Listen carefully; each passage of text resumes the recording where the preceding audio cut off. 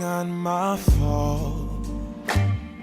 You've been lying, saying that I took away your peace. Drowning by yourself, now you wanna blame me. Like you have no options. I ain't take your options. Now I'm not the problem. Man, that's on you, yeah. You've been terrorizing me, yeah, I'm always wrong. I knew you lost your mind when you dropped that bomb. Girl, are you crazy? Yeah, you must be crazy. I've been thinking lately it's you. You stole your peace, put it on me, but baby, it's you. Lie like a rat, but take your stuff back, baby, it's you.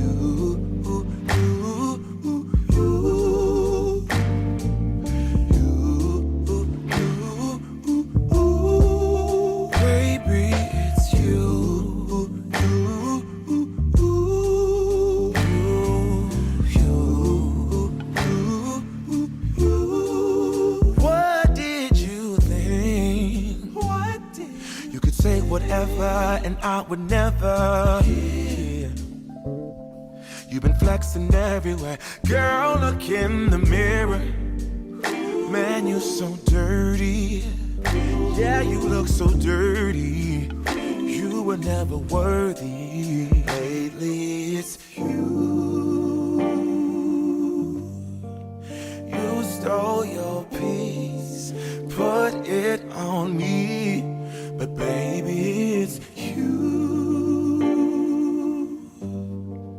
Lie like a rat, but take your stuff back. Baby, it's you.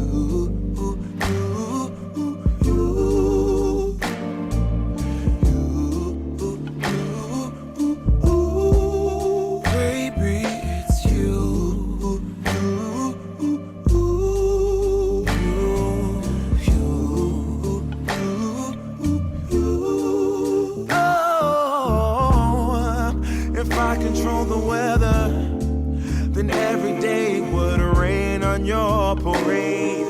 Shine, you can't chase, yeah.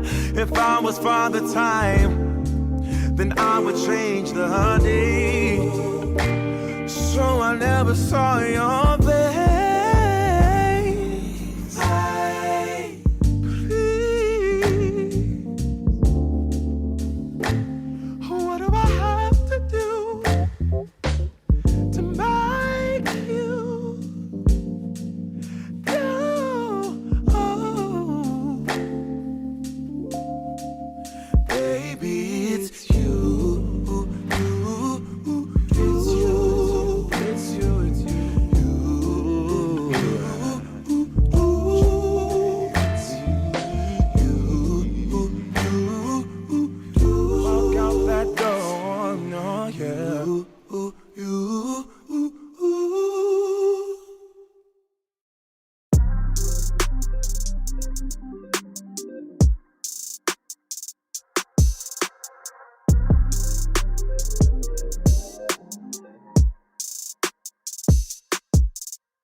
Time's been moving slowly, so we already in too deep.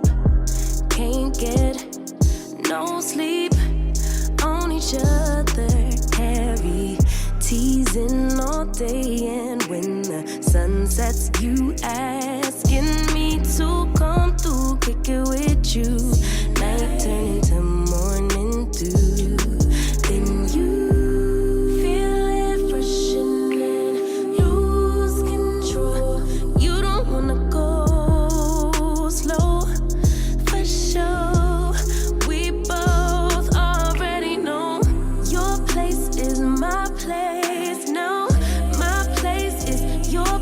Let's face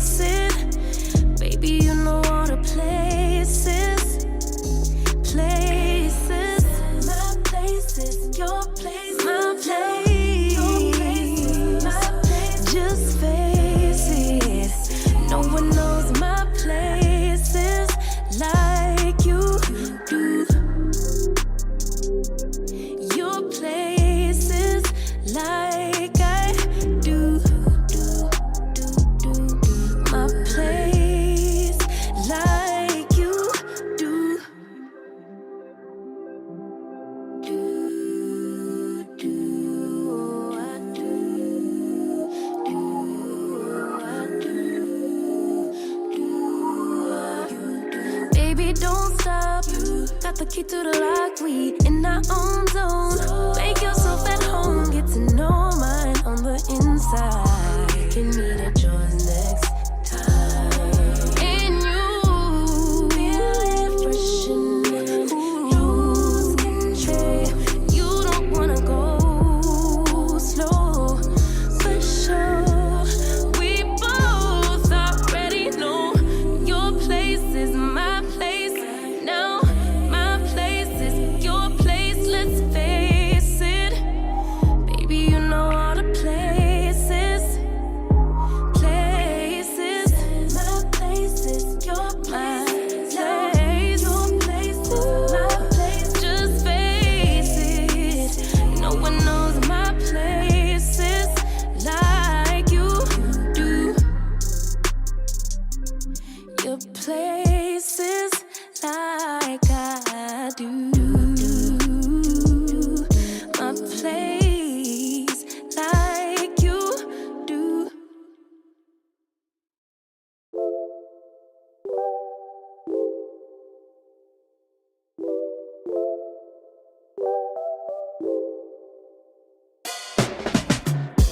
There's a sparkle in your eyes. I feel the warmth of your skin.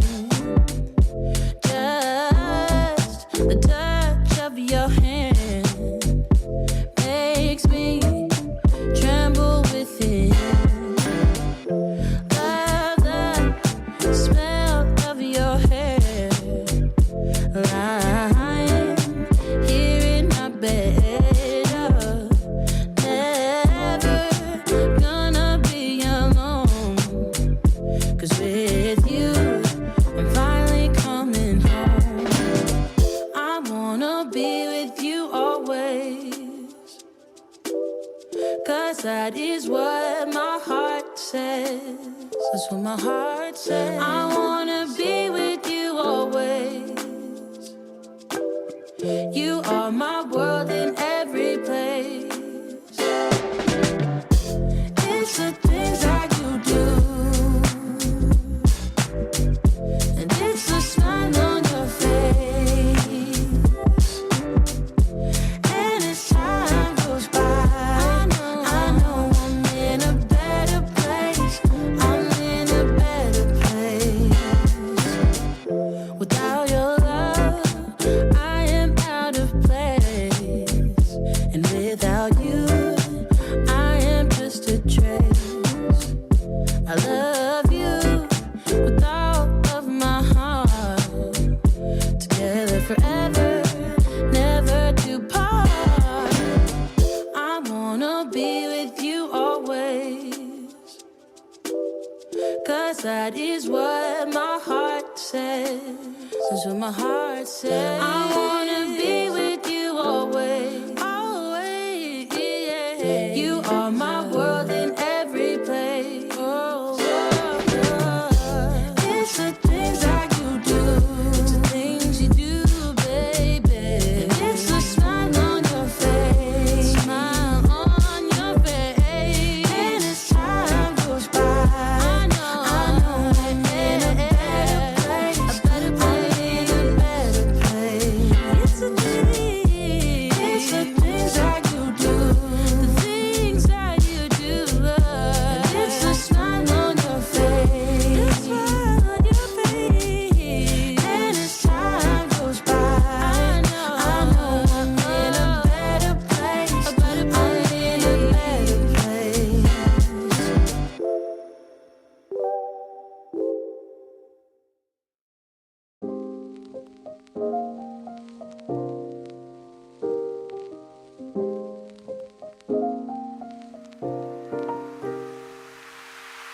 So many questions that I wanna ask, but I can find the reasons why. You always find a small excuse to leave. What's your excuse to make me cry? My love was lost when you came and took it all.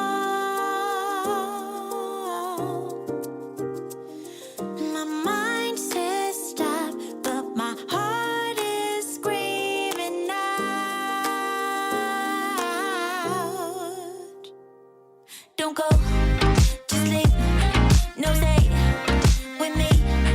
I'm incomplete. I got mixed emotions, can't make my mind up. Just leave. No stay with me. I'm incomplete. I got mixed emotions, can't make my mind up. How can I love you when you're not around? How can I let you let me down, down, down? How can I long for you feeling so small? Love should be everything or not at all.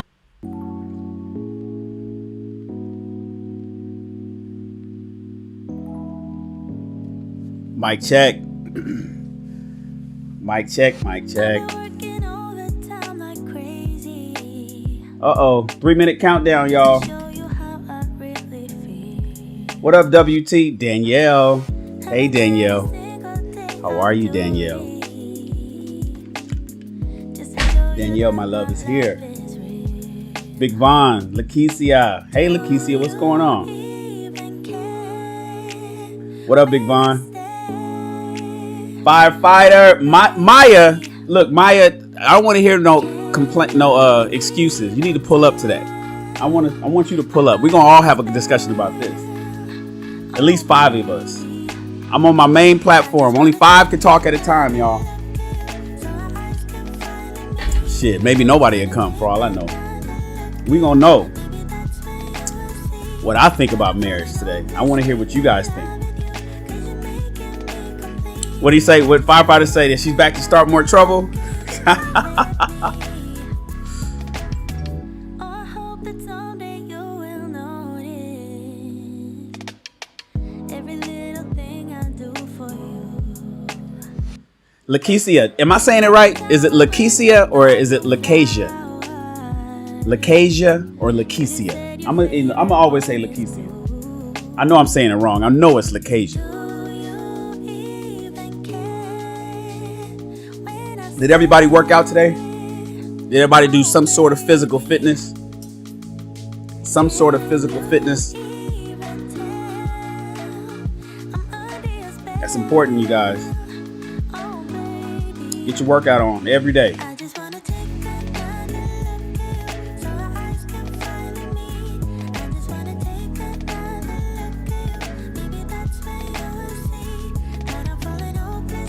I did.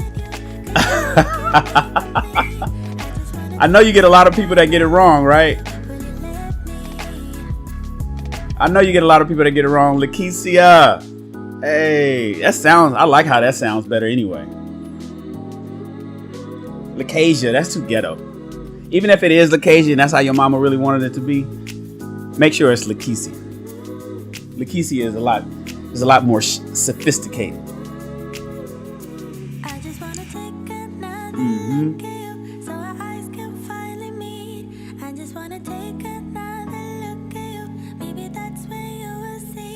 That's right. Oh, let's talk about it, you guys. Welcome to another episode of High Value Shan, where not only is Shan a high value man, so is the content. Today, we're talking about marriage. I'm gonna make sure I pay attention to this chat. I blew the chat up bigger. Last time I was over here on this app doing it, I had the chat minimized. I had the green room minimized. I wasn't able to see the people that was trying to come up, but I'm getting it together, y'all. Thank you for being so patient with your boy. I appreciate you. What up, Princess? She says, just dropping in to say hello. Whether the person agrees with what's said or not, Shannon seems balanced in his opinions and holds a strong platform. Thank you. I appreciate that. Peace all. Have a good rest of your day. Thank you so much, Princess, for that. I appreciate you. I try to be as balanced as possible, even though I speak most of my messages to men, young men specifically. It resonates to everybody, men and women, young and old. Thank you so much. Today, we're talking about marriage. Big topic this year, right? Big topic today with the whole quote unquote gender war between men and women and people complaining about how Men ain't being accountable. Women ain't being accountable. We got the new word toxic. Toxic relationships. Are you toxic? Are you stepping up to the plate? Are you doing what you're supposed to do? Everybody wants to be married, but nobody wants to be a wife. All the men want to get married, but they don't want to be a husband. They don't want to do the shit that they're supposed to do. And so the topic of today is marriage even worth it anymore? Traditionally speaking, is marriage even worth it anymore? We're going to talk about the pros and cons. Who invented the institution of marriage and to what benefit was it created? Is today's economy in America still giving the benefits it once did for those that got married? Marriage has shifted decade after decade after decade. New laws are put in. Some laws are hanging around that are super old that don't even apply to a lot of relationships today, but they're still around. The lead attorney talks about that. He says there's stuff in divorce court that judges can sometimes use that was put in place 50 years ago, that it goes to a particular person's advantage and it doesn't even apply. But that's because the books are on, because those laws are still on the books, people use them. And a lot of times these judges are old. He mentions that these judges are sometimes super old and they're thinking and making judgments based on 1968 case studies. Has nothing to do with modern day, but these judges sometimes sit at these seats for years and years. So is marriage today even worth it in America's economy? And is it giving the benefits it once did? And are these benefits equal? Are these benefits equal to men and women alike? Are the benefits of marriage, of holy matrimony, beneficial to both men and women equally alike, based on our gender roles, the expectations of being a husband, the expectations of being a wife? And we could touch on a little bit of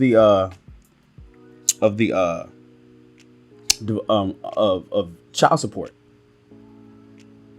divorce and child support. Welcome to my channel. Please do me a favor, subscribe. If you're watching this show, if you're watching the replay of this video, please hit the subscribe button. It really matters.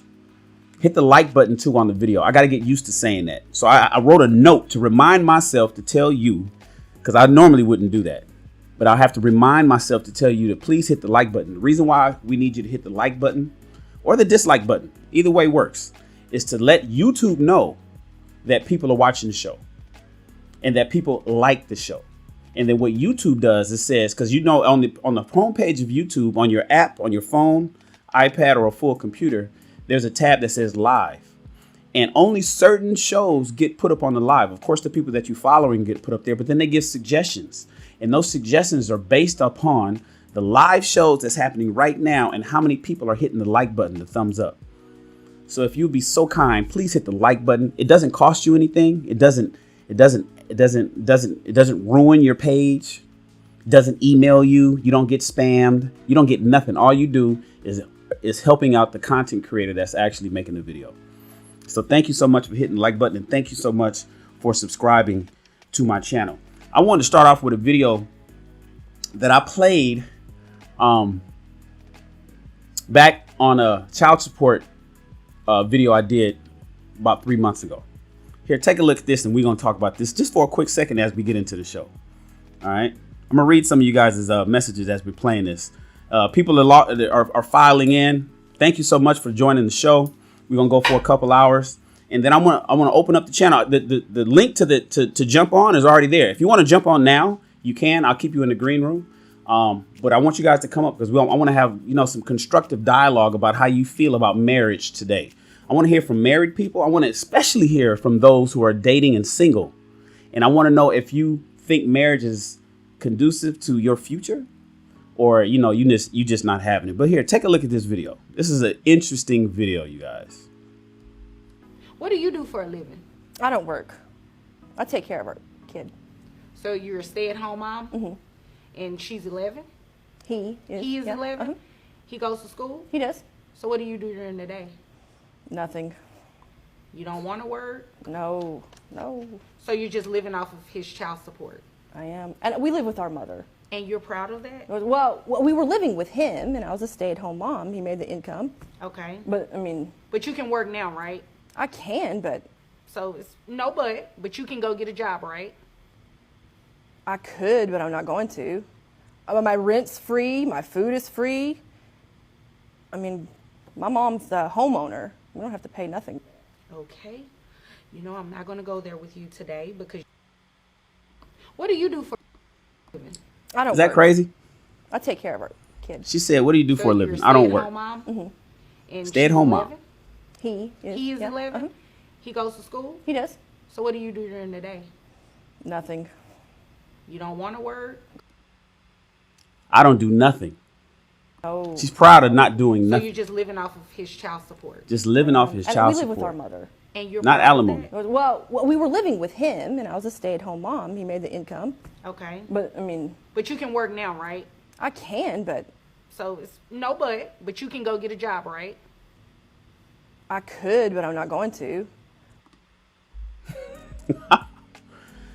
How bold do you have to be to tell the divorce judge, the child support court, I could work, but I'm not going to? For what?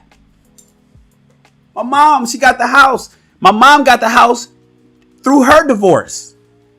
She took my dad to divorce court, got the house. The house is paid for. So my mom got a free house. I got a room. I got a built-in babysitter.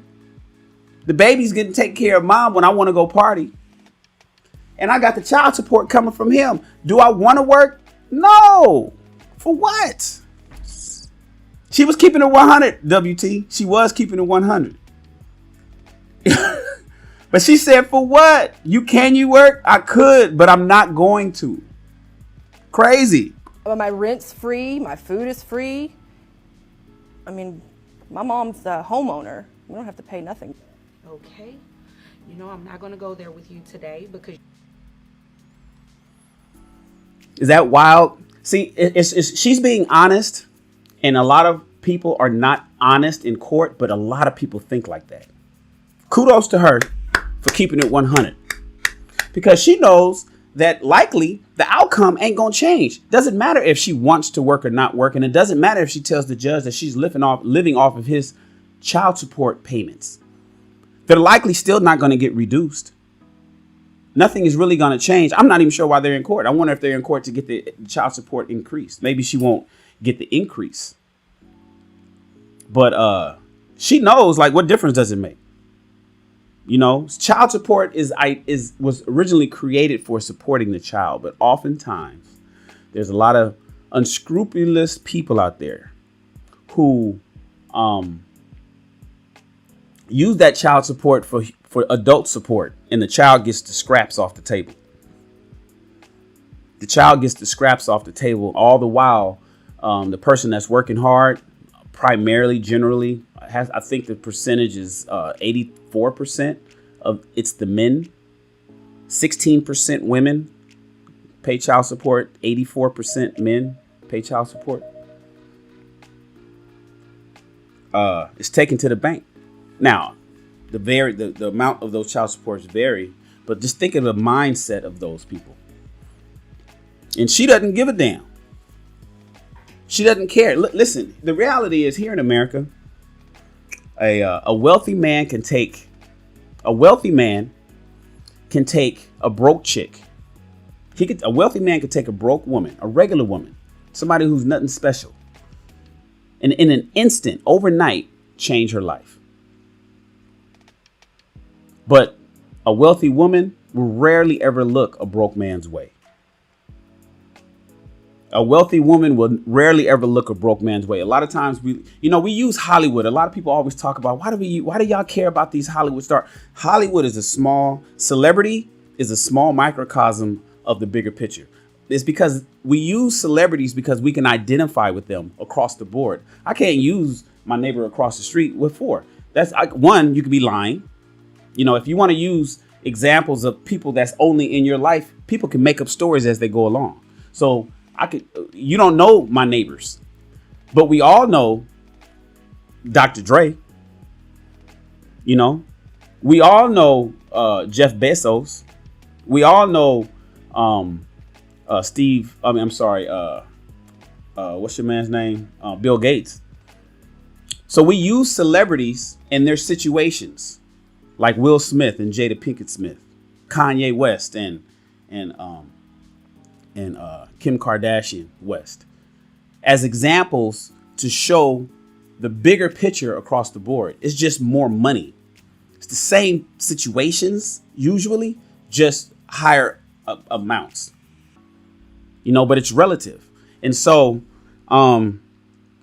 people talk about like, man, look at all these brothers that's going over there. They like, for instance, celebrities or sports players that marry outside of their race. And a lot of people are upset about that. Right. You could name a ton of rich black men marrying nobody other than black women. But how many of you can name rich black women marrying broke black men? How many of you guys know rich black women hooking up and marrying broke black men? How many of you know rich white women marrying average, regular, broke black men? It's rare and far and few between. But men, on the other hand, can take a broke woman, doesn't matter what race she is, and change her life overnight. Now, you guys know my story. I'm twice married, twice divorced, right? I was married for 5 years, almost 5 years the first time, and a little over 5 years the second time. Friends with both my exes, and I got lucky because my ex, like Cassie, is an amazing person. She's an amazing person. We weren't good for each other in our romance side, but as a person, she's super dope. You know what I'm saying? And she's smart, she's beautiful, and she's all of that. And if and whoever lands her is gonna be a lucky dude, right? But I'm divorced nonetheless. I still failed at my marriage. And so the stories that I give, to young men is not only what they should do to become a better men, but what they shouldn't do to become failures in situations like I failed in myself. In business, because I failed at businesses and I've succeeded in businesses, and in relationships. I failed in relationships and I've succeeded in relationships, but I haven't succeeded in marriage. That's the biggest one. And that's why I like to say that first. I like to tell people who I am and where I've been and what I've gone through. And then normally I give my advice as to what men shouldn't do, how not to treat your woman, how to become the husband. I want to give, it's almost like April Mason has femininity dating coach. She gives femininity courses. I want to give husband courses to young men. Like, bro, this is what you need to do. This is how you need to do it. Well, why should I listen to you, Shan? Because I didn't do it. Or this is what you should do. And even if she don't like it, do it anyway.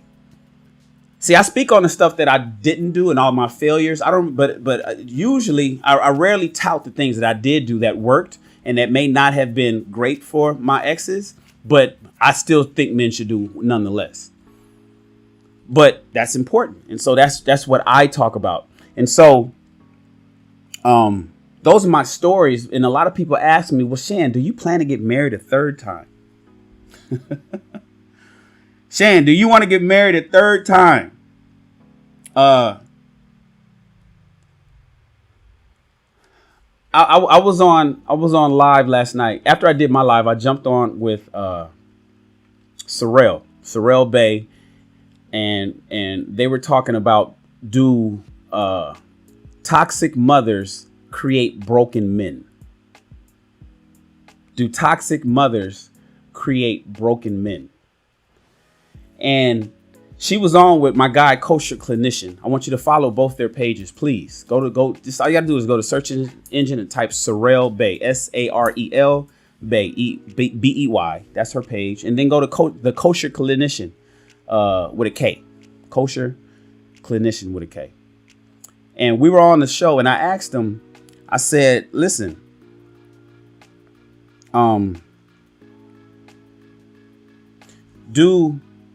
I believe do you believe that men can get fixed?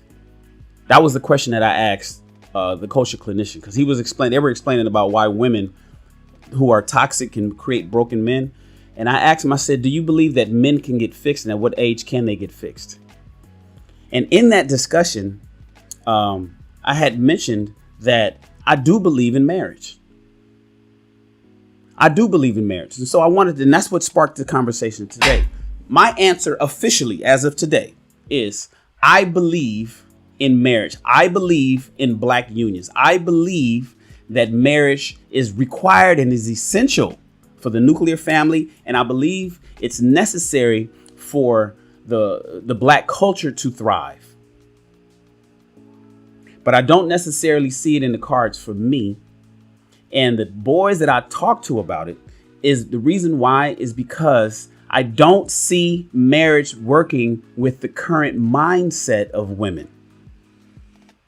I believe in marriage if you can land a woman like my mom, my grandmom, Grandma Strong, out of Little Rock, Arkansas.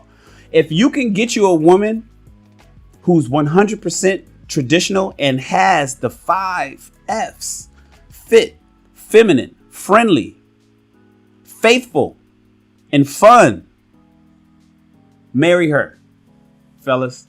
Lock her down, take her off the market, put a ring on it. Look, I brought these out. These are my past. I don't know if the camera will zoom in. That is my first wedding ring. It has engraving on here. It has my wife's first name and 143. It says 143 in her first name. 143 is for y'all that don't remember a beeper. Anybody ever had a beeper? Are you old enough to have a pager? 143 was beeper code for I love you. And it's funny, I put 143 in her first name. I'm telling her I love her on my wedding ring. Go figure.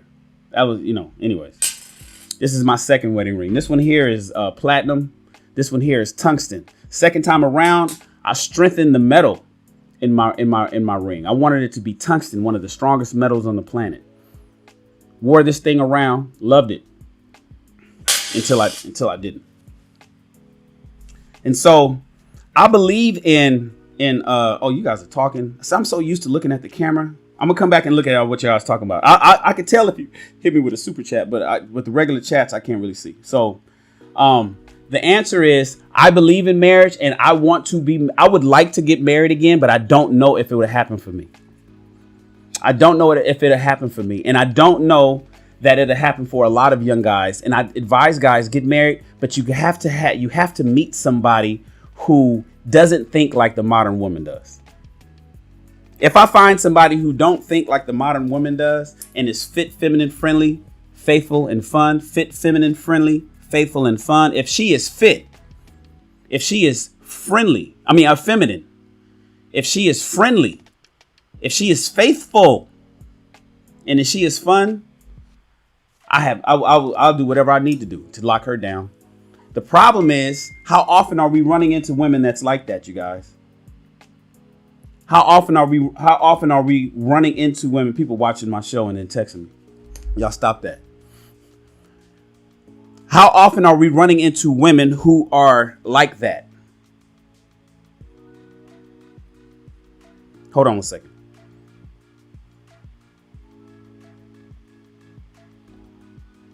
Oh, okay, I got it. Okay, yeah. How often are we running into women that are like that?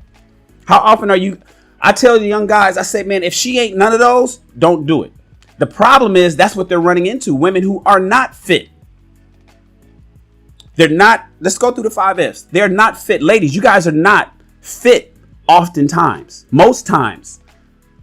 Obesity is running rampant in our communities.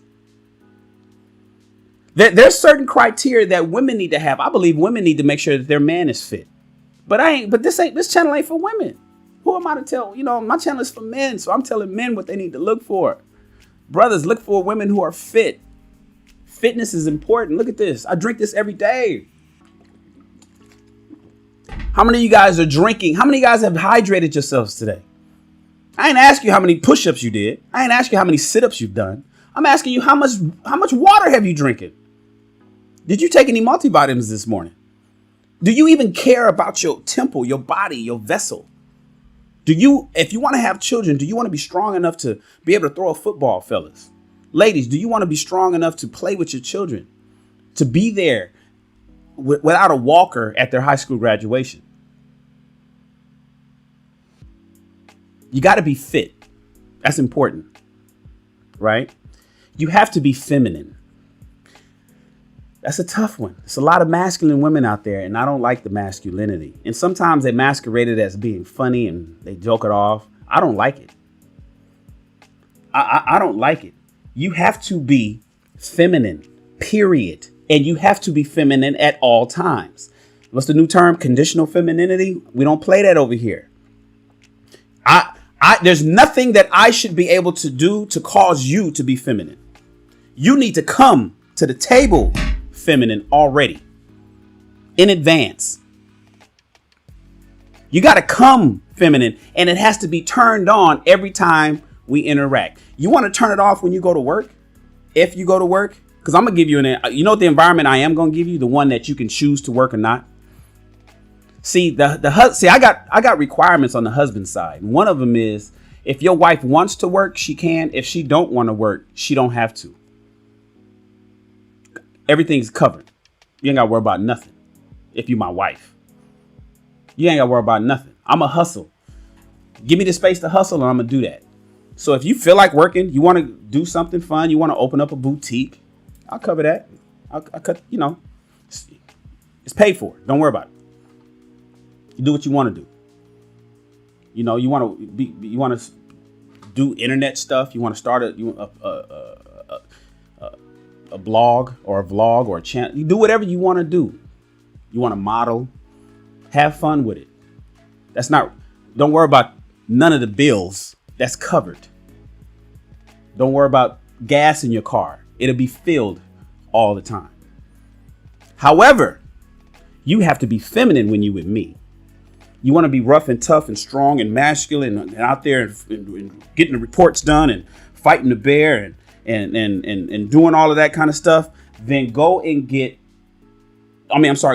that at home. At work. Go do that at work. It's very tough to find women today who are masculine out in the world and knows how to turn that shit off and be feminine at home.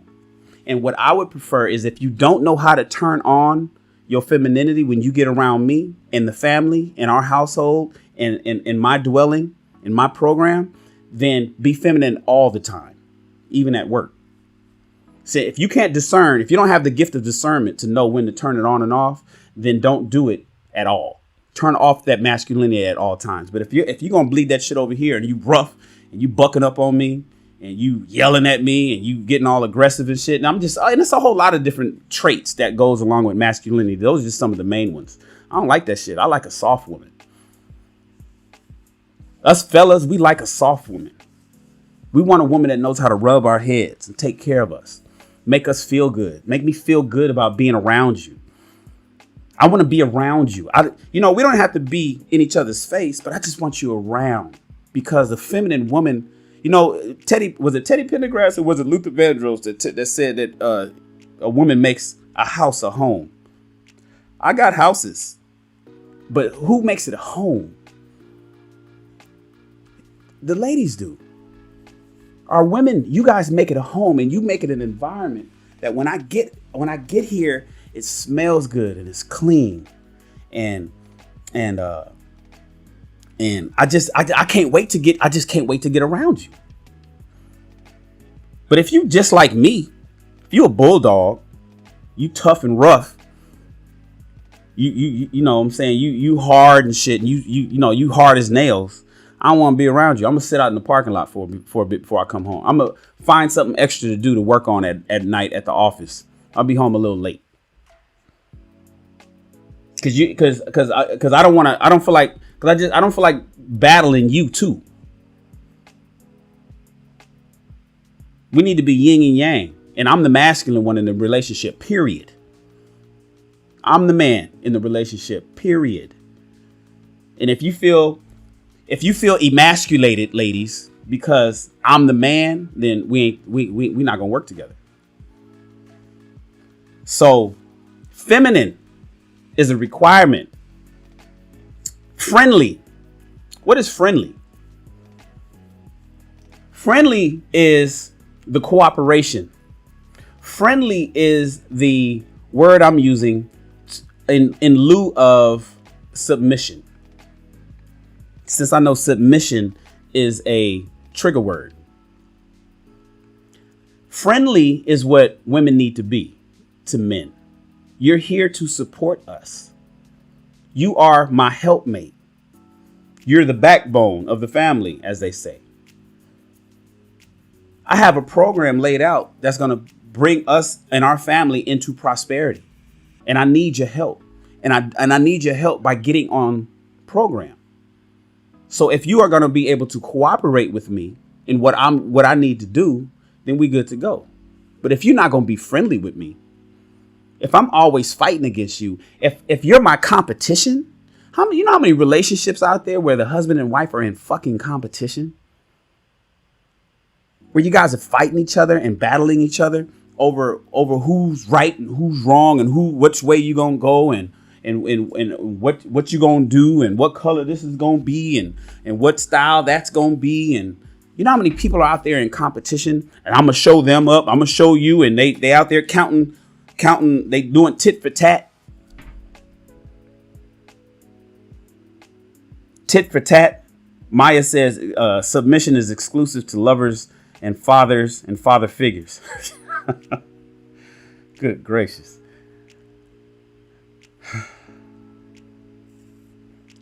You must be friendly, ladies. It's a requirement. All men want these three things. Fit, feminine, and friendly. All men want that. Poor men, middle class, rich men. They all want it. Faithful. Listen, I don't care how you slice it. Men are territorial. That's mine. That ass is mine. That ass is mine. It's nobody else's. It belongs to me, for which I can do what I please.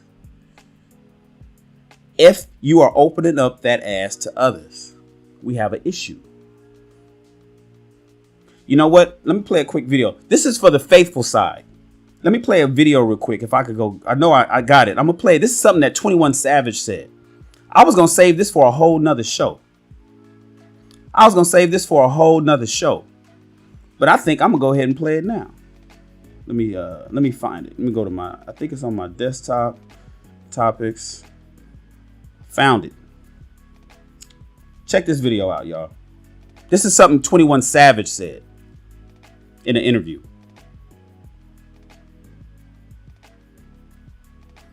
I'll move this out of my way.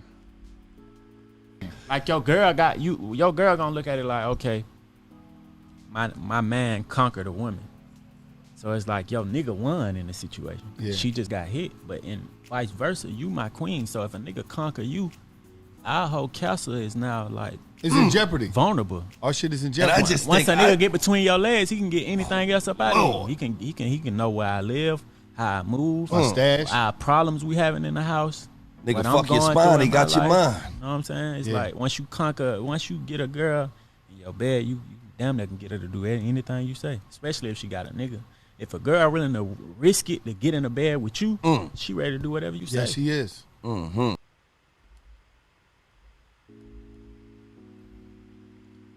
If you give away what belongs to me to some other nigga,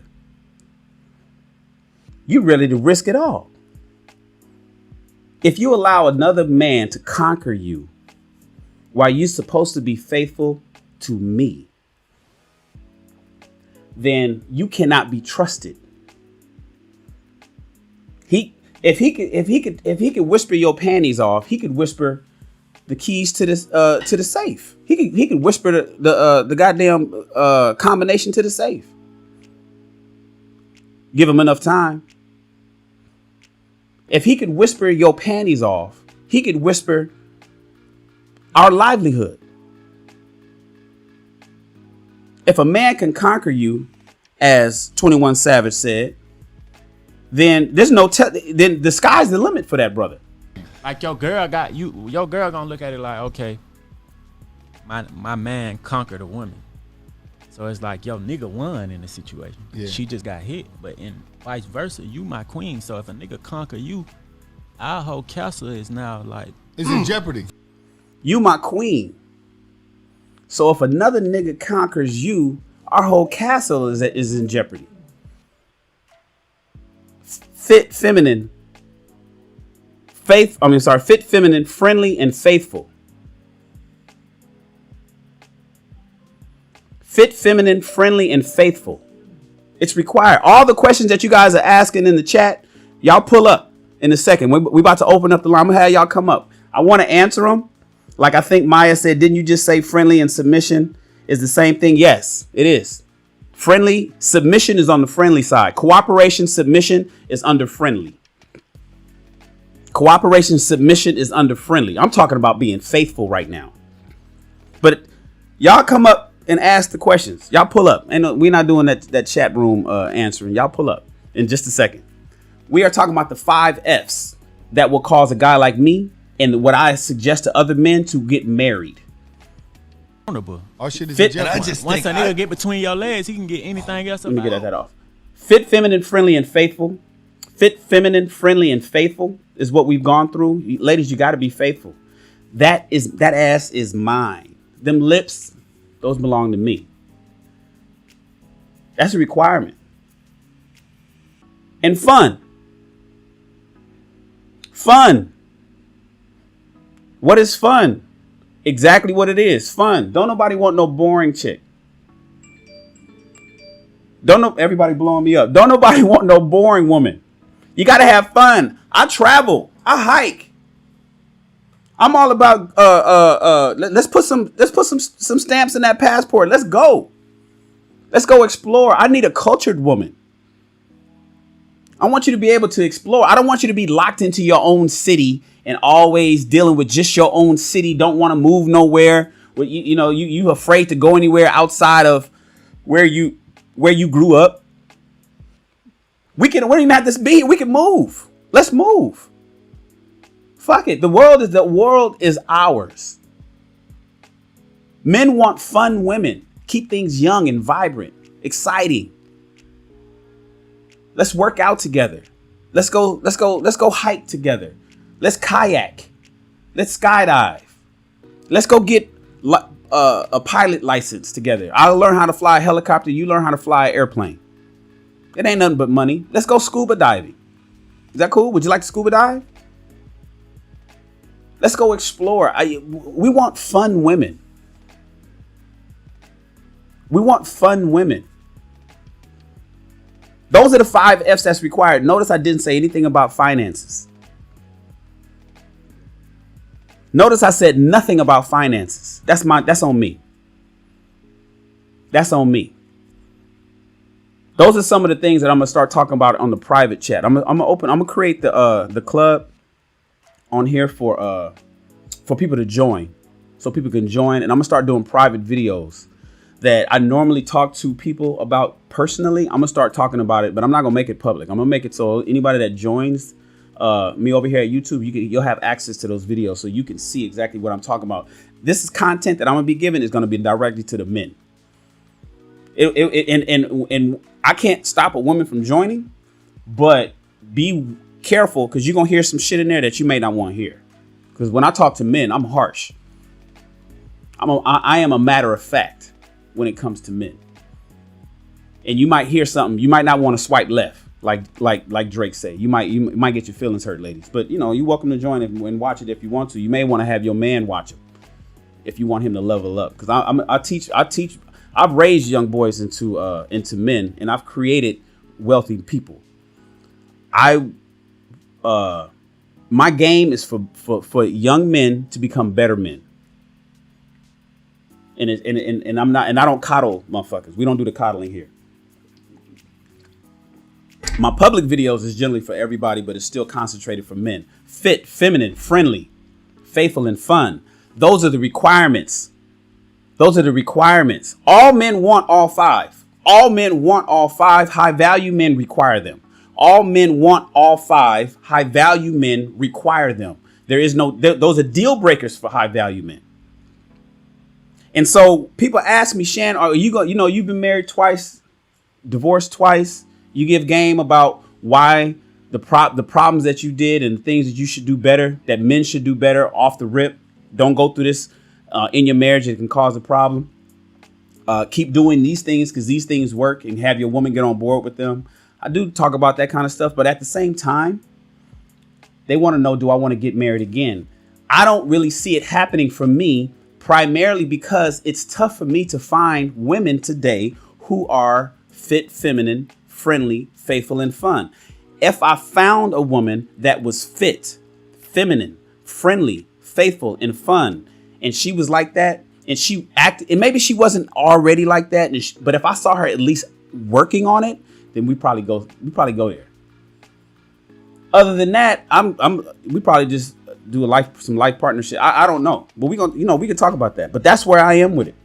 I advise all young men to get married, but they must marry traditional women. Do not marry modern women, fellas. Do not marry modern women. Avoid them at all costs. It's going to cost you a lot of money, heartache, headache, time, stress. Do not marry modern women. And y'all know what I mean by modern women. Marry women who think like women of yesteryear. Those virtuous ladies. Marry women who think who want to raise children like your mother wanted to raise children. Who wanted to instill the values in your current children the way values was instilled in you. If you had a solid mom. I had a solid mom. Didn't like the shit that I grew up with. Didn't like the things that she told me and put on me until I got older and realized, damn, mom, you solid. That's what I'm talking about. She don't rock with this new age shit. So if you could find, fellas, a woman who's fit, feminine, friendly, and fun and traditional, then by all means, go to the courthouse, get married. Don't take a whole long time either, bro. Because what's gonna happen is you're gonna lose her, man. You're gonna lose that girl. And there's some out there. It's a bunch of them out there. They're available, but you gotta find them. Because most of them are getting scooped up. Let's keep it 100. Most of them are getting scooped up. They don't remain single for too long, man. Once a brother identifies that,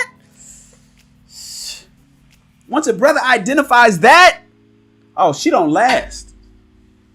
She don't last. Not in the dating marketplace. No, she don't last. Not in the dating marketplace, man. So get married. That's my thoughts on it. But here's the thing. Have you guys watched the video with Young Thug? I'm sorry, not Young Thug. Slim Thug. Slim Thug had a video, especially he did the video right when Dr. Dre came out. And it got big about his marriage and his divorce. This is what Slim Thug suggests. I'm going to go ahead and play his video. Y'all take a look at this. We on marriage strike, man. It ain't right, man. It ain't right what they did to Dr. Dre. It ain't right what they did with Jeff Bezos. It ain't right, man. And we refuse to stand for this. Women been getting away with this shit for too long. And never do I see it the other way on the news in Cali. When women who married to rich, married dudes and ain't rich as they, nah, we on that. We on strike, man. No more marriage, fellas. If your wife wants you to get married, say, nah, we on strike. I gotta stand with my people until they change these laws. Marriage should not have no type of way y'all can make that make sense, man.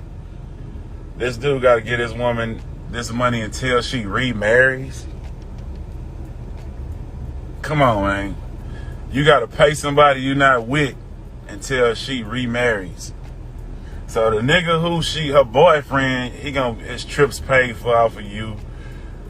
That's embarrassing, kid. You can't do that to people, man. That ain't right. That ain't right. If the shit don't work out, it's over, man. And that's what that is. Like, okay, it is what it is. On G thing, we can't do this. We can't let this man take this L, man. She gonna be out there sleeping with, she fucking whoever she fucking with. You know, it's over or whatever. They moved on. She doing whatever she doing. And Dr. Dre gotta pay for this shit? They go on a trip out of the country. This nigga beating her back out, and he gotta pay for that? That's sick, man. That ain't even cool. That's sick. That's sick that anybody would even accept that. Like, that's sick that people, you know, that a person in a courthouse is telling you this. Marriage shouldn't have shit to do with the courthouse, man. Real life, man. I believe the woman should get something, especially if she got kids. She need a house. Yeah, oh, that's cool. Money, you know, give her some money. Yeah, you know, but at the end of the day, paying somebody shit, just keep paying them and taking care of they new situation and everything until they get married. That's sick, man. That's some sick ass shit to say, man. That's some sick ass shit for a judge to come up with, man. And fuck a prenup. I ain't doing that shit either. Cause that shit ain't all the way either. Fuck that shit. We gonna have to just put that shit on paper, and we can sign the receipt, and we can do a wedding, and we can sign that bitch ourselves and live our life without all that extra ass shit. But we ain't doing that, bringing them people. Hell no. We doing some different shit. We life partners.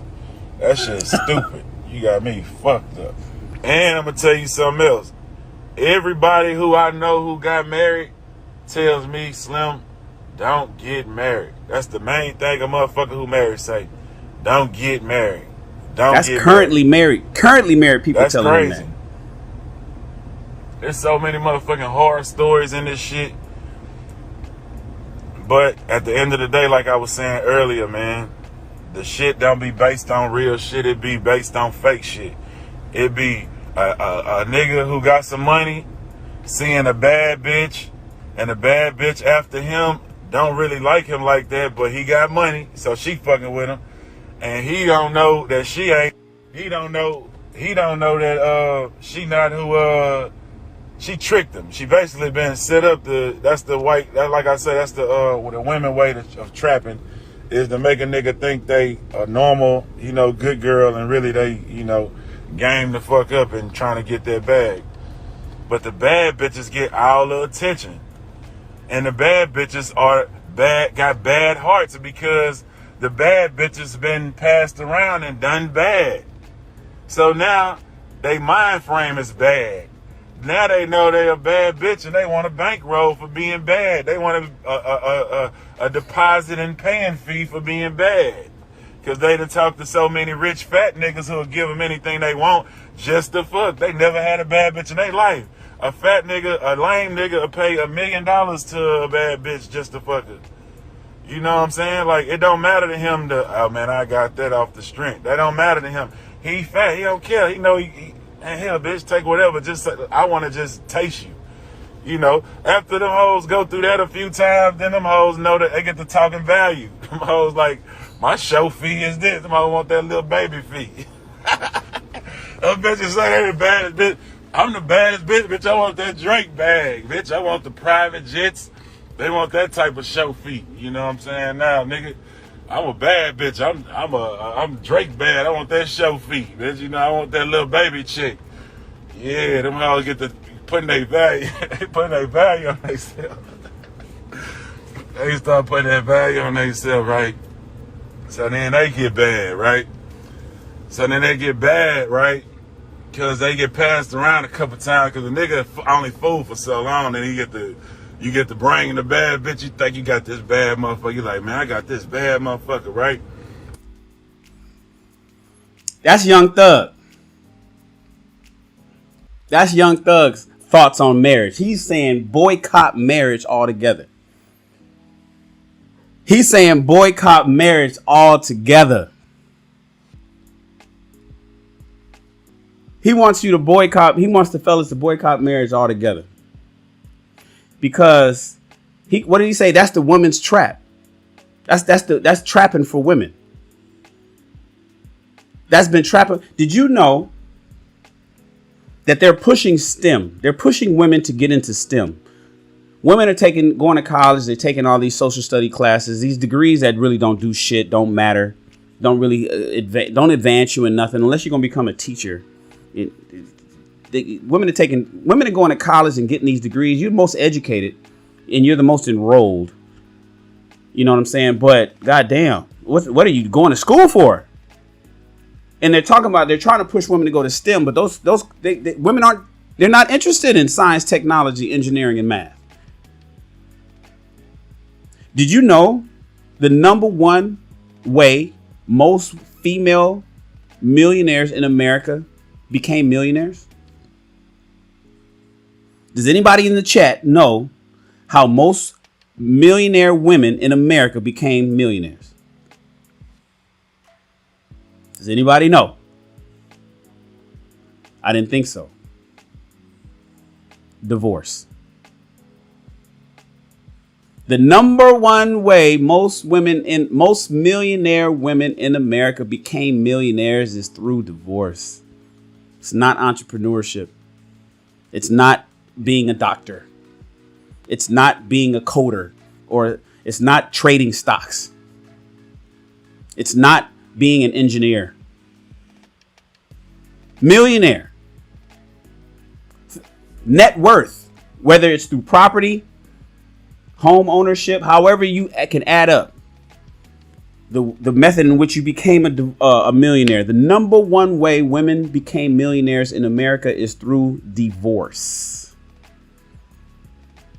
It's the come up. And now we're talking about Dr. Dre. Alimony forever. You see, you saw the picture I put up there on the screen, right? Let me pull it up again. Under California law, the general presumption for duration of support is 1/2 the length of marriage for marriages of fewer than 10 years. If you're married for less than 10 years, you'll get alimony for half that time. So if you're married for 10 years, you get alimony for 5. If you're married for 6 years, you'll get alimony for 3. If you're married for 10 years, you get alimony for 5. If you're married for 11 years, if you're married for 10 years or longer, if you are married for 11 years and you're due alimony, you'll get it for the rest of your life. It goes from 5 years to life. Until you are, and it says that California courts will also support ends upon death of either party, remarriage, or the entry of registered domestic partnership of the recipient. That's in the event that you are married longer than 10 years. So if you are married for 11 years or longer in California, you are given alimony for the rest of your life until either of you die or one of you guys get married again. You think Dr. Dre's wife's getting married again? But let's not use Dr. Dre because he had a bunch of money and he's not, he's a percent of a percent of a percent. And I see you, Fawcett. Thanks for pulling on. I'm going to pull you up in just a second.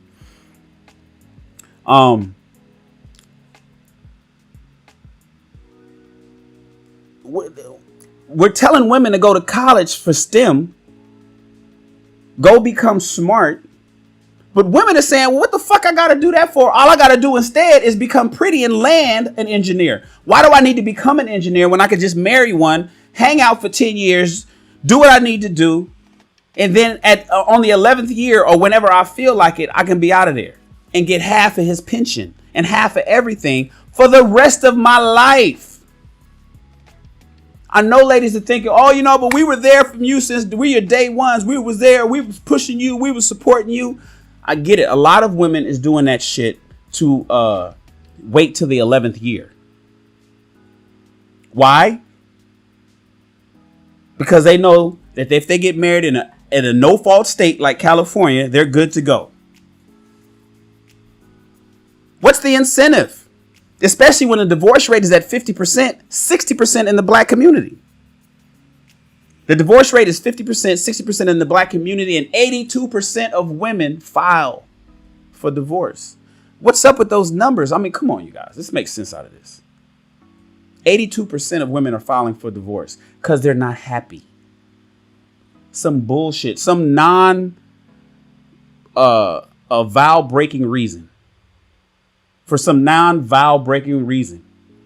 He cheated. He probably didn't even cheat, but they say it's irreconcilable differences is the number one reason. I'm just not happy. He didn't fulfill. People fall out of love. Bullshit. What's love got to do with it? Love, marriage shouldn't have anything to do with love. So you got women who's running to get married and running to get divorced. What is up with that? But not running to be a wife. You got women who want to get married but not be a wife. And once they become a wife, they want out of that shit. And half of them will stick around for 11 years. And then they'll make sure, especially if he's built up enough and got enough money, they can live off of that money for the rest of their life. It's not to her advantage.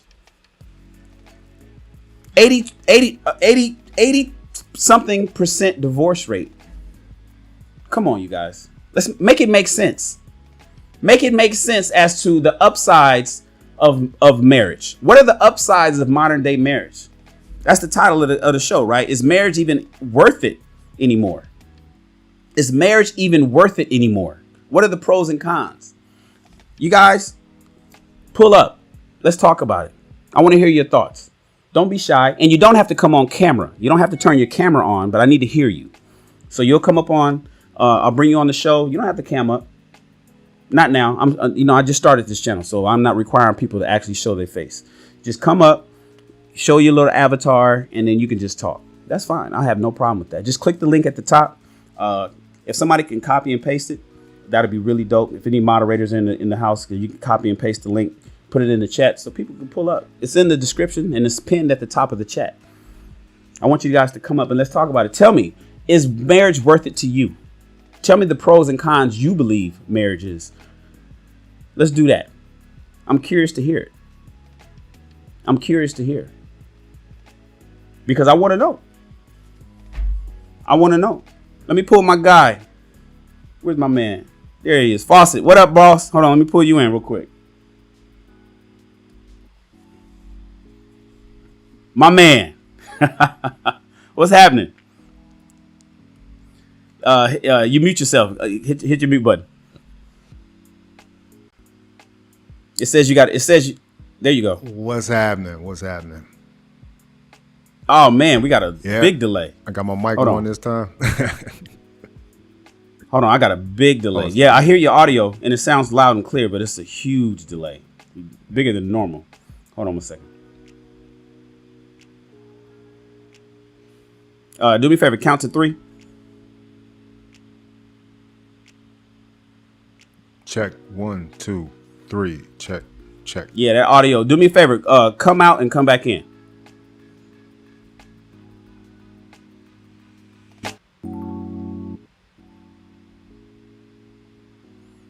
All right, I'm gonna wait for Fawcett to pull up. Hey, I want to give a shout out. Oh,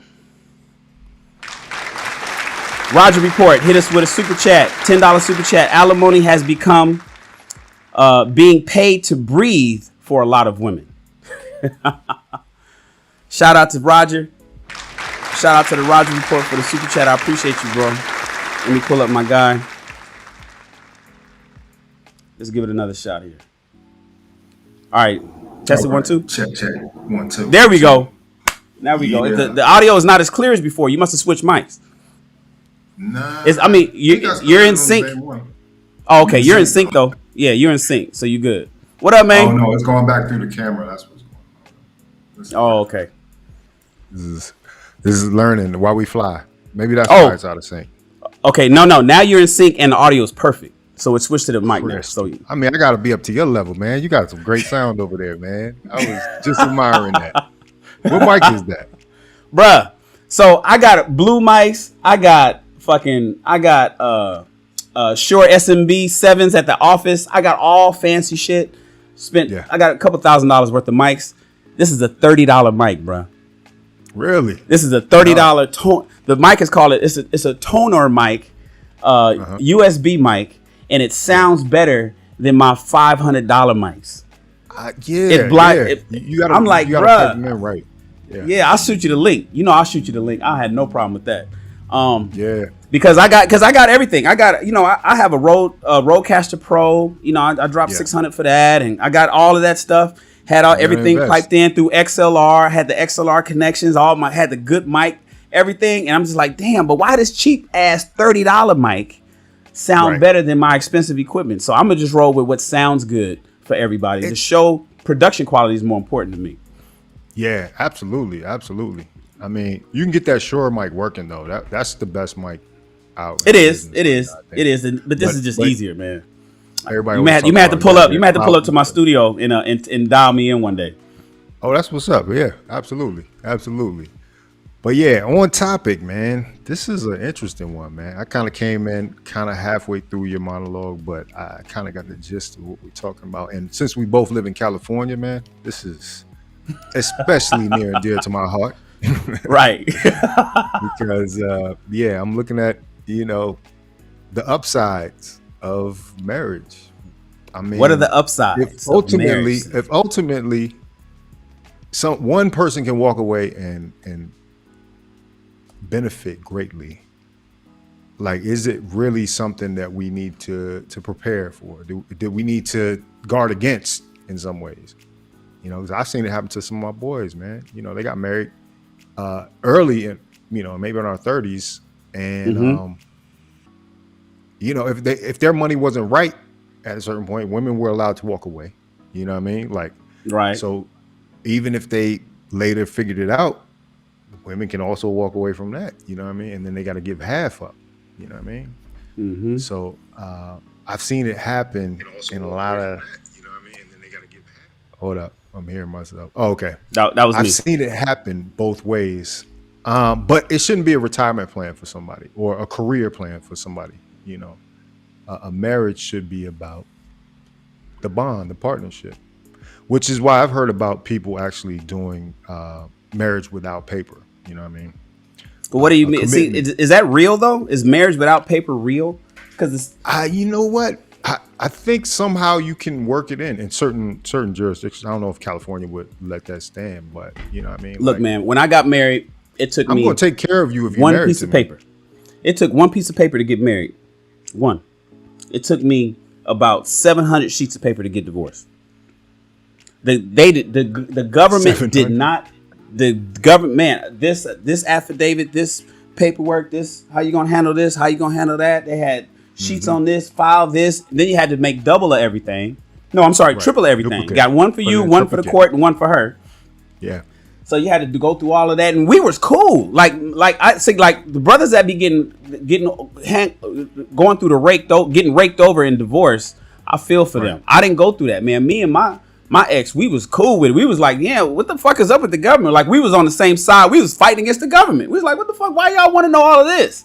Why you all in our business and all this other kind of stuff? So I got real lucky. No. She didn't take half.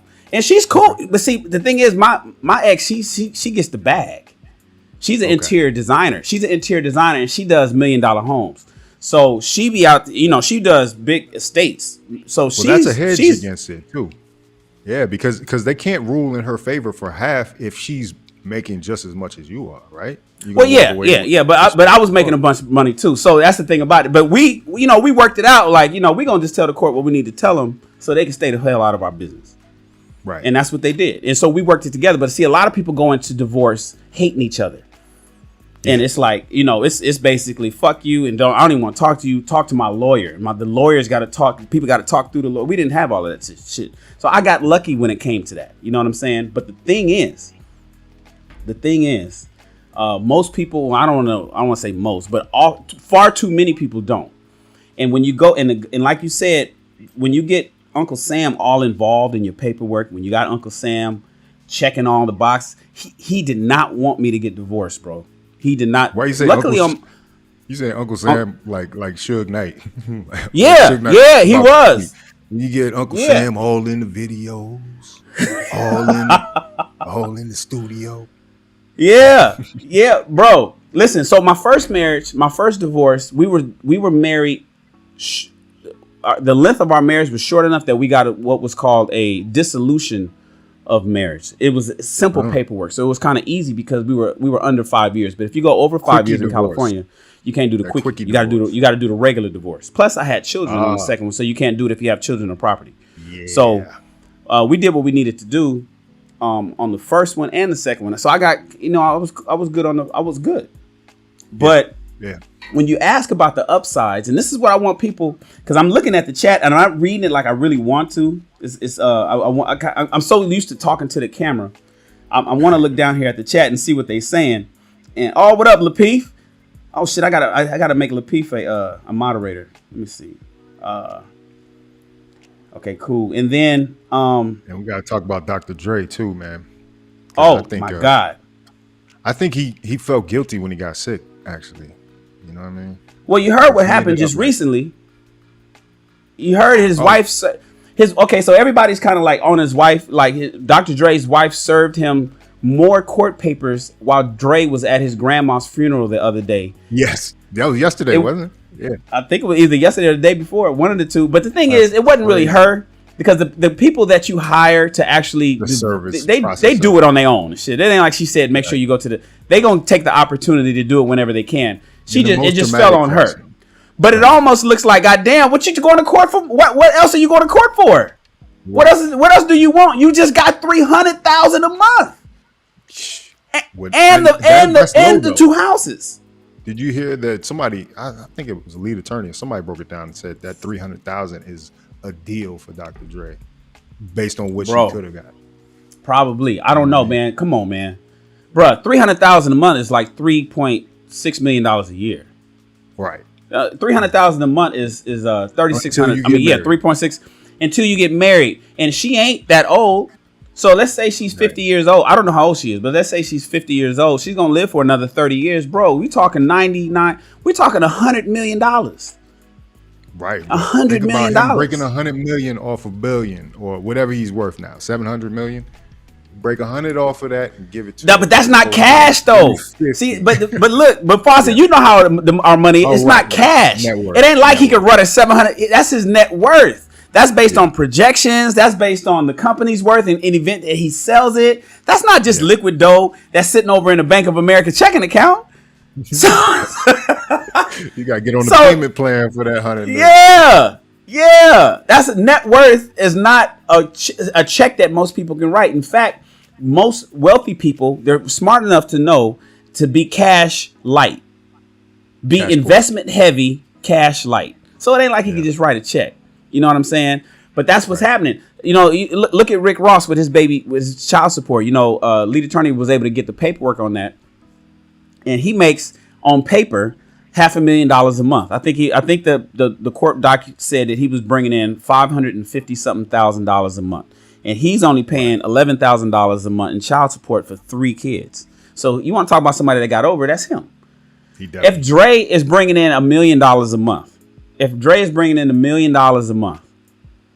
assume Dre's bringing in $1 million a month. This is $300,000 a month going to your ex while she gets taken to Pound Town. Yeah, plus taxes by the pool boy. It's what's like that rule about taxes? Just chop your money in half. Like, if you got to give up 100 and you got taxes on top of that or whatever, he's gonna have half of that. So what's the upsides though? Because see, Fawcett, let's look back into the history of marriage, man. The question is, who invented marriage and who is it benefiting? Historically, people were in love. De Beers came along and created the wedding band and the diamond ring, and diamond is a woman's best friend and all that kind of stuff. And they turned it into a business. And you're supposed to marry for love. And historically, before the turn of the 19th century, people didn't get married for love. It was all about family name. An endowment usually was going to be paid to marry into another family. Dowries and all that kind of stuff. I'm sorry, what did I say? Endowment? I'm tripping. A dowry was usually put up. So it's those kind of things were the reason why. But now marriage is all about love and butterflies and honeymoon stages and feeling good. And and he completes me, you know, and we, you know, and that bullshit, right? But and so you know what? I think it actually still is about that business mind. It's just men aren't really focused on the business of it. Well, a lot of women are getting married for money. I think Eve gets married for money in this situation. She does not take that dude if he doesn't have. I think they said he wasn't a billionaire, but if he doesn't have in the hundreds of millions, she doesn't do that at all. So that's business. You know what I'm saying? She's still on the business tip. So, you talking about Eve, right? Yeah, Eve. Eve. She just had. She's pregnant now, right? Or she just had a baby, or she's pregnant. Oh yeah, she's locking it in. Yeah, she's locking that. She's locking that in. But she's a hustler. You know, she's a former stripper from day one. You know, exactly from day one, so she knows. But that's the point. See, so you got some women who are upset that they're not. You get so it's almost like two sides of the same coin. You got some women who's saying, "Yeah, get that bag. That's right, girl. High five. You know, joining the sisterhood. Get that money from him." And then you got the other one saying, "I want a divorce because I'm not happy." Or you want a divorce because maybe he didn't make the money that you want him to make, or maybe because he expected you to do some, you know, some wifely duties that you didn't think that you were going to have to do. You know, a lot of people talk today, oh, well, what the fuck I'm going to get married for and cook and clean? Why are we doing that? I'm going to just get a chef and a maid. I ain't worried about raising the kids. I'm going to just get a nanny. How many ladies out there? Yeah, how many ladies out there is on the tip? I ain't got to cook. I'm going to just get a chef. Stop the cap. Stop the cap. Stop the cap.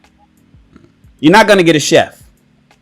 Women out there say, "Oh, I don't need to clean. I'm going to just get a maid. I'm going to just have somebody around sweeping and cleaning up after me and picking up my dirty drawers."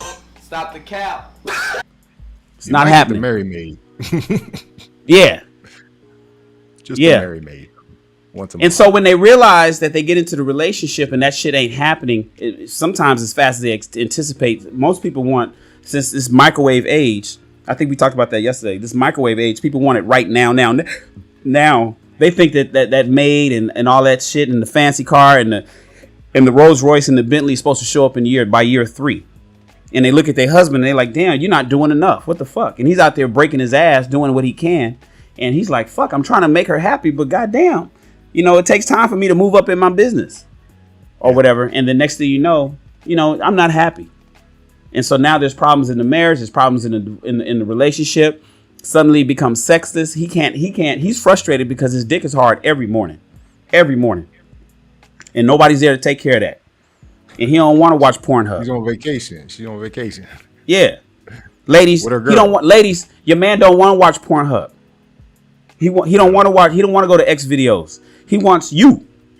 But, she's not in the mood. And so now, they're using sex as a weapon. And so he can't get sex. If he's getting it twice a month. And so now they find themselves at a divorce court. And like I said, 82%, 82 to 80, well, it depends. Let's just say 80% of women are filing for the divorce. So ladies, is there anybody? I see nobody's pulling up though. They don't want to talk about it. I know they probably hot in the chat, but they're not talking about it. I know I want to give a shout out to Prestige. Thank you, man, of Prestige. Operating from a space of anger and fear will always make you lose the game. Find the common ground and start from there. We go live next week. So I'm assuming that Man of Prestige has a YouTube channel. Please, everybody, go support Man of Prestige YouTube channel.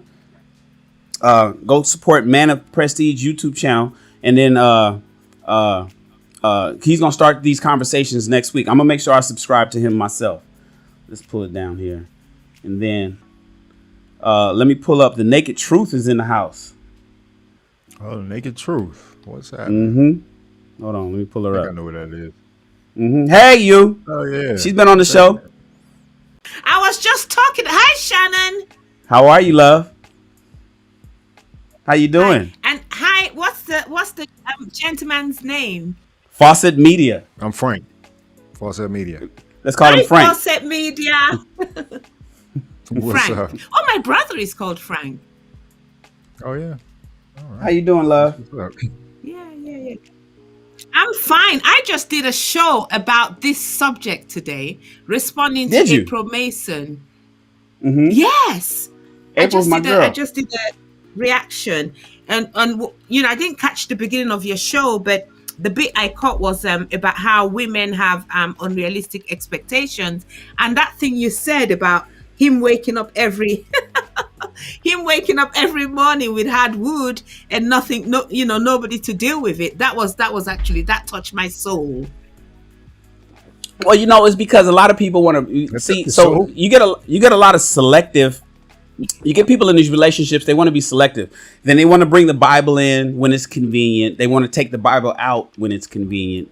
They want to be a husband or a wife when it's convenient. They want to be. They want to not be a husband and wife when it's not convenient. And so when it comes to sex, I think it was Dr. Miles Monroe who had a video. It's a really popular video on YouTube where he says women need love and men need sex.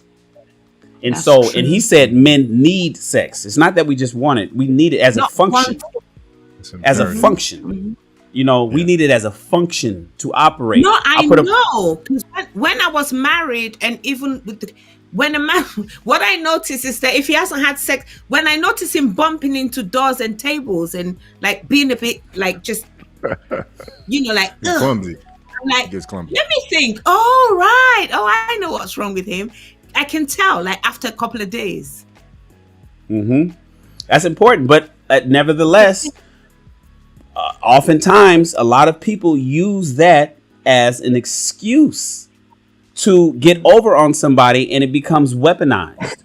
And I get it. I don't like looking at him. I don't want him on me. I don't want to do anything for him. I'm repulsed by him. But see, put the kids up there too. Maybe you get to that level at the very end of the relationship, but oftentimes you don't feel that way when you're not repulsed when the goddamn lights are due. You're not repulsed when the mortgage is due. You're not repulsed when you drive the car that he bought you. You're not repulsed. You know, he's not. You're only repulsed, and you only can't stand being around him or him inside of you when it's something for him and you get maybe little to no benefit out of it.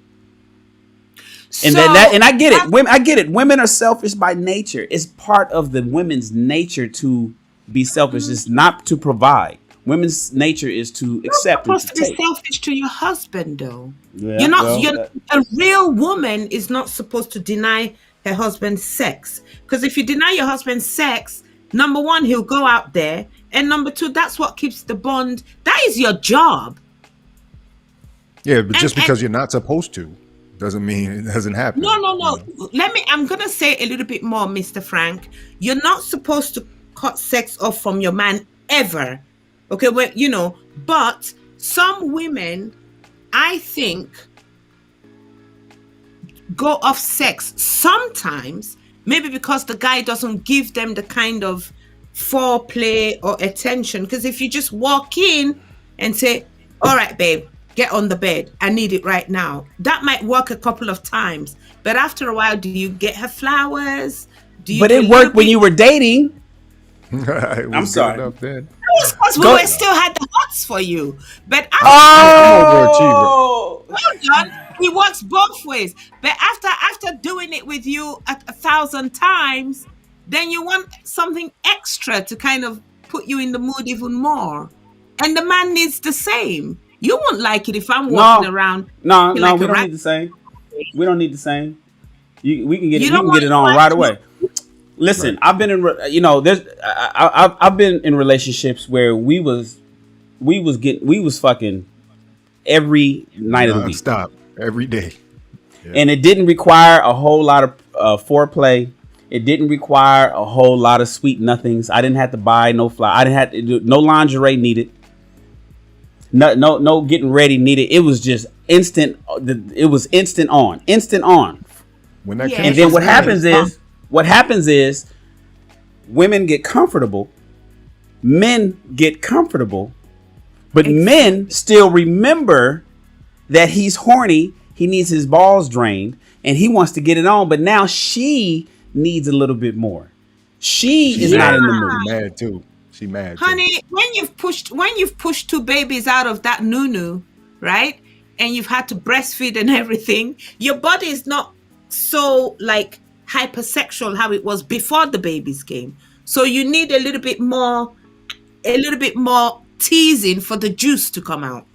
But what about what about with The other food is men? true, Shannon. What about later in life? What about You later need in even life? more juice for it to come out then, for both parties. That's not an excuse after the kids is 10 years old. But you're still turned on by your man, right? Yeah, Should be. After two babies. But my experience, and I'm going to be honest, I don't want to bullshit anybody, but when me and my partner, if he doesn't give me, if he doesn't do like soft things to me that make me feel, ooh, I'm not in the mood, but I'm an old woman. When I was young, relationship's over. Relationship's over. You're done then. No, it's not over. We're still together because we keep trying. Because we love each other more than just the sex. We don't want to break up, so we keep trying. So both. But who is that more beneficial for? Is that more beneficial for him, or is that more beneficial for you? To keep trying. Or to limit sex as you keep trying. Sounds like you cut down the for frequency. anybody. You sure? It's not for anybody. I like sex. He likes sex, but sometimes.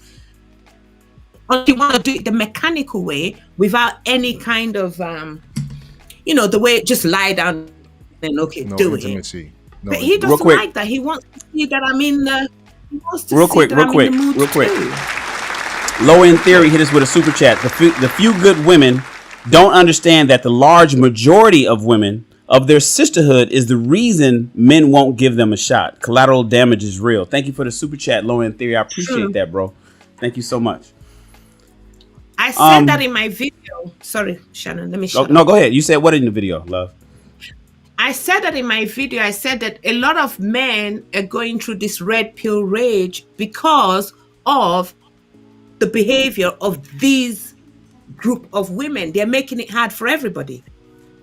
I'm not saying the men are innocent. I'm not saying men are innocent. Men have their own things going on that we need to talk about. And you do on this channel. You're fair. But the women, what that guy said, collateral damage is true. Because now men don't even want to listen to women anymore. It's like, nah, I've been there. I've met but two I think or that's three. reductive to call it just red pill rage. Isn't it logic? Isn't it regular, this is how it should be? It's the street name that I learned. In a respectful relationship. Yeah, in a respectful relationship. Isn't that how it should be? You say it's red pill rage. It reads as like you're trying to reduce it from what it really is. Yeah, no. I only use it because that's what I heard people calling it. If it's a derogatory term, I don't know. If it is, I won't use it more. No. All right, so here's the deal. You were Frank. Were you married before? Have you, or you never been married? Never been married. Okay. What do you? And you're so handsome too. Why? Well, that's the question. I'm out here in these streets. Frank is for the streets. Frank for the streets. I've been out here thugging. You can't all over handle the country, the truth. Man. You're not tired yet? No. Absolutely not. And I enjoy my peace. My peace. Frank, is marriage on the horizon or in your foreseeable future? Absolutely, man. I mean, when I tell you, I was the kid who told my mother I was gonna have 10 kids. I was gonna have big family, big happy family. Like that was my vision, and I still have that to a certain extent. I still want the family, the kids, the wife. But there are a lot of things that kind of complicate this because I see a lot of women waiting on me. I had a chick tell me way back when I was doing theater in Massachusetts at the Williamstown Theater Festival, back in my early actor days. It was me and Jesse Martin from Law and Order. And she like, yeah, Jesse Martin, he's rich. Yeah, he's sexy. But you're gonna be sexy when you get his money. Yeah. So I was like, oh, so I can't. Okay, he's good now, but I gotta wait. Okay, all right, feel you. And she's still a friend of mine, actually, that chick. But I thought it was funny that was the conversation back then. I was only 22 at the time, Yeah, well, she's gonna keep you around so she can send you the "Hey Big Head" text. Hey Big Head. Right, man, she did. I won't lie. Absolutely. The same here, and it's the same in Nigeria. Our parents we're trained to look for the man that can look after you. So when you have a boyfriend, we used to get slapped in the head like, psh, you mean the guy asked you out and he didn't bring any gifts for your family? No, and we're like, no. And my mom was like, well, if he likes you, you're talking about so gifts it's for our, everybody else. So real quick, let me hit everybody with this. Man of Prestige said it's an attraction and libido issue for men. A person who wants to have sex with you will not deny you, period. Seeing it as denial makes you even more anti-seductive. That's real, especially in the marriage. Especially in the marriage. Especially in the marriage. It is an attraction and a libido issue. So thank you for the super chat, Man of Prestige. I appreciate you for that, bro.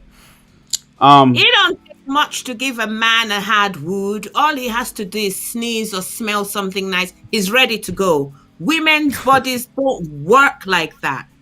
We need you to warm up the engine slowly. Men can just wake up and like, let's have sex. Yeah, let's go. You know, you're machines. You don't need any warming up.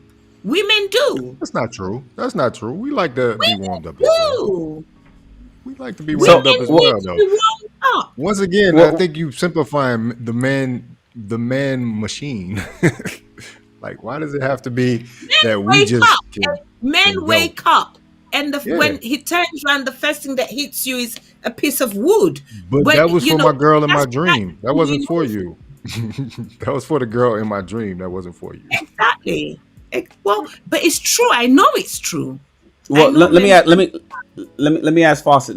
So back on the marriage thing. So you saying that you do see marriage in your foreseeable? How old are you, bro? 41, be 42 next month or 2 months. All right, cool. So you'll be 41 years old, and you do see marriage, and we got time, huh? I got time today. Well, hold on 1 second. I can't. Okay. So we no. Anyways, let me keep going. So you do see marriage on your foreseeable future. You've waited this long. And do you have children? No children. Okay, so you are what we call a unicorn. No possible. We haven't heard the DNA on that. So I'm gonna okay. So you're a unicorn. You're a unicorn. You're the horse that can't be caught. It hasn't been caught. So you got a situation where women are out there. You're a hot commodity out there. When I was 40, I was considered a unicorn. I checked off all the boxes that the ladies wanted. Yeah. Didn't have any children, and so that's where you are right now. Now my question is this. How long are you going to wait till you potentially say, give up on marriage? You're already 41. You do. And then tell me this. What is the upside to you getting married at this level, at this time? Why? You say you told your mom. I know you told your mom and say, Mom, I'm going to have this family and blah, all that. But why do you need to get married? Why do you feel that you still want to get married even at age 41? Why do you? What is the upside to you? There's definitely the business facing component of it. I would say, working in entertainment, of course, there's a sense of stability that comes along with a man that's married. You know what I mean? Like, you can be trusted. You can move up the ranks, especially in executive positions and things like that. And, I run my own thing over here, my own operation. So, and it's small right now, but as it builds, it might be good for family perception to have that unit. Plus, ultimately, beyond that, I do want a good partner, but I want somebody who's really a partner. I don't want somebody who's waiting to drop the hammer on me and be like, haha, gotcha. I really didn't want you. I really want your money. I think that's the ultimate, that's the ultimate goal for me, is that build that partnership. And I wish more women were willing to build, but what they say is they don't want to build. They want it already done before they get there. And I think that's the problem we're having now. Hold on a second. What's up? Huh? Can you use the car? Huh? No. You can bring it back tonight. I don't know where I put the key. You gotta find the key. I mean, what's the difference in the UK and Africa what would you say are the differences? Can I just confess to you? I'm so glad I'm not a man. Oh yeah. I can't even imagine what men have to Go deal with not knowing whether somebody's gonna like do you over. You know what I mean? It's so hard being a guy. That comes with the territory. You know what I mean? God. All right, cool. So Fawcett, I got yours, but here, love. You've been married? You were married 20 years or 24 years? 20 years. You were married for 20 years. Yeah. Okay, so you were married for 22 years. You'd probably still be married if he didn't move into a whole different country. Mm-hmm. Do you foresee marriage, or are you like, I'm cool? Oh, you I tried it. I've been there, done that. I'm cool with it. Or is marriage a goal? No, I'm relaxed about it. I'm okay either way. We had this discussion. My divorce came through last month, and at first I was like, "Oh my God, when I get divorced, we're gonna get married." But so you've been married this whole time to your ex-husband? Yeah, we got separated 6 years ago, but it took 5 years for the divorce to come true. Because in England, we don't have fast divorces like you guys do. You still got to get somebody to agree.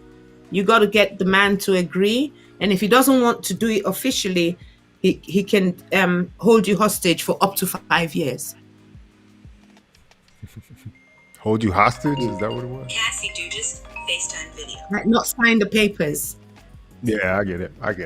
I mean, he's in another country. He was happy for us to continue the marriage, but we're in different countries. That's not real marriage. Right. And does he have another wife in yeah, he has somebody else. And I don't mind. Okay. I don't mind. It's okay. But what was the question that made you ask me that? Well, no, it's the topic. Oh, you talking to Frank? No, I was just saying it's hard being a guy. Why men don't want to get married? Women, it's the risk of getting married is not as big. Like, we don't have to worry about whether a guy is trying to scam us. By and large, no. I haven't got any money anyway, so I don't have to worry. Dating is harder because you don't want to mistakenly meet a guy that's just going to use you for sex and dump you. So you got to be careful. But once a guy is with you, you have nothing to worry about. But men constantly have to worry whether you're after their money. Like he always asks me, do you like me because of me? Or do you like me? If I didn't have any money, would you still like me? But there are some women who keep the argument up. And I mean, they might not even be wealthy, but they'll be like, oh, well, I got a good job over here at, doing clerical work or whatever. And so this bum guy down here is trying to take my money, so I'm not going to get with him. What's the argument for that? They actually, they put that up there, but I don't think it's a real argument. I think it's more made up. It's more in their head than anything. You know what I mean? They try to say that there's an equality there. You know what I mean? But yeah, but there's some men, I know that there's some men that do use women, but I don't think it's at the same scale as the numbers that happen to the men. But can I, Shannon, can I still talk, or are you tired of me? Just no, go ahead, love. Go ahead, love. Go ahead. I'm listening. I got thrown off because one of my employees needed to borrow one of my cars, and I was just, anyways, go ahead. Okay. So, I read an article and I did a video about it, that men who get married, this is for Frank, it's actually good for your health to get married. That's what the Harvard University study shows. That men who get married have less cardiac diseases when they're older, by the time they get to their 60s, because the woman helps make sure you eat, if you get a good one, make sure you eat healthy and all that. You know the research, right? Yes, and in fact, they live 10 years longer. So the research also, so not only is when they are alive, are they healthier than men who are single, So basically, if Frank and I were to get married, we have a better chance of being healthier while we are alive with a wife than we do without a wife. And we can add 10 extra years to our lives. So fellas, if you get married, studies show, and this was a Harvard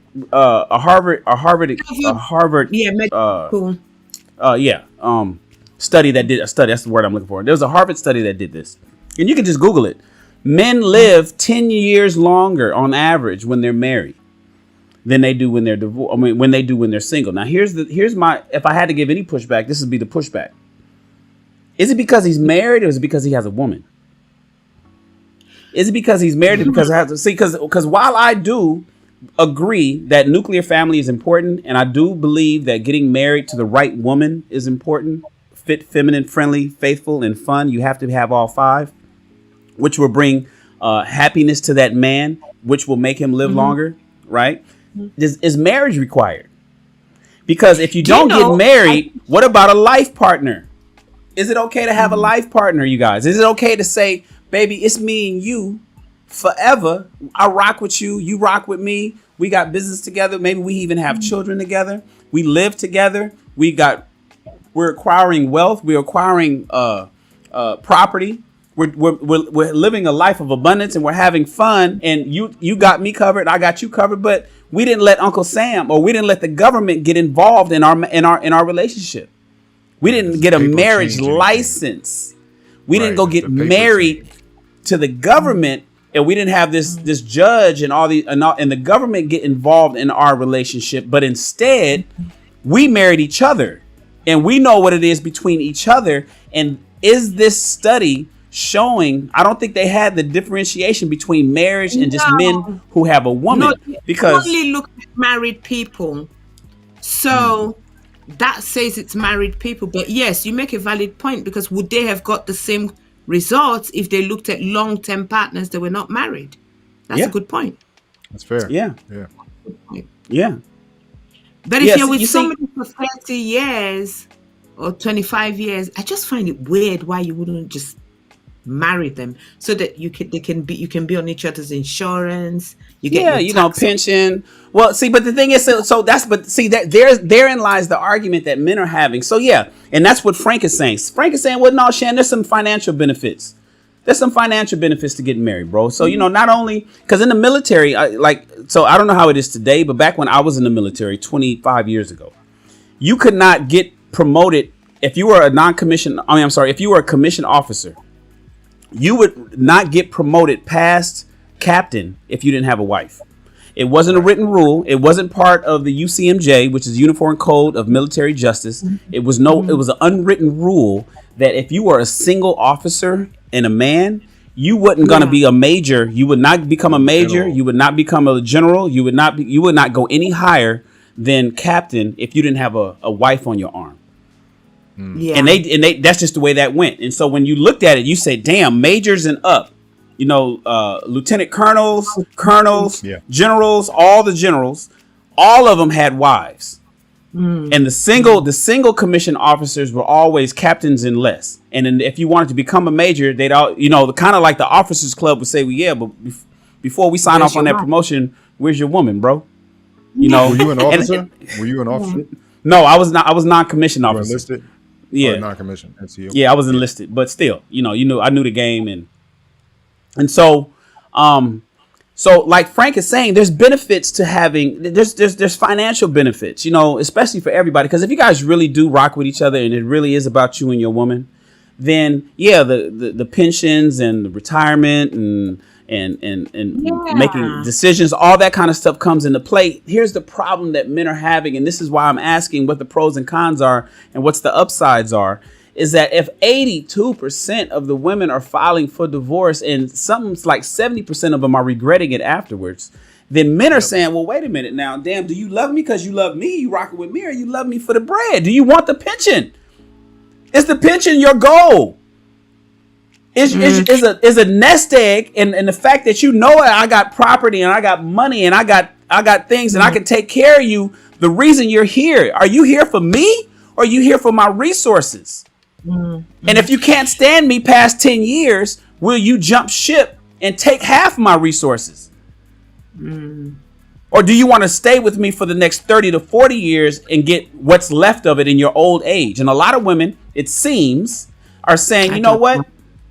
I'll jump ship early. I'll take half the stuff and then I'll just go out and get me a boyfriend. And I'll try to work it out, try to make the rest of my money on my own. And depending on how much money he has, women are like, I'll take, if a guy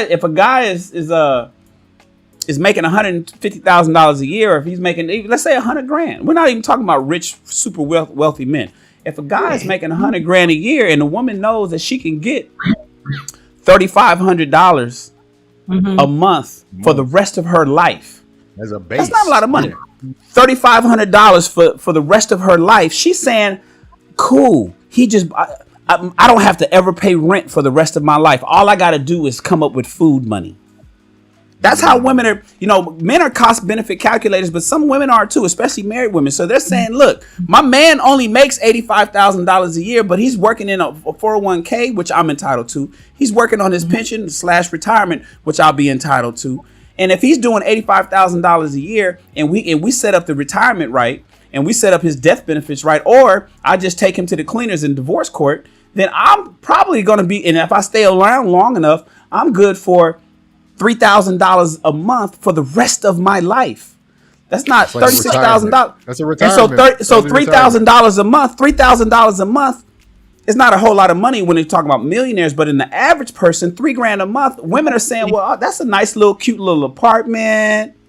I give me a cute little apartment in a nice little safe neighborhood, and that'll cover maybe a lease on a car, and I'll just do automatic payment. That money will come automatically into this bank account, and my bills will go automatically out of that bank account. And all I have to do is whatever money I make, it will pay my Netflix bill, my T-Mobile cell phone bill, and the food that I get at Starbucks.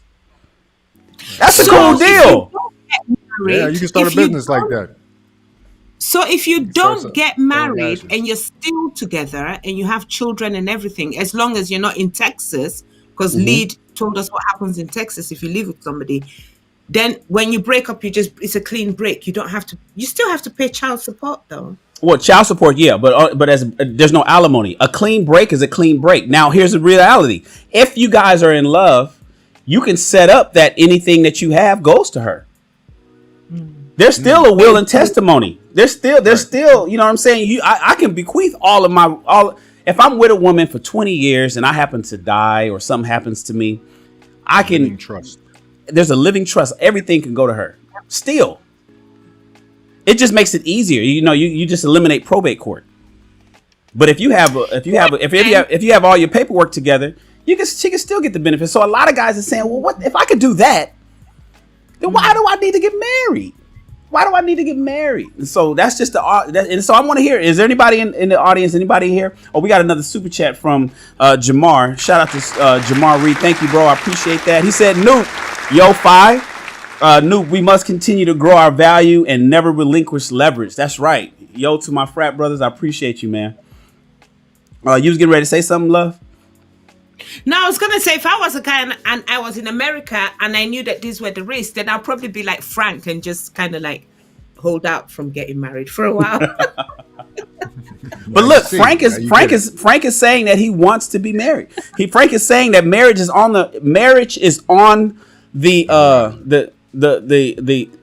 the options for him. And I'm asking Frank, what is the benefits? Frank answered that there's financial benefits and there's status benefits. In business, it depends on what Frank's doing. See, for all I know, Frank may become $1 million film director one day. And he won't give a shit about that status stuff. Because we'll be watching his movies at the big screen, and he won't give a shit about that because he'll just be a contracted film director. But if Frank jumps into the executive world, if Frank decides to go back into the rat race and become and work at Universal Studios as an exec, having a wife join him at the annual Christmas party is going to be a good look, because his superiors will be wanting his wife to be fraternizing with their wives.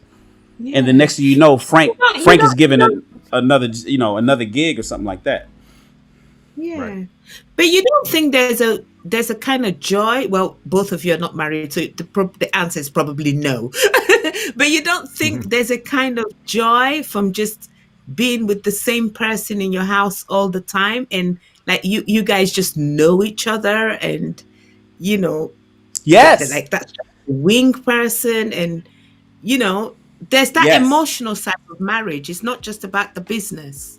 Yes, Somebody well, who you missed part of my monologue. Yes, the answer is I like that aspect. See, I was mentioning earlier that women, having a woman around, and this is for the ladies out there, having you around brings men peace. As long as you're a peaceful woman.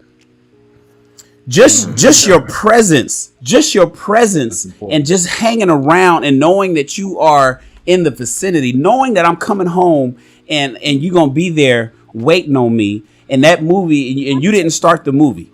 You didn't start the episode. You didn't start the next episode of that series that we're watching on Netflix. And you waiting on me to get home. And I know that we're going to play footsie, and I know how warm that bed's going to be. And I know that I'm going to be able to get behind you.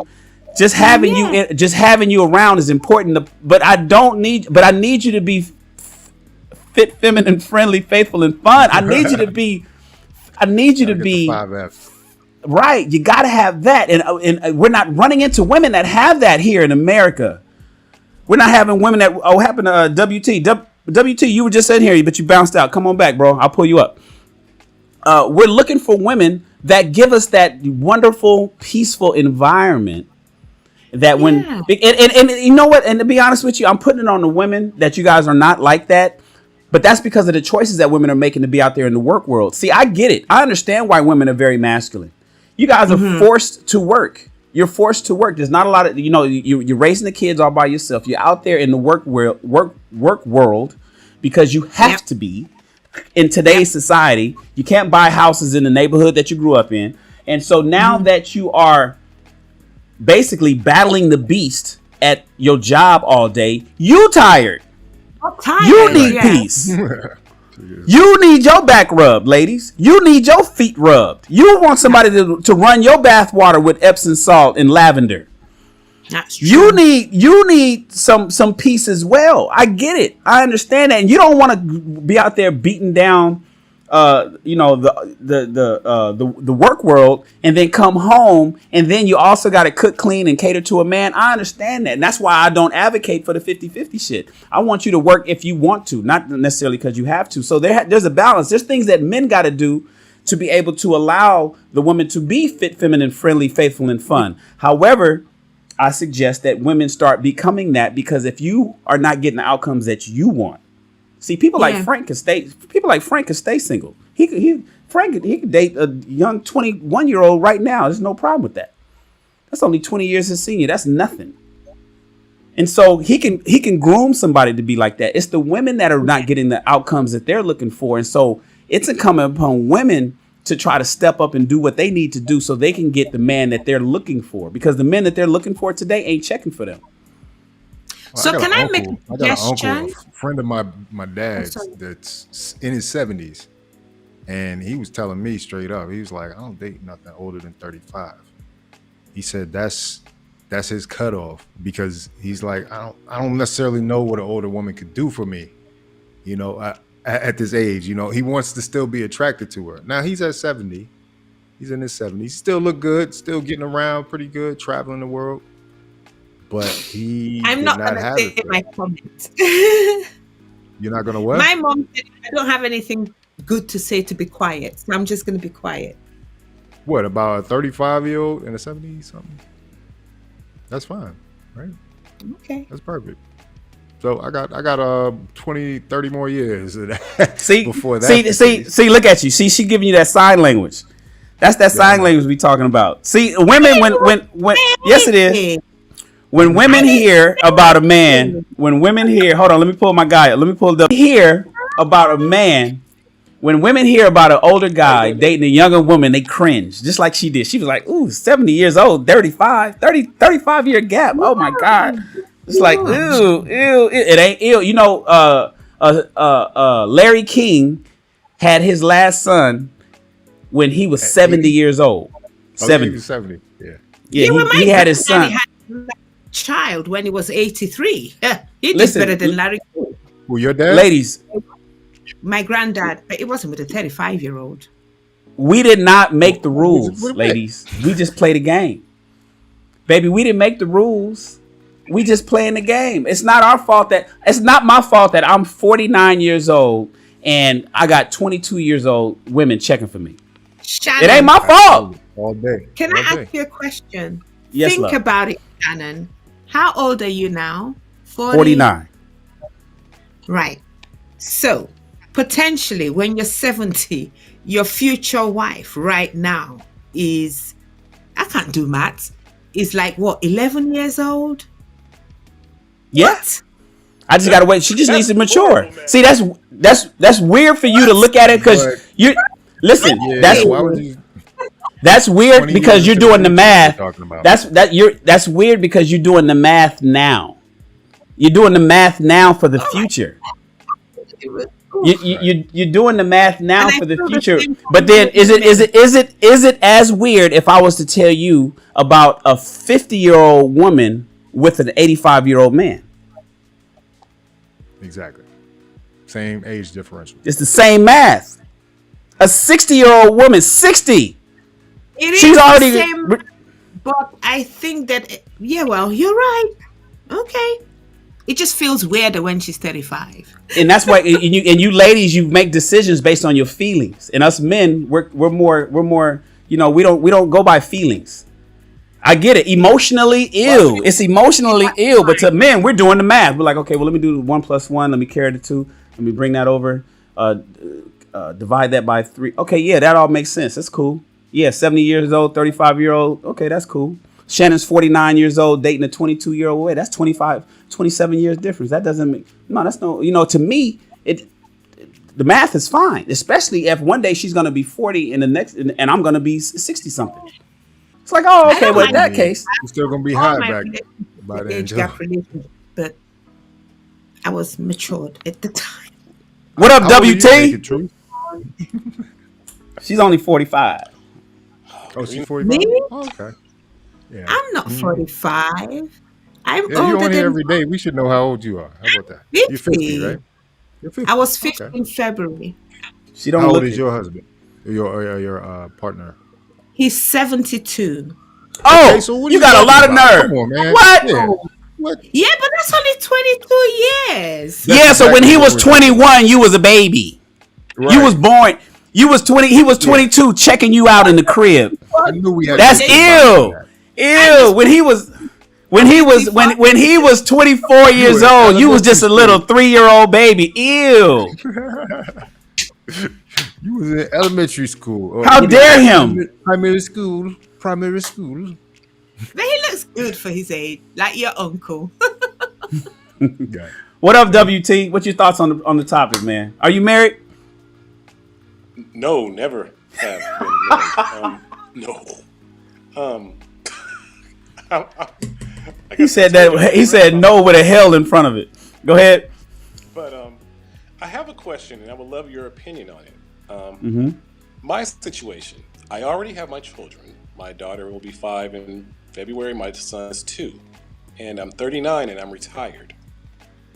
I have my children 50-50 custody. All is good. I'm chilling. Is there a benefit that you see for me ever getting married? Because I'm already established. I'm already chilling.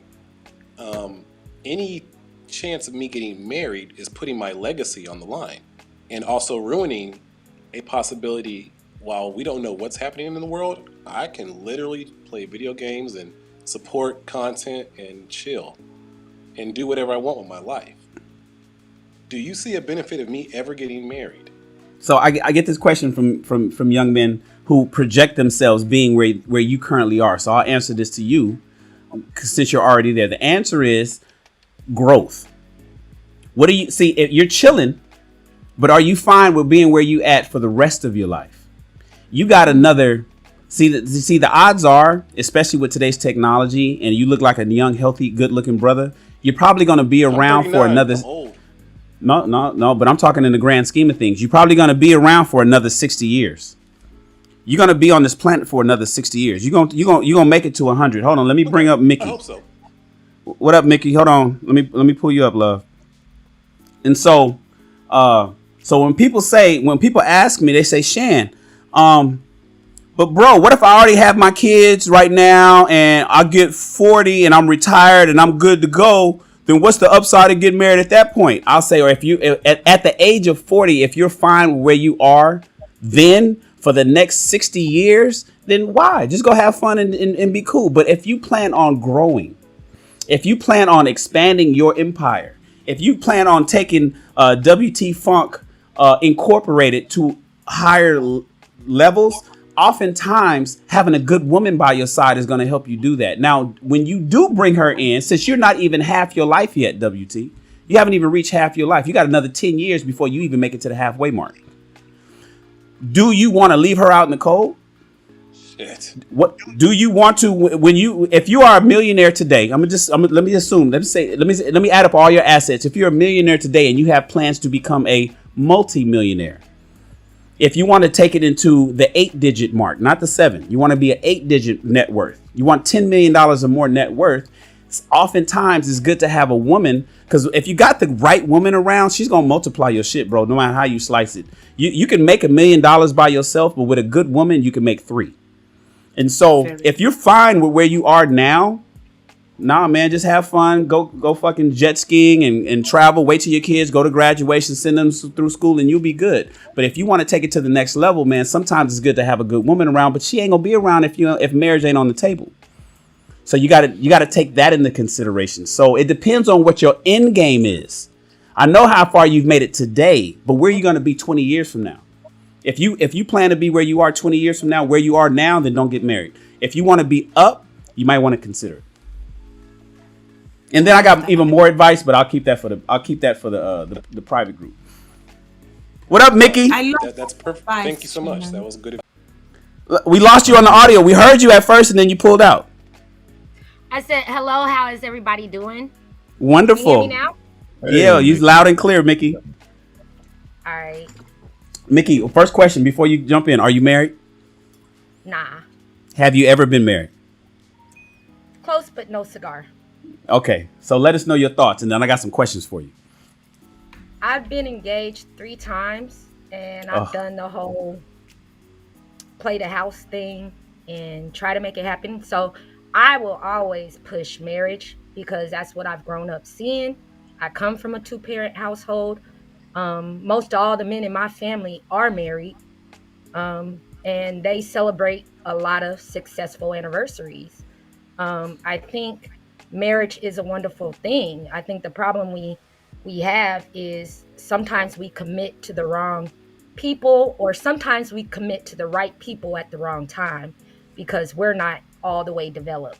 I can say that with some of my relationships in the past is that, most of my relationships in the past, they were good people. They were good relationships, but I didn't really know myself back then. And so I feel as though it's better to have loved and lost than not to love at all. So I will always advocate marriage.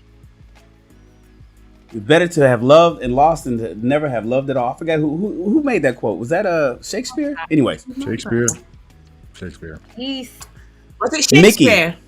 I think it was, but I'm not sure. Somebody in the chat will let us know. It was. Yeah. It was. Mickey, do you plan on getting married again? I would love to get married again. Well, I want to say again because you were almost there. So I'm gonna go ahead with. Do you plan on getting married and following through with it like you planned on before? Yes.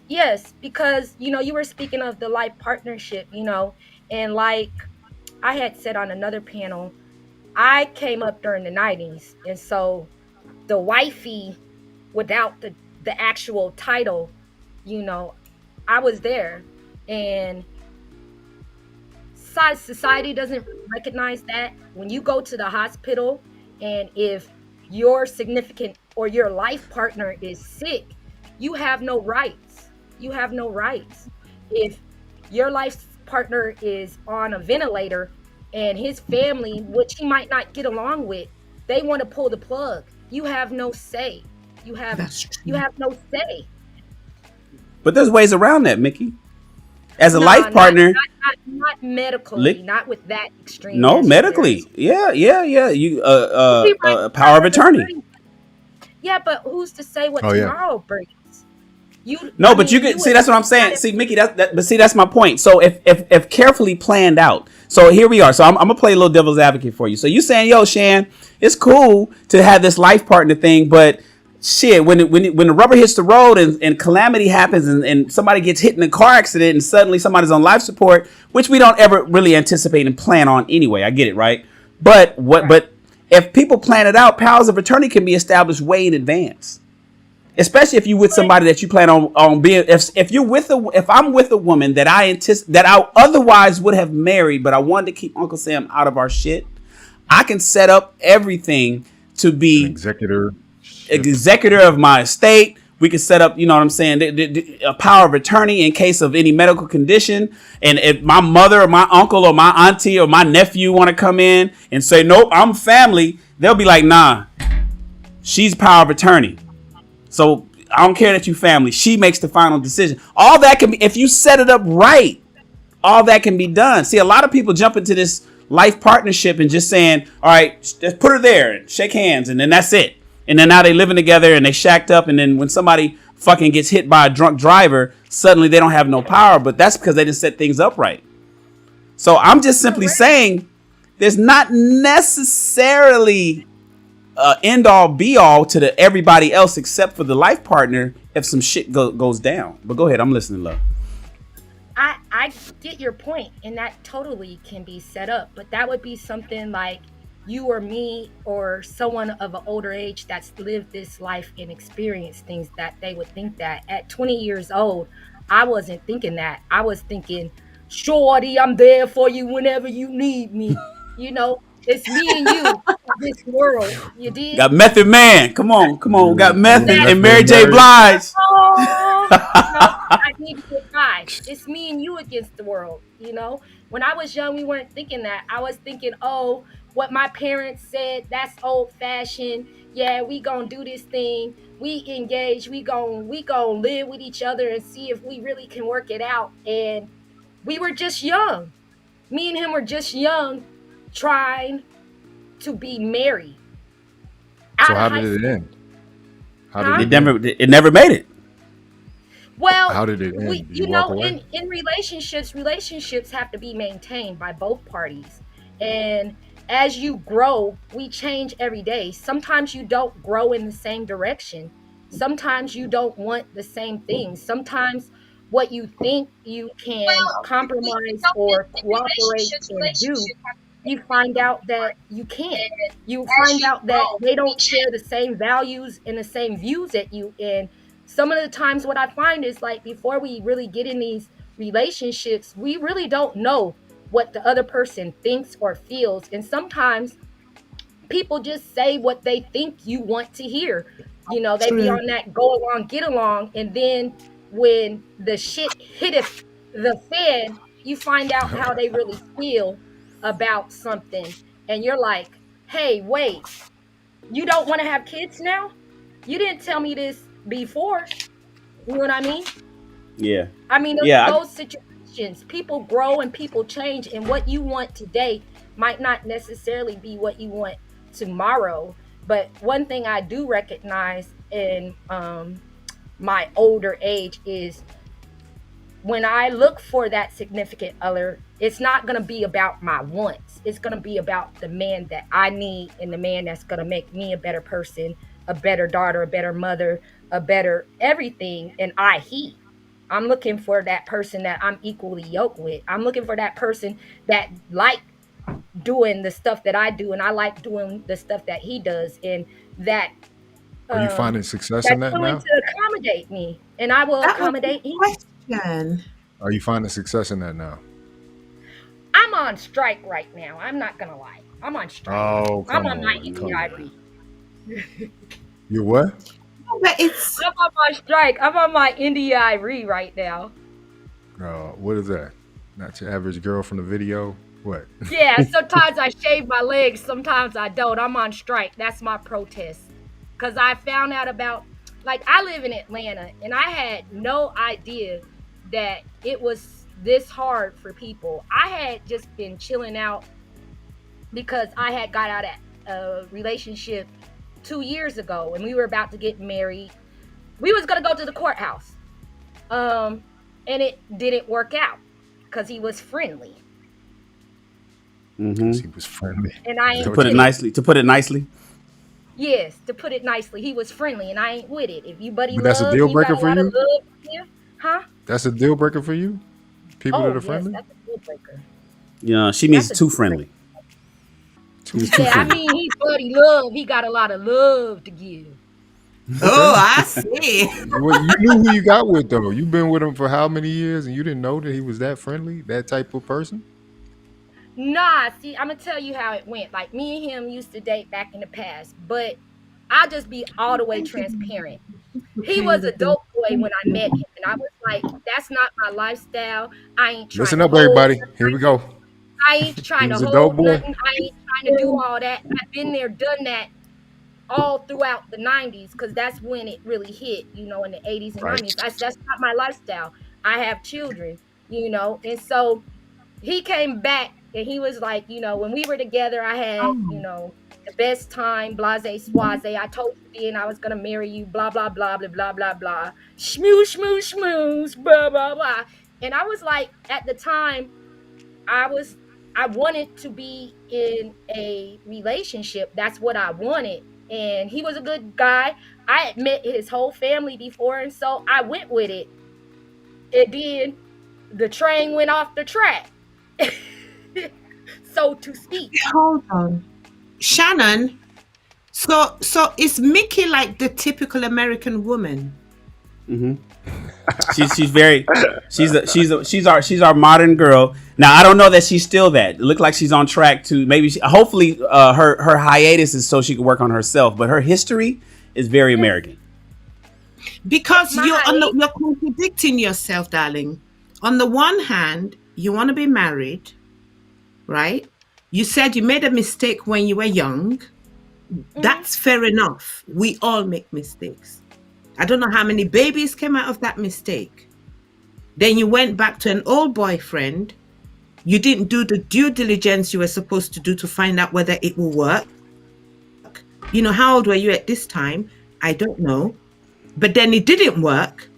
And now you still want to get married, but then you're on strike and doing an India Irie.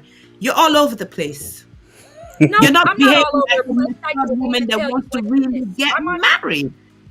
I'm on strike and I'm on my hiatus, but in the same moment, I'm working on myself because I don't want the next man to pay for others' mistakes.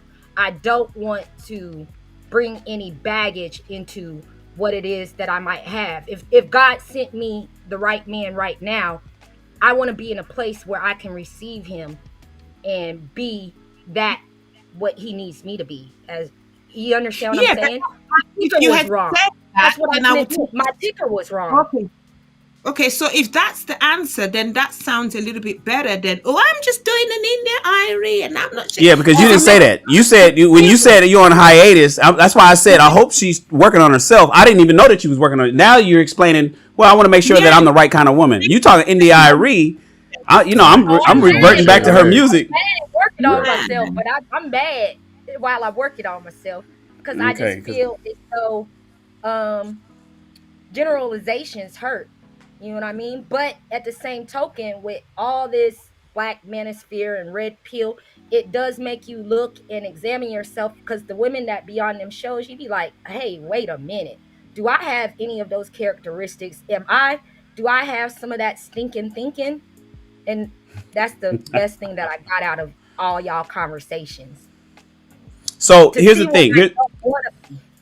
Here's the thing.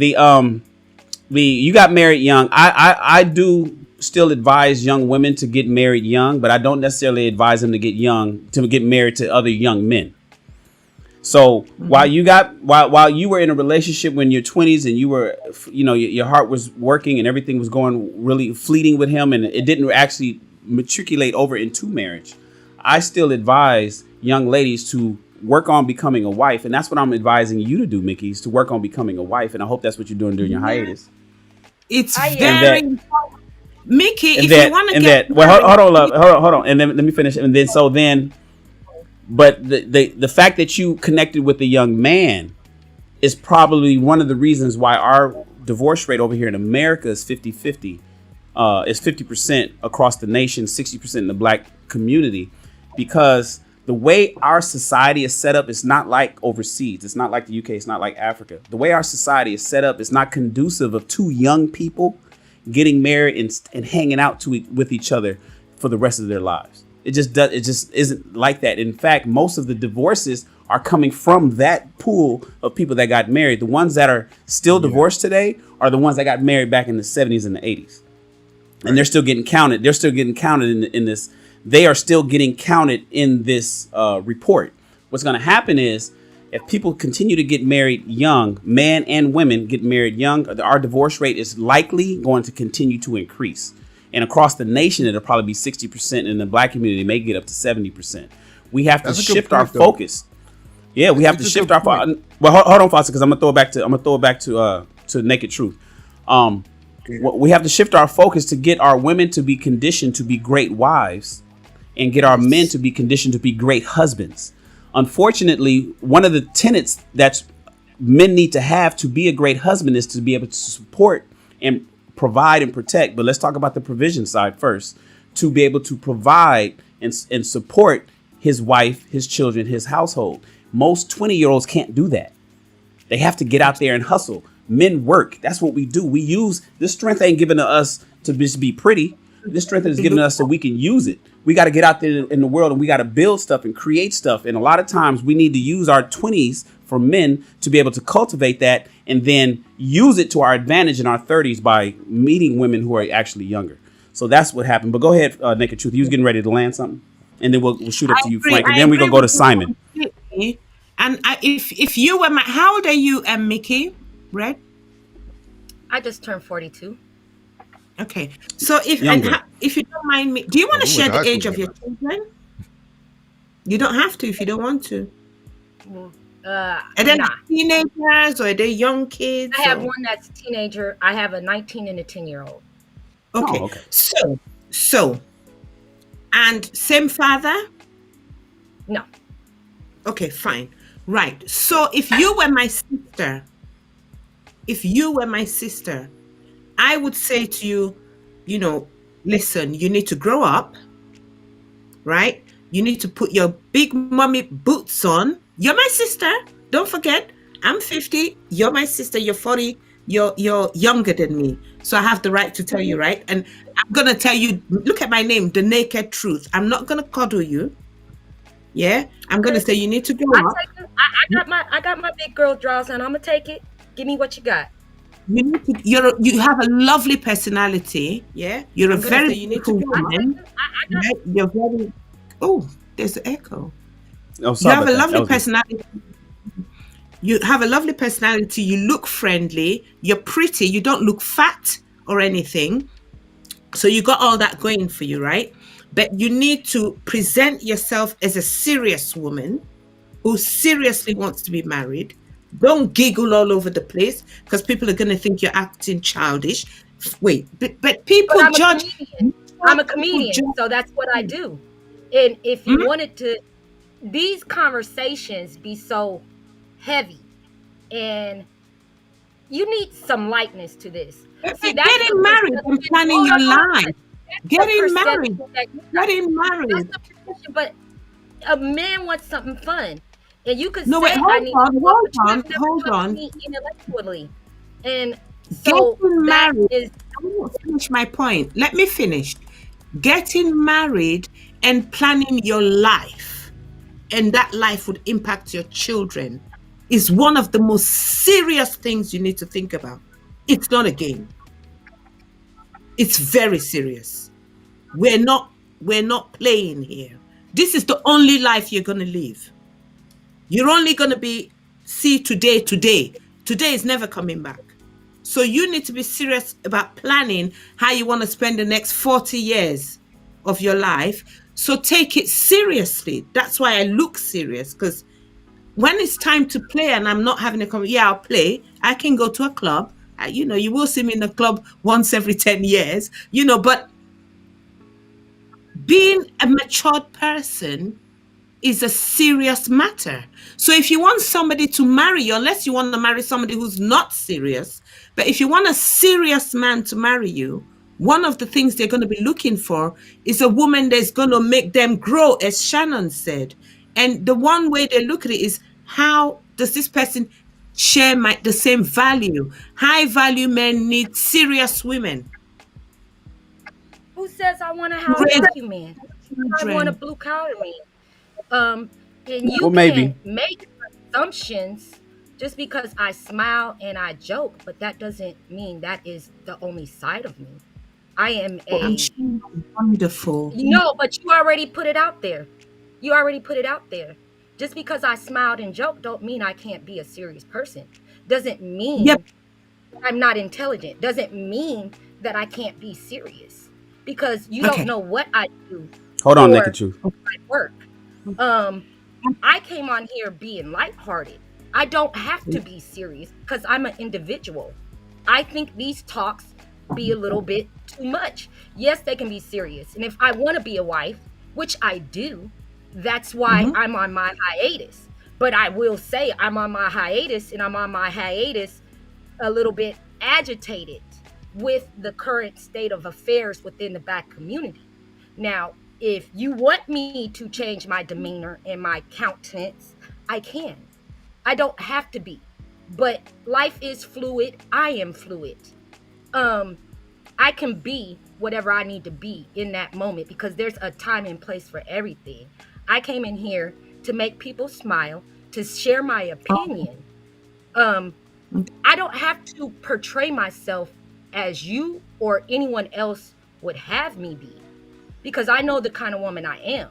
And I'm a woman enough to admit that my picker was wrong. And what I looked for when I was in my 20s is not what I look for now. It's not what I need now. The type of men that I selected before, I was selecting them based on the wrong criteria because I didn't know me. I didn't know me fully. You understand what I'm saying? When we're young, we're raised. And we have the thoughts that our parents and our family have. And as we go to college and we grow, we begin to really get into our individuality. And we really understand what makes us work. That's why I said my first relationship, I was trying to be like my parents. My parents got married at 18 years old, and they remained married until my dad passed away. And so I was trying to model after my mom and dad and get married straight out of high school, still in college, and have that IKEA thing. And it was too much for him. He wasn't ready. He said that's what he wanted, and that's what we were doing. But when the rubber met the road, he was like, I'm not ready for marriage, blase, soise. And, you know, things happen, and we left that relationship, but we left it amicably. I've never really had a relationship, even though we broke up and I might have said what we need to say or whatever, what have you. I've never had a bad relationship where I'm not friends with anybody that I used to talk to. I can always call these men up and be like, hey, how you doing, blase, soise, or they do that to me, or they check on me. Hey, how are you doing? When COVID hit, hey, how are you doing? Are you good? I'm just checking on you and the family. Because they've known my family, I know their family. So we got you. Hold on, Naked Truth, because I got other people. I want to keep it going. I want to keep the conversation going. But here's my question for you, Mickey. The information that the Naked Truth gave you, did you see any value in it, or did you hear anything that she said that was off or wrong? I did, because I am a playful, fun person. I get that a lot, that, oh, you need to be serious. But I don't have to be serious all the time. I'm serious when the situation calls for it. Right, but is it in general? But here's my question. So you're saying to take it, because we don't know you. She doesn't know you personally. She doesn't know that you're a comedian.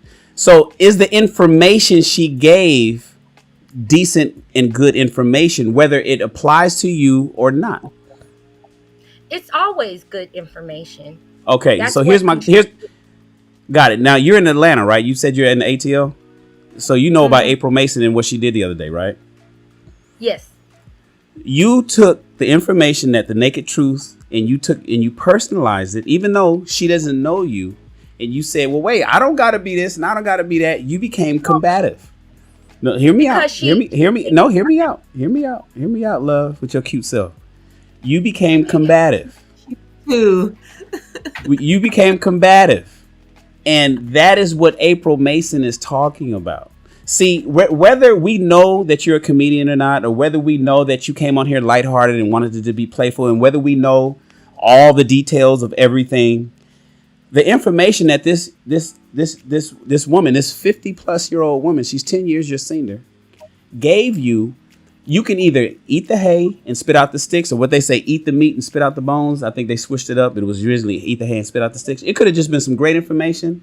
But oftentimes, and this is what women, I think, are running into, because I challenge the older women to give the younger women game, but the older women keep telling me every time I try to, they fight back. April Mason quit because every time she tries to give the game, the women fight back. And what you did, I'm put this on you. I'm putting a square on your shoulders. Is you fought back on some good information. Even it all did not apply to you.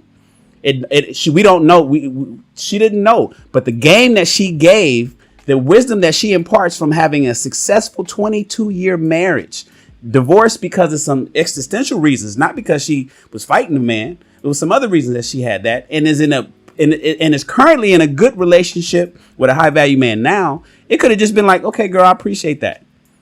And so what I'm challenging the ladies to do is to listen to sometimes not get so emotional. Remove the emotion and apply some logic and listen to wisdom and say, okay, cool. Because if that was an older brother talking to a younger brother, it would have been like, all right, OG. OG don't even know that I'm a comedian and this is how I get out. It would have been like, all right, OG, I got you, man. I appreciate that. And he would have just took what would work for him and then eliminated the rest. And that's what I want the ladies to do. So I want you to recognize, and I want you to go back and play this video. You're going to go back. I want you, because you're going to go back and play this video and you're going to be like, damn, I did kind of buck up. That's that. I got, Can I say something? No, hold on. Let her respond, Mickey. You got to break out. Okay, Fawcett. All right, pull back up, and we're gonna run that test later. Yes, sir. All right. Let me know. All right, for sure. Go ahead, Mickey. Let Mickey respond, and then we'll hit Nicky. Then I want to hear from my man Simon. Go ahead, Mickey. Mickey. A hit dog will holler. What she said was the truth. Some people see a smiling face and someone that is lighthearted, and they don't take them seriously. They don't see all the sides of people. And so I will take what she said and put it in my little Rolodex. That's why I said that I am working on myself, because I understand I don't always handle constructive criticism well. I don't handle no criticism well, you know. A lot of women don't. You're not alone. One thing I'm working on, you know. That's one of the things I said. Like, if God brought me the perfect man today, would I be able to receive him? Because if he says something and he might not say it in the right tone. You ready to pop off? Yeah, I'm ready. We down south. I'm ready. I'm TTG. Yeah. All right, go ahead, Naked Truth. Land your plane, and we're gonna bring in my guy Simon. I'm glad Simon finally cammed up with me. I just wanted to say to you, you sound serious to me now. I love your smile. You have a lot going for you that you can use to get to where you want to get to. You've got the smile. Everybody loves a smiling face. Everybody, because it makes their day. You got the smile. You're pretty. You're not fat. You know, you don't look your age. You know, so you got a lot going for you. You can still make this happen. But just don't go for a younger man. Go for a man that's much older. Much older. Now, what I mean, you need somebody who's more matured, who can manage you. You need that salt and pepper, baby. You need that salt You and need pepper. somebody who can manage you. I do, because I hear these men talking about they want younger women. And so, like, I tried to date like a guy and he was 30. And so, nothing but a G thing came on. And I was like, ah, man, I remember when this song came on. And he was He like, never heard the song. oh, I was only 2. And it was like, wonk, wonk. Yeah. Walk, walk, walk. Or what if they say I wasn't even born? Oh, my. No. Yeah. Stay away from the young man. Stay away. Don't make another baby with a young man. Go with an older man that's gonna look after you and that's gonna, give you some grounding. That's what you need. Cool. Let me give a shout out to Dwayne. Dwayne H. Appreciate this $10 super chat. If you don't smell fish on me, you're gonna think I can't catch fish anymore. You need to smell the fish on me so you know I can still catch fish, so you act right. That's Patrice O'Neal. That's a quote from Patrice O'Neal, old school comedian, and really almost like one of the founders of the manosphere. Patrice O'Neal used to give a lot of game on relationships, and he was a male advocate. And he's basically, in that quote, saying, look, make sure that women need to know. And that's one of the arguments a lot of women say. I don't want a man that's going always out in the streets. But then do you want a man that you don't think that any other women want? Do women want men that no other woman wants? And by and large, that's not the case. So women want a man to be faithful to her. She just want to know that the other ladies want him. And that's why Patrice kind of said that. Thank you, Dwayne. I appreciate that super chat. And then let me hit the super chat from Constructive Consultant. Appreciate the $4.99, the $5 super chat. That's the wall. That's the wall. That's, ladies, you guys know what the wall is, right? Mm-hmm. Okay. Yes, that's the wall. Zone? It's the danger zone. It's the danger zone, baby. Well, no, it's past the danger zone. The danger zone is heading to the wall. No man's land is at the wall. That's the wall. Shan, women fought for the right to be 50-50 or greater. Biology be damned. Yes, men should be on their purpose. Free agent. That's what's up. Free agent. Men should be on their purpose. Women wanted the 50-50. When they hit that wall, they were like, oh, shit, no men are up here available for me. Why am I up here? Why did I hit the... And they can't look back and go backwards. It's tough for them to look back and go backwards. And so they're running into a big old issue with that. But damn, I just lost Simon. I was going to throw it to Simon. He just dipped out. Simon, pull back up, bro. What up, Joel? What up, Joel? Hey, how y'all doing? I'm working as usual. Yeah, man. It's good to have you here, bro. He's job making. He got tree jobs, man. Yeah, he stay working. He always in that truck. Joel is married, everybody. So Joel, listen. The reality is, is marriage today? Well, first of all, Joel, remind me, how long have you been married? I just got I've been with my spouse for about 10 years, but we've been engaged for a few years actually prior to getting married. We were supposed to get married last year, but COVID shut everything down. So we're doing the ceremony next Monday. We already got the license and prenup like last week and the week before that. So pretty much we're in process. Well, look, let me know your thoughts. Let me know your thoughts on the topic and why you came up, but I also want to know, is marriage even worth it anymore, and why did you do it?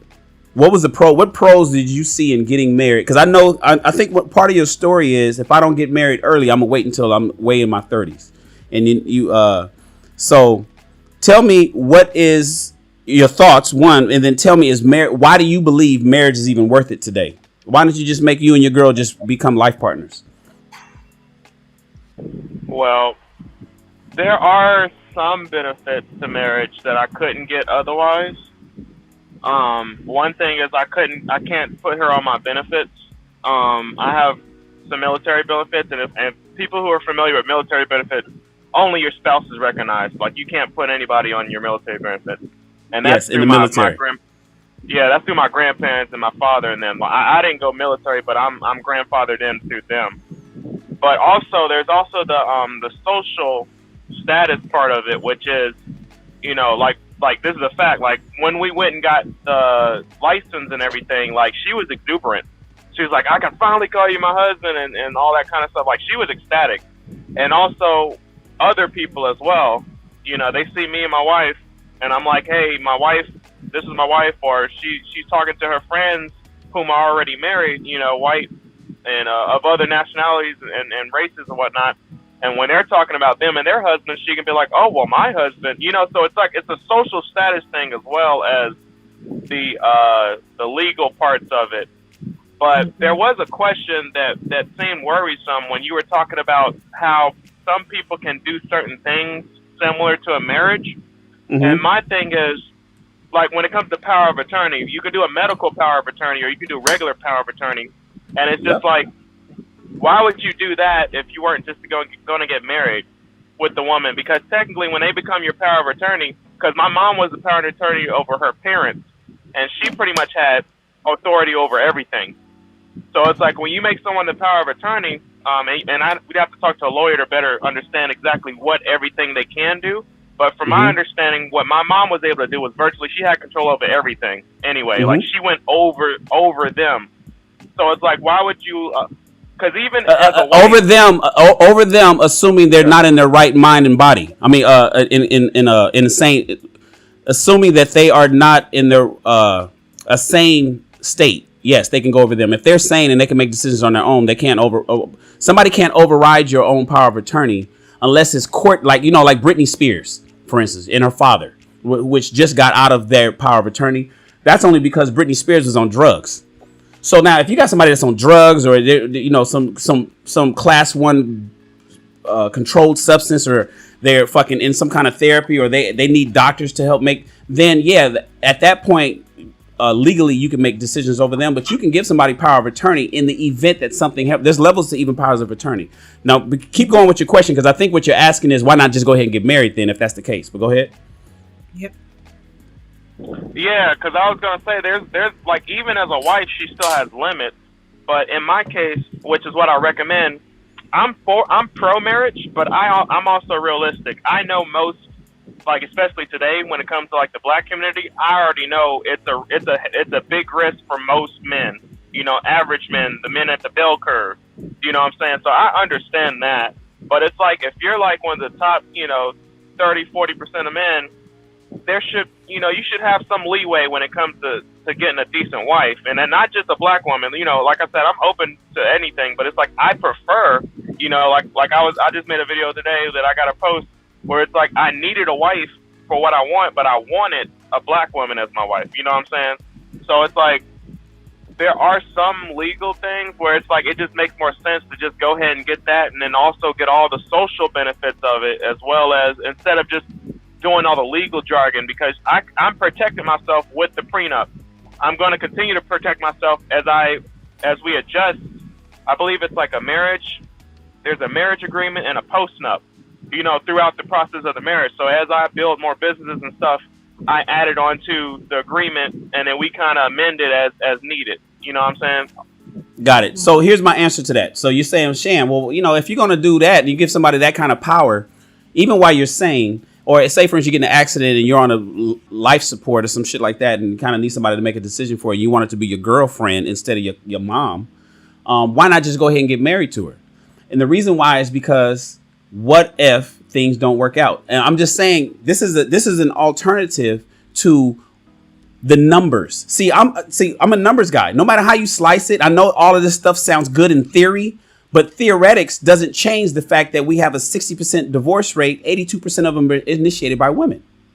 And men are getting taken to the cleaners across the board. And so I'm saying, well, shit, if that's the case, a power of attorney, of course, you'd have to consult an attorney for this and to get all the details. But if you were to create a life partner in the event that you didn't get a woman who's fit, feminine, friendly, faithful, and fun, or you found somebody who you may have some skepticisms on, but you still love her and you want to be with her forever or whatnot, you can rescind all that shit immediately.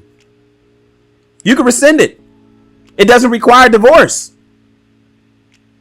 When you're in a life partner relationship, you don't go through divorce. Divorce is hell. I don't recommend divorce for anybody, man. It is a shitty institution that I don't wish on my enemies. It's not good. And this is with somebody who was going through a divorce with my best friend. My ex is my best friend. We were like fighting the court. Like, yo, why do y'all give a fuck so much about what we got going on over here? That's how the situation was, man. They were like, no, we don't want you to get a divorce. No. Here in California, no, you don't want to do that. Oh, you forgot to dot the I. Here, we reject it. Go back and do the whole thing over again. Like, what? Are you kidding? It's crazy. And so when you're in a situation like I was suggesting, and of course the United States is not going to make even a domestic partnership or a life partner or a long-term boyfriend girlfriend situation as sweet as a marriage. But when you have to weigh the pros and cons and look at the odds and the numbers, oftentimes it's a better benefit for those that are older and still want to get with somebody. I don't really suggest this life partnership to young kids, to young women or young men in their 30s. I don't suggest that. Go ahead and get married. I want you to get married. I think that's best. But when people are asking me at 50, 49 is at best, I'm like, I got to find either a super amazing woman, or if I find somebody that I really, really kind of love, but I'm not really sure that we want it, and maybe she's not that sure about me. You know, I got to give her that kind of space and leeway to also be able to break out and be like, fuck you, Shannon. It's not just a one-way thing. She may want to say, I don't want to be with him no more. And so with the power of attorney or having understandings or putting people in a living trust and all that kind of stuff, you have the ability to remove them out of the living trust. You have the ability to modify the will. You have the ability to rescind the power of attorney. You have the ability to change all of that stuff without having to go through the perils of divorce. And so that's why when you say, well, why don't you just go ahead and get divorced? Because once you do that, it only takes one piece of paper to get married, one piece of paper and one person that might or might not be a minister to sign off on it. And you're locked in. You locked in, buddy. You in the rat race and you ain't getting it and you can't just walk away. And so that's why I suggest that, man. What up, your favorite pharmacist? Hi, how are you doing today? Good to have you up here. I appreciate you pulling up and camming up too. You know, when you guys pull up, you guys do not have to necessarily go on camera. I appreciate all the ladies up here. And before you go, favorite pharmacist, I want to give a shout out to Snuggle668. She hit us with a super chat. She said, being that you ladies do not think that there are enough functional young men out here for you all, would you all consider polygamy? This is a question, and it's a good question because I have a panel of 3 women. It's predominantly women up here. They're basically saying, since it ain't enough men out there, is polygamy is polygamy an option these days? Is having a sister wife an option? Will you have a problem joining an already married couple as, you know, somebody as a third wheel, basically? I mean, I can go for that if I'm the wife and I have a lot of husbands, but I'm not doing it where I'm one of many wives. And I love what you said about, I'm not doing that. But I love what you said about the fact you won't get married again unless it's like a super amazing woman. And see, that's why I cannot do shacking up or any of those type scenarios, because I will feel less than amazing. I want someone to understand and respect the fact that I am super amazing, and anything less, I won't be able to be functional in a relationship. But yeah, I can be in a polygamy relationship where I'll have like 5 husbands and I'm the one wife. I can do that, definitely. Okay, well, real quick, I'm gonna come back to your statement, but Mickey, could you do polygamy? And Naked Truth, could you? No, if I wanted to share plan, I'd get a phone. So you need your man all to yourself. So it's all or nothing. So it's all or nothing. All or nothing. Naked Truth. I'm from a polygamous background, so I was about to say. For me, I don't know very many men in my culture that have money that have one wife. It's just, my grandfather had 2 wives, my father had more, my uncles had 2, 3, it's not, I'm a polygamist myself. And you're saying basically as long as he's doing everything that he is supposed to do. You're not after everybody, yeah. As long as he's doing everything he's supposed to do. Because at least you know that wood every morning, he's got more than it's not all on you. You can trade off. You can play tag team. You can tag team on the morning wood. I heard that. You can go to the other woman. Because and that's what it is. Internationally, and see, that's the thing. That's what's been sold in our American society. Like internationally, it's what's love got to do with it. We made a movie about that. What's love got to do with it? We could talk about it in the movies, but in practice, we don't really, we don't really rock with that. Everybody out here in America is always like, it's all me or nothing. But then the outcomes aren't really working out for people these days. So shout out to Snuggles for that question. A woman cannot really satisfy one woman cannot satisfy one man. One man can't satisfy one woman, technically. That's what it's called, self-control. I think that if you're with a guy, I'm talking about sexually, Right. Me too. Well, fine. How old are you now? Wait till you're 50 and let's see how you feel.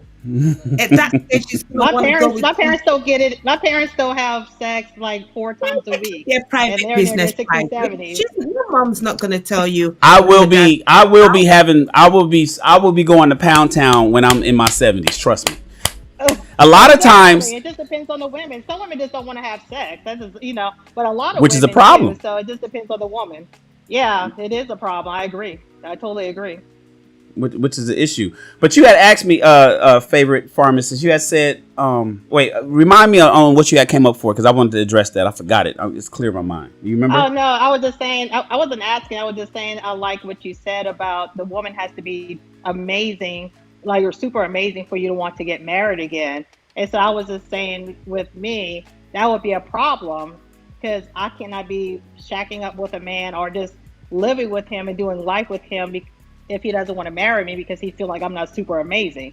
So that's the thing. Most men in our age group, rather, that's how they feel. Unless, like George Clooney is like the pinnacle of that point. He thought no woman was worth it until he found a woman that probably exceeded his mindset.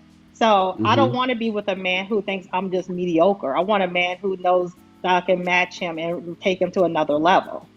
Got it. But so with that said, are you willing to do the things that's necessary to make a man believe that? And that's what men are running into these days, particularly with women our age. So I'm 49, so I'm talking about women who's 45 and older. And so I hear what you're saying. I want a man to believe that I'm super amazing, but then when it comes to being fit, feminine, friendly, faithful, and fun, women are saying, well, damn, I got to be all that. This is what I want. That sounds pretty normal. It sounds reasonable. What's the component that they're missing that a lot of men are getting from what y'all are seeing? What femininity and friendly. The hardest one, to be honest with you, the first 3, fit, feminine, friendly. Fit, we're running into a big problem with that. 80% of the women are overweight, period. You know what I'm saying? Men are visual. Too. So, but it ain't about men. Yeah, but it ain't about men. And we don't have to be sexy. Saying. You got to be sexy. I don't got to be sexy. You got to be sexy. Have to be sexy. I don't. Men don't have to be sexy. Yeah. But so now we're losing. See, at that point, that's where we start losing. See, men don't have to be sexy. I got to provide, protect, problem solve, and procreate. That's what I got to do. You got to be sexy. Right. So I don't have to be that. Now, it's good that I am. It's good that that's a bonus if he happens to be. But for me to do the things that's necessary for me to be the husband I need to be has nothing to do with with making sure I got a 6-pack. It has nothing to do with that. Well, I don't got to be pretty. About sexy, I think about healthy. So I don't want a man with a beer gut, because usually that means it's going to lead into like a stroke or a heart attack when you have all that belly fat. So that go ahead, Joy. About sexy, I'm not thinking about necessarily a big 6-pack. I'm thinking about a healthy man. That's sexy to me. That's usually okay. Well, see, I said fit. I said fit. Healthy. Yeah. Everybody needs to be healthy. That's even more so. But here's the thing: even when you go by the numbers, there's more fit black men than there are fit black women. So it doesn't matter. Well, we don't have the statistics to pull out and prove that right now. So. Oh, I can pull that up. That ain't hard to find. Yeah, you can. That ain't hard to find. But even anecdotally, that more men are in shape than women. Even in your neighborhood. It ain't. No, come on. Come on, go to church, go to the gym, go to the grocery store, go to the gas station. We can pull it up. You know, by and large, men, by and large, you can see that at the gym. You by and large, men are more fit than women in America. Period. We're smaller. You see a lot of, we're stronger. You see a lot of. You see a lot of number 10s. The man is a 1, the woman is a 0. That's what I see a lot of. Now, the other problem, so with that 80%, the fit part that's already it's almost like a non-starter, right? But then let's get past that. Let's say she's fit. The next issue that men are running into, particularly with older women, and this is why a lot of older men tend to date young, is the feminine side. And I don't really blame women for that. I do blame women because they have the ability to change, but women have been forced to be more masculine because you guys have had to raise households by yourself. You had to work. The economy has changed. Shit. You naturally want to be feminine, but you've been forced by by American society, modern society, to be more rough because you got to go out there and work. It's really a fucked up situation for ladies in that regard. But nevertheless, it doesn't change my nature. I still want a woman that's feminine. All right. Yeah. So we're running into a lot of women who aren't feminine. We're getting bulldogs. We're getting women that snapping back and being a matter of fact and snapping their fingers and shaking their head. And so we're dealing with all of that. No man want to deal with that. Don't nobody want that. That's the peace part. Whenever you hear a man say, "I want peace," that's the feminine side. The second side, the third one is the cooperation, is the friendly side. So now as a result of the non-femininity, we get the women who are very alpha type. She's the boss. We got so many boss chicks out here. So many women that's in their bag. So many women that's out there that with their own plan that they're not willing to jump on a man's plan oftentimes. And one of the arguments is, well, does he have a plan? Is he leading me somewhere? Well, yeah, every man has a plan and is leading to you and will lead you somewhere. Whether it's leading you where you want to go is a different question. But most men, by and large, have a plan. Women aren't jumping on that because women oftentimes have a plan of their own. And they have an idea of their existence and their family and what they want to do with their lineage of their own. And so men are like, damn, well, who's the head of the household? Oh, we share that. We're sharing the head of the household. We both the head of the household. You the boss and I'm the boss. I need a partner. Women want partners. They don't want to be a wife. They want to be a partner today. It used to be, I want to be a husband and a wife, which are two distinct roles. Now women are saying, I don't want to be a wife. I just want to be somebody's partner. And so that is the friendly side that seems to be lacking. Go ahead, favorite. It got kind of tripped. I think it gets kind of tripped up because we have to work. Now, do y'all want a woman to stay at home? I mean, because, who wouldn't want to stay at home? I would love to leave my pharmacy job and stay at home. Yes, most women want to. Y'all don't want to work. Do y'all feel like getting up at 5 a.m. and fighting traffic and dealing with all that shit out there?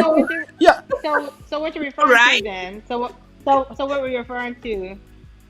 No. I'm saying when it comes to you're forced to do that, yeah, you're a pharmacist, and would you rather just chill? Yes. But that comes to the side that men need to step up. See, I think that's where we got a lot of shiftless dudes out there that's not doing what they're doing to be able to retire their woman. I want you, fellas, you need to get into a position, and that's why I'm talking to the younger men, because you need to get your bag right. You need to retire your wife. Whatever she's making, can you make double? If your wife is making $80,000 a year, can you, with her on your program, make $100,000? Well, do that. That way, she'll be happy to go to work, making the same amount of money, all within your organization or all within. Can you make more money because you got a really feminine and cooperative wife at home? Not necessarily even her bringing in no money, but maybe you double your salary because you got a good woman beside you. But if you asking her to come to the table 50-50 and you asking her to get up at 6 a.m. and y'all fighting over who's taking a shower first and you fighting over who blocked whose car in because you got a tandem parking space in your apartment building, and you guys are going out and you meet back up at the house at the end of the day, she's tired too. Shit, she tired too. She only got a 45-minute lunch and 2 15-minute breaks just like you did. And now you want her to come home and cook? And you want her to clean the toilet that you just took a dump in, and you want her to scrub the shower, and you want her to raise the children. Who's picking up the kids from babies from the daycare? You want her to do all of that, fellas.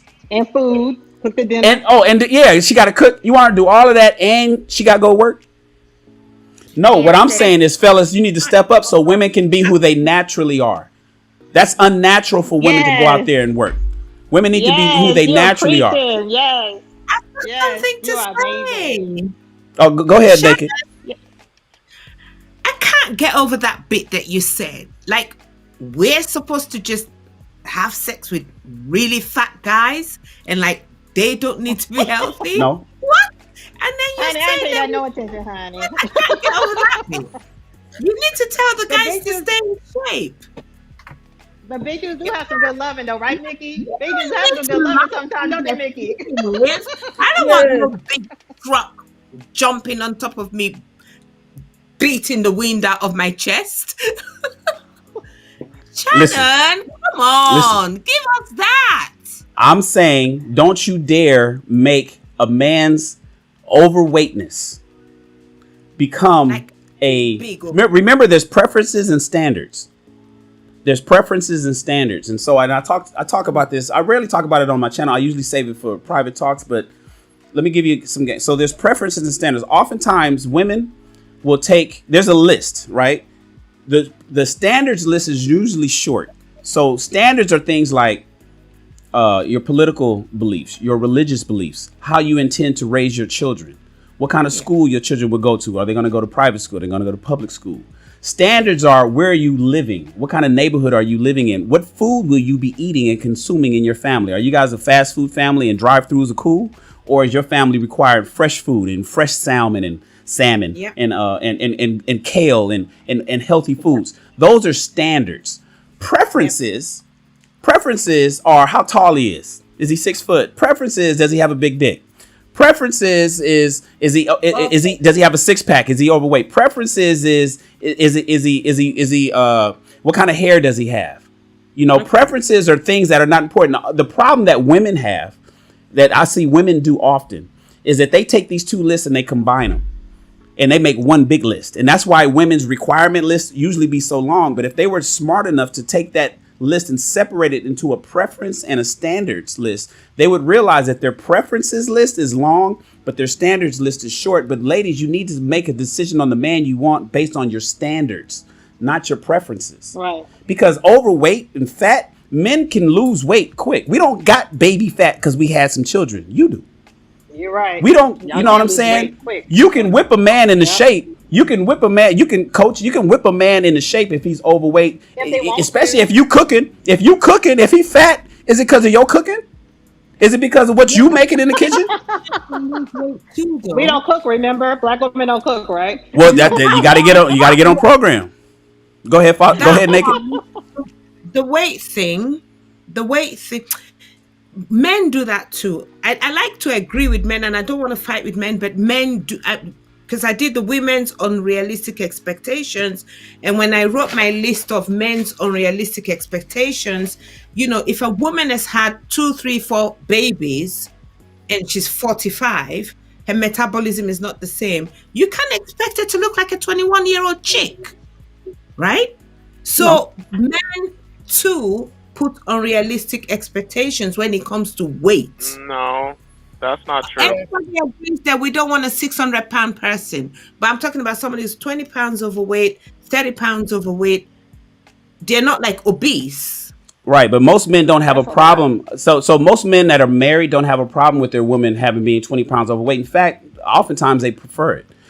I'm in the dating marketplace. In the dating marketplace, those 20 pounds make a difference. So we want to make a distinction between married men and single men looking for new women.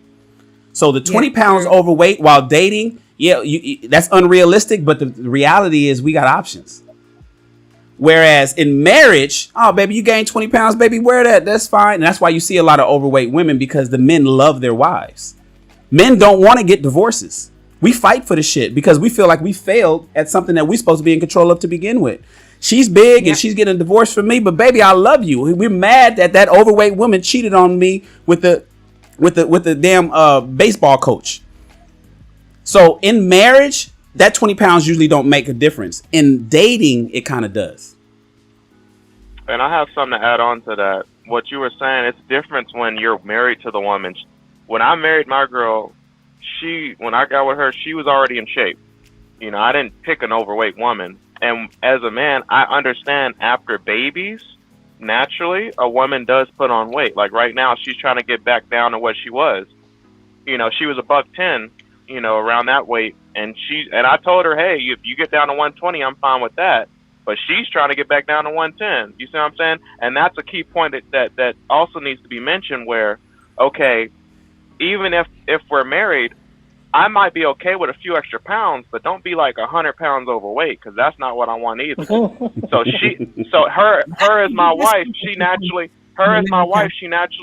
knows that, therefore she wants to keep me happy and pleased, so she's trying to get back down to her natural weight. Even though I told her, hey, you know, I'm fine with 120, you know, because I'm reasonable, you know? Yeah.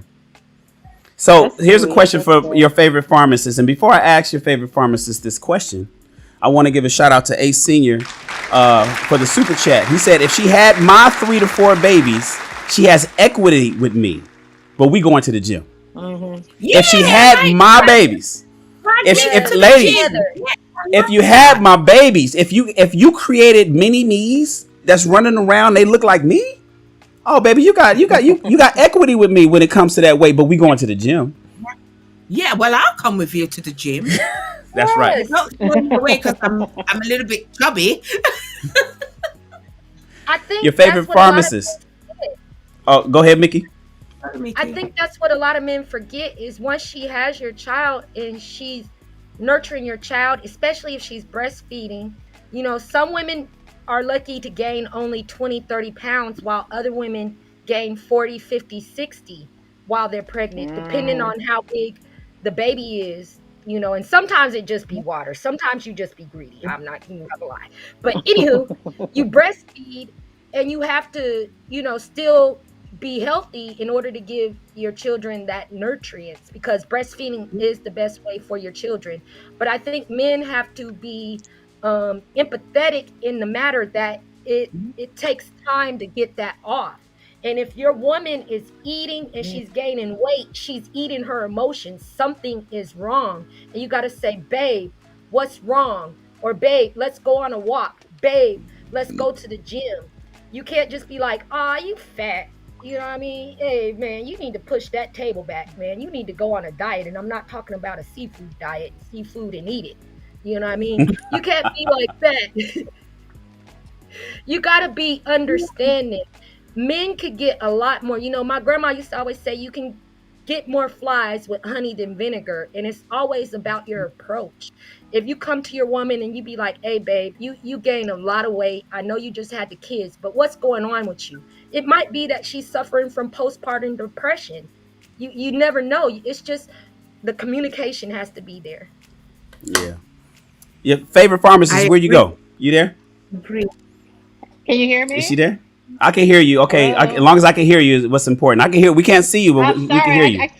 I know. I don't know what happened. It blinked out. Can you add me back in, or is this it's too late? Or No, what's going on? I'm not sure. It looked like you turned your camera off or you changed your camera. Did you hit? Let me see. I didn't mean to. It missing take me to. I'm sorry. I don't know how. It's not letting me show back up. So. Okay. Well, hold on. Hold on 1 second. I just want to give a shout out to Ace Senior for giving us a super chat. Oh no, we already said his. I'm sorry. I'm tripping. I want to give a shout out to the Roger Report for giving us a super chat. He says women have babies with men that don't or barely work by choice.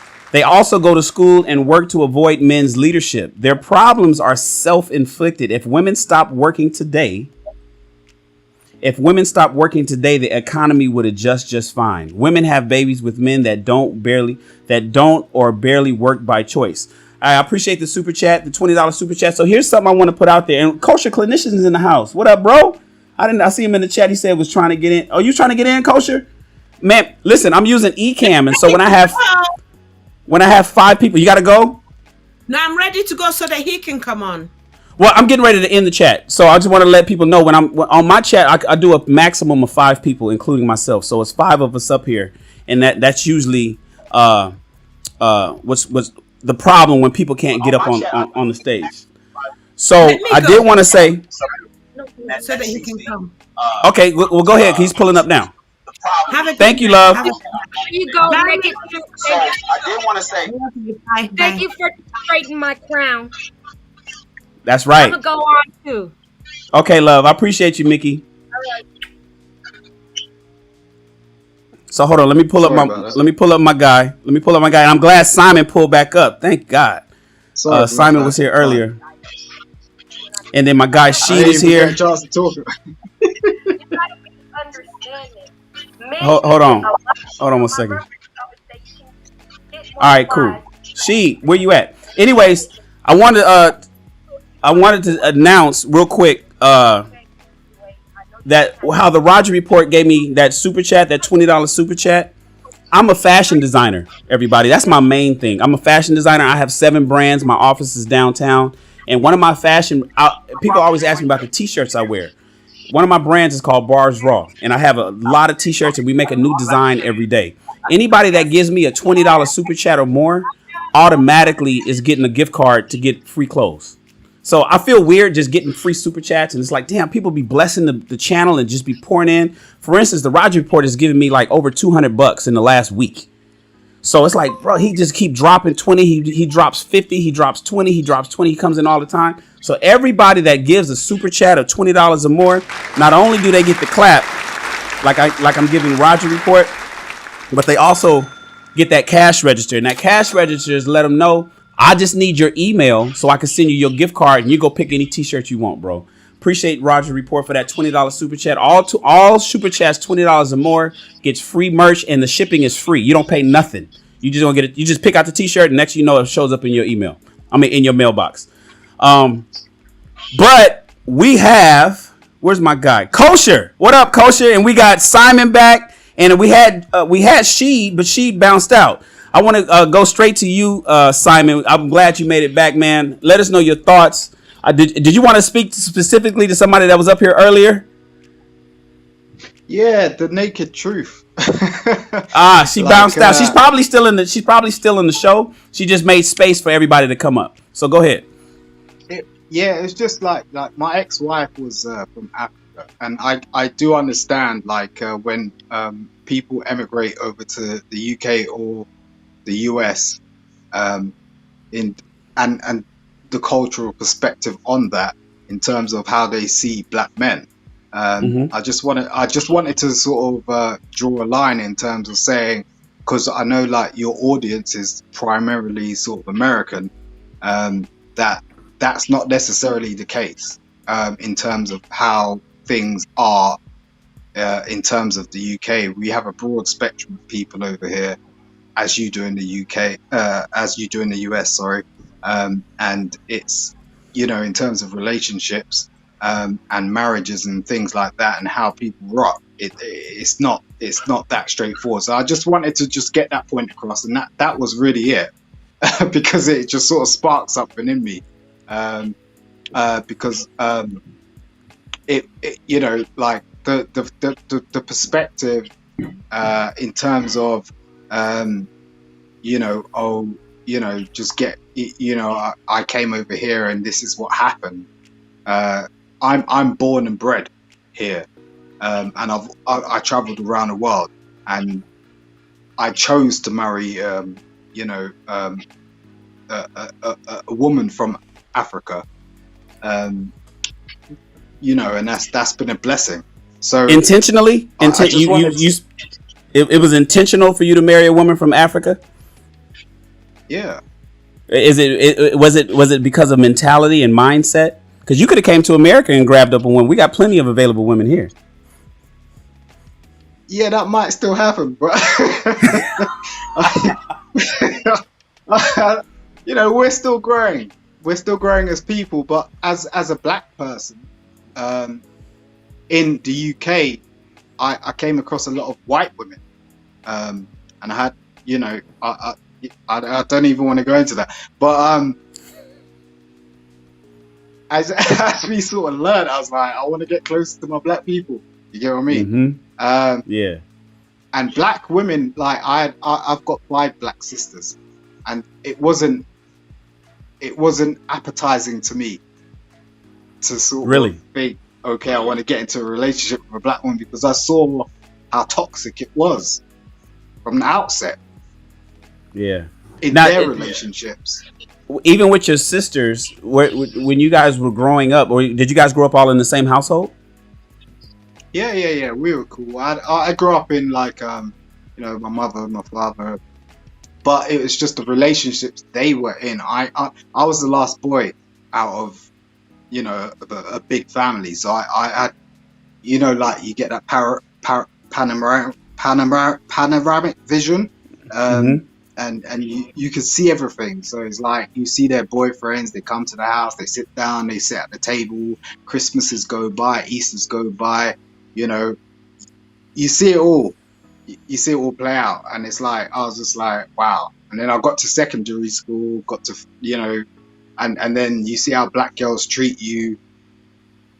And it was just like, I don't know, I was rubbing my chin.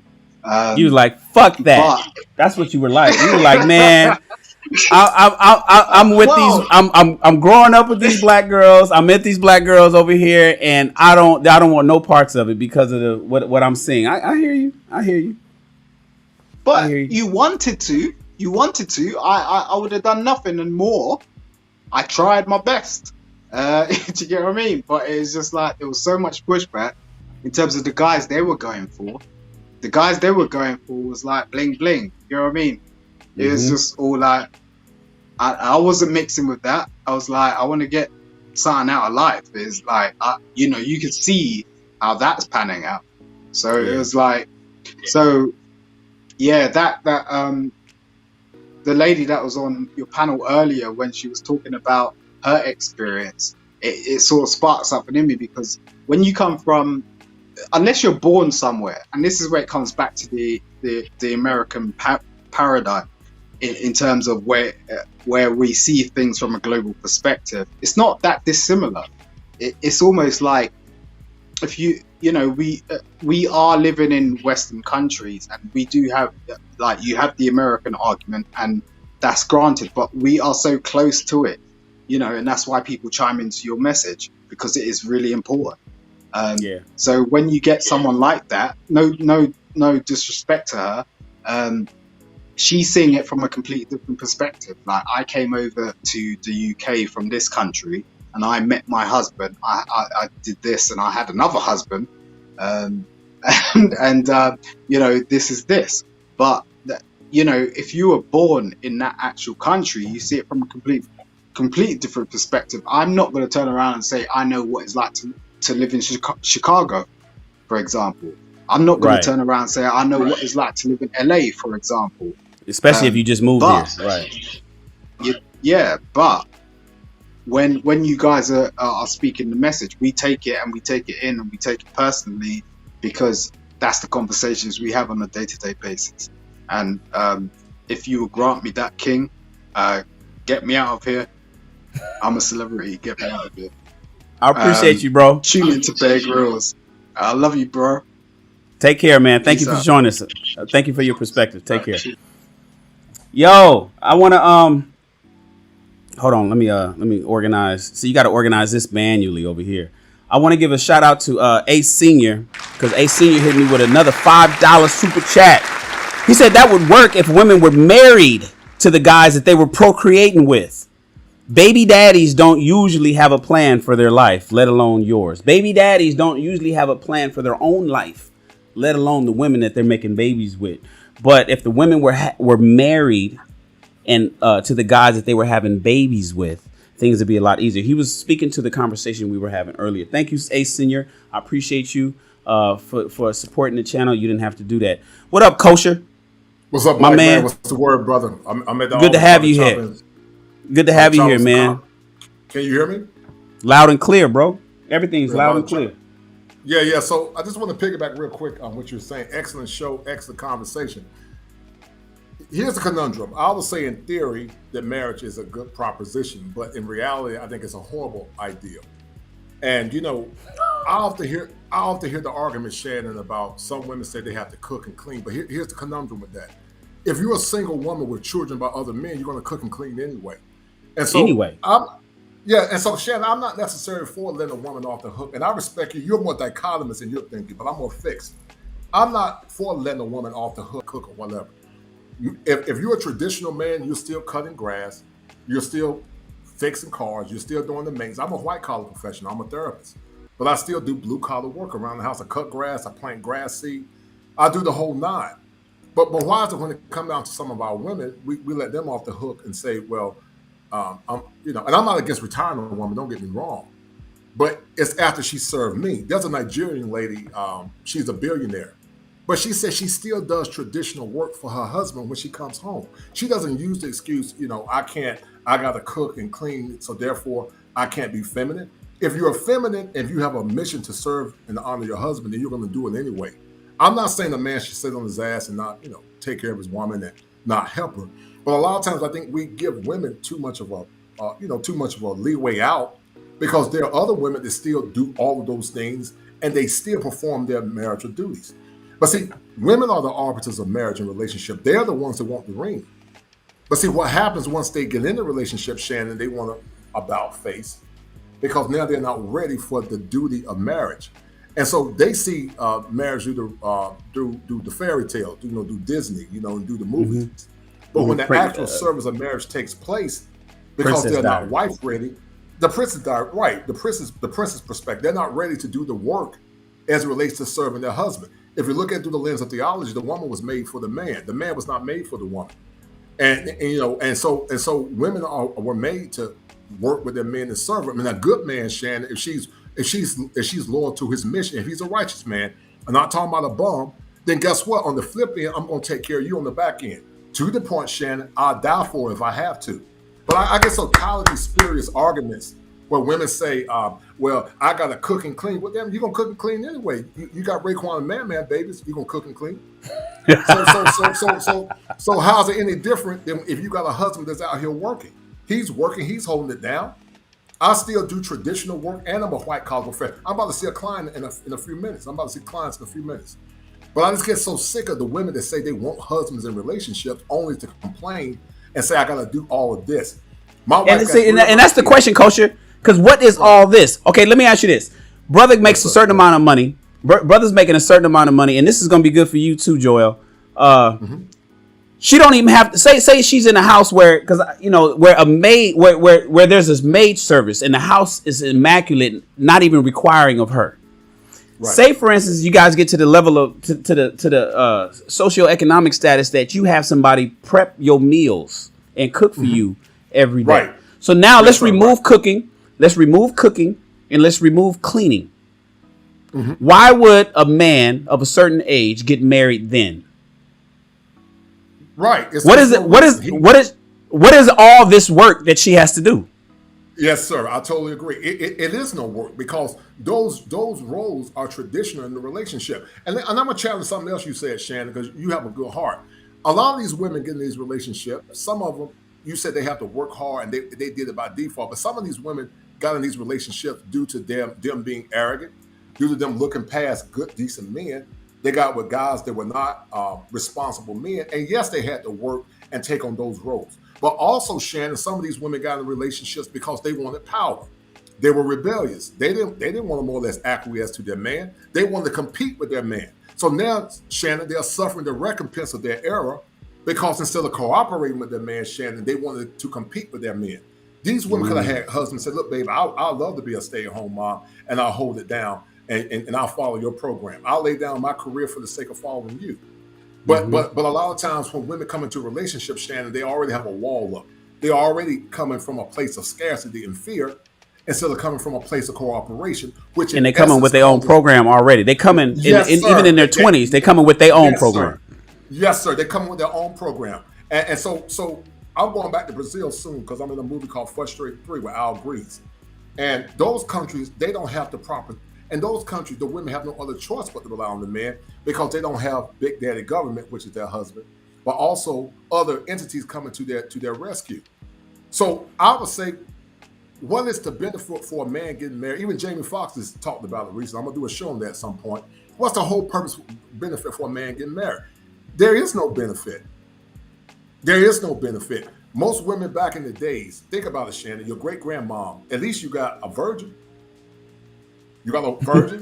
9 times out of 10, you got a woman that have kids by other men. And then on top of that, you got a woman that have a lot of fun. That was the proper exchange between men and women back then. I'm going to give you provision, protection, and love. What you're going to give me is cooperation, a fresh body, and not another man's kids. But a lot of modern women now, Shannon, have what's called taxation without representation. They expect us to still adhere to those old archetypes while they're remaining modern, but still expecting those archetypes. And so what men are saying, they have money and status like you, you're a high value man. Man, you'll be a god in another country. You 6'2", you got chocolate skin like me. You're a god in another country. You go to Brazil or foreign countries, man, women will die to be with a man like you. And because they have been conditioned to be wives, they don't have a problem with serving you. It just comes natural to them. They love to serve their man. You should never have to broker in a relationship with a woman. If she's coming to be your queen, then she needs to follow your rules and your expectations. On the flip side, you love her, you take care of her, and you die for her if you have to. But at the end of the day, it's your responsibility to be a man. There is no brokering. Here's my program. If you no negotiations. Right, no negotiation. Here's the program. Here's the contract that you want to be part of. And she said, no, okay, fine, bye, you can go. It's literally that simple. Because, Frederick said it better than I could say it. We talked about it last night. That power never conceded to anything without a struggle. It never have and it never will. And there's too much jousting for power, Shannon, in these relationships. There's too many men giving chicks leeway. Listen, let me tell you something. When I was in Brazil, there were women that had kids, Shannon, but their stomachs were flat. They didn't use kids as an excuse. And I understand that the culture, the food is a little cleaner there, but they didn't use children as an excuse. Do I get it that women gain weight after babies? Yes. I've been married for going on 26 years. My wife breastfed and lost the majority of her weight. She put on a couple of pounds. I said, look, baby, you got to drop a few. But overall, she still looks pretty good. But see, Shannon, it got to be a will and a desire. What happens to a lot of women once they get married? They get very complacent. They start, and some of the men get complacent too. Some of the men get fat, and let themselves go as well. Yeah, but women, but they know they got the law to their side. They know it's almost like children that know they got 911. So if you hit me, I'll call the police. Right. Women know that they got the law on their side. Right. So becoming complacent, there's no retributions for becoming complacent. Go ahead though, Kosher. And so they complain about cooking and cleaning and all that, but here's the caveat.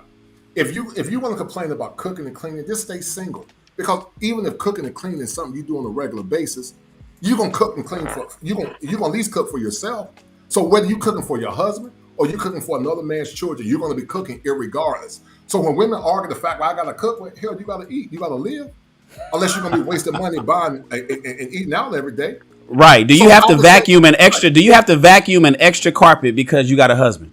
No. Exactly. You vacuum in the same carpet that you would have vacuumed single. Right, exactly. So they equate cooking a meal to labor. It's just part of life. It's part of duty. But if you see that as labor, then just stay single. Because I tell mine all the time, listen, we're gonna do one or two things. If I'm gonna cut grass, pay for all the maintenance for the cars, wash the cars, kill the rabbits and the snakes and the birds and the chickens and the squirrels, put my life on the line. Because at 24 hours, Shannon, we're men, we're bodyguards. We expect at any point to give our lives for our wives. Correct me if I'm wrong. Yeah, so when she's complaining about cooking, if she's complaining about cooking every day, so what? At any point, I'm expected to die for you. That's the least you can do for me is cook me a meal. And I'm not asking you to cook every day. But see, in other countries, Shannon, it's just if you decide to cook for your wife in another country, she gets angry. She tells you to get out of the kitchen. She don't want you to cook. That's why when men travel abroad, they have a conniption because they're not used to getting that kind of treatment. In America, most women equate cooking for a man as being a slave. So I say to the man, then what in the hell is the man then? If he's got to be a bodyguard, is that not equivalent to being a slave? So I tell men, listen, if she want to be part of your program, fine, but don't argue with her. Just keep it moving. Say, I got you, boo. We're going to keep it moving. Because in clinical therapy, in clinical therapy, Shannon, and behavioral modification, the more you defer power, the less she respects you as a man. And I agree with you 100%. I don't believe in no partnership. Partnership is based on the egalitarian construct. You're not my partner, you're my wife. Right. I don't believe in that partner stuff. You're not my partner, you're my wife. And so either you're going to be my partner or else. But see, a lot of times, Shannon, when they say partner, that's based on liberal teaching and liberal ideologies. I went to Carolina. Carolina is very liberal. But Carolina didn't change me. I didn't exclude it. It changed me. Tar Heel Nation, baby, no doubt. The school didn't change me. I got my master's from UNC. I love the school, but when I went to college and they say partner, I said, what the hell is a partner? In my mind, I thought, I'm used to husband and wife because I'm traditional. My parents been married for over 50 years. But what's happening now is too many men are conceding power for the sake of a woman, when in essence, the man is more of the prize anyway, because guess what? If every man got married today, Shannon, there'd still be 2 million women left without a husband. 2 million black women. Exactly. So why are you conceding your power when you really have all the power? You don't know how much power that you have. Well, they don't. Yeah, they don't know it. They don't know it. Remember, I was a blue pill simp. I was a simp like a motherfucker. 15, 20 years ago. Right. I understand. I had to wake up to a lot of this shit. Right. So, real quick, I want to give a shout out to A Senior, because A Senior came in here dropping bread. A Senior said he marries to lock down his prize and elevate his brand. A man of power doesn't lock down a basic broad, but an upscale feminine woman that adores him. Kings and potential queens were never in high numbers. So yeah, he 100% Ace. Appreciate you, bro. Appreciate the super chat. And then we got another super chat from Constructive Consultant. This is his second one. He's saying that thanks, Elder Kosher Clinician. Thanks, Elder Kosher Clinician. You said it all. A man seeks wisdom from a multitude of counselors. From a subscriber of yours, Kosher. A subscriber of yours, signed a young bro. Thank you, young brother. Thank you. Right. And I do that, man, because I get so sick of men conceding power. Men are getting a lot less, no doubt. Thank you, brother. I appreciate that. We're getting less now with higher expectations. But when you go to other countries and travel abroad, like the sister said from Nigeria, it's common for men to have multiple women. I'm not saying I'm for polygamy, by the way. I'm not saying that. But what I'm saying, those women understand the importance of a man. And you made another good point, Shannon, what you were trying to say. I shared this same sentiment with my wife a couple of days ago when I was talking about keeping your weight under. I said, I'm not a beauty symbol. You are a beauty symbol. I'm not saying a man should be fat and frumpy. You talked about the fat, frumpy guy a couple of days ago. I'm not saying a man should be fat and frumpy, but men are not beauty icons. Women are. The currency exchange for a man is beauty, youthfulness, chasteness. That's why older men tend to like younger women, because you expect your wife to still look as pretty as she did when you first married. We know she ain't gonna be as fine as she was when you first married her, but you want her to be as close to possible as being as pretty as she was that day you put that ring on her finger. But when she let herself go and then she said, well, you got big too. Well, we're not talking, listen, don't worry about me. You just need to focus on follow my program. It ain't about me, right? Because men are not beauty icons. We're not beauty icons. The woman is a beauty icon. That's why men with money go for younger women. That's why when you travel abroad, it's nothing for younger women to be with older men. Like in Colombia, it's not for a 50-year-old man. You 49, I'm 50. It's not for a 28-year-old woman to want to rock with an older man, because a man is a status symbol. He symbolizes power. If a man eat healthy, work out, and take care of himself, we can have babies on up to 80 if we take care of ourselves. We can have babies up to 85 if we take care of ourselves, because the man symbolizes power. And so I get so sick of all these extraneous standards and people complaining about cooking. Either you're wife ready or you're not wife ready. If you're not wife ready, focus on being wife ready so you can get a worthy man. But to the women that are complaining about cooking, like I said earlier, even if you were to get married, 2 million women still gonna be single. So you're gonna share anyway. At some point, you're gonna have to share, or you're gonna be single. It's literally that simple. You're gonna share one or the other. One or the other. One or the other, right. You're gonna share. And the truth is this, a masculine man is not gonna tolerate that anyway. Either you're gonna come in and follow the program, or you can go. It's that simple. It's not personal. I wish you well. I'm not mad at you, but it's my program. It's my kingdom. I'm bringing you into my kingdom. And so if you're going to be in my kingdom, you got to follow the rules of my kingdom. Don't get it twisted. I'm not saying I'm a tyrant. I love you and treat you well. I die for you. I treat you like a queen as long as you follow my program. But it comes with a price. And too many times, Shannon, men think just because he's getting some vagina, then that's a compliment. It's not a compliment, because sex is symmetrical. It's a mutual benefit unless he got a micro penis. If he got a micro penis and erectile dysfunction, that's one thing. But if he's laying that wood good and her toes are curling, it's a mutual exchange. So after the sex, what else are you giving me? Well, think about it. What else is she giving you, Shannon, after the sex? What else is she giving you? You know, nothing. Yeah, nothing. But a headache. Nothing. But a headache a lot of time. So what's happening there, Shannon? A lot of guys, it's not that they don't want to be married. They want to be married. I think marriage, in theory, is a beautiful thing. In theory, I think marriage is beautiful. But in operation, it's too much of a risk. Too much jousting for power. Too much of a headache.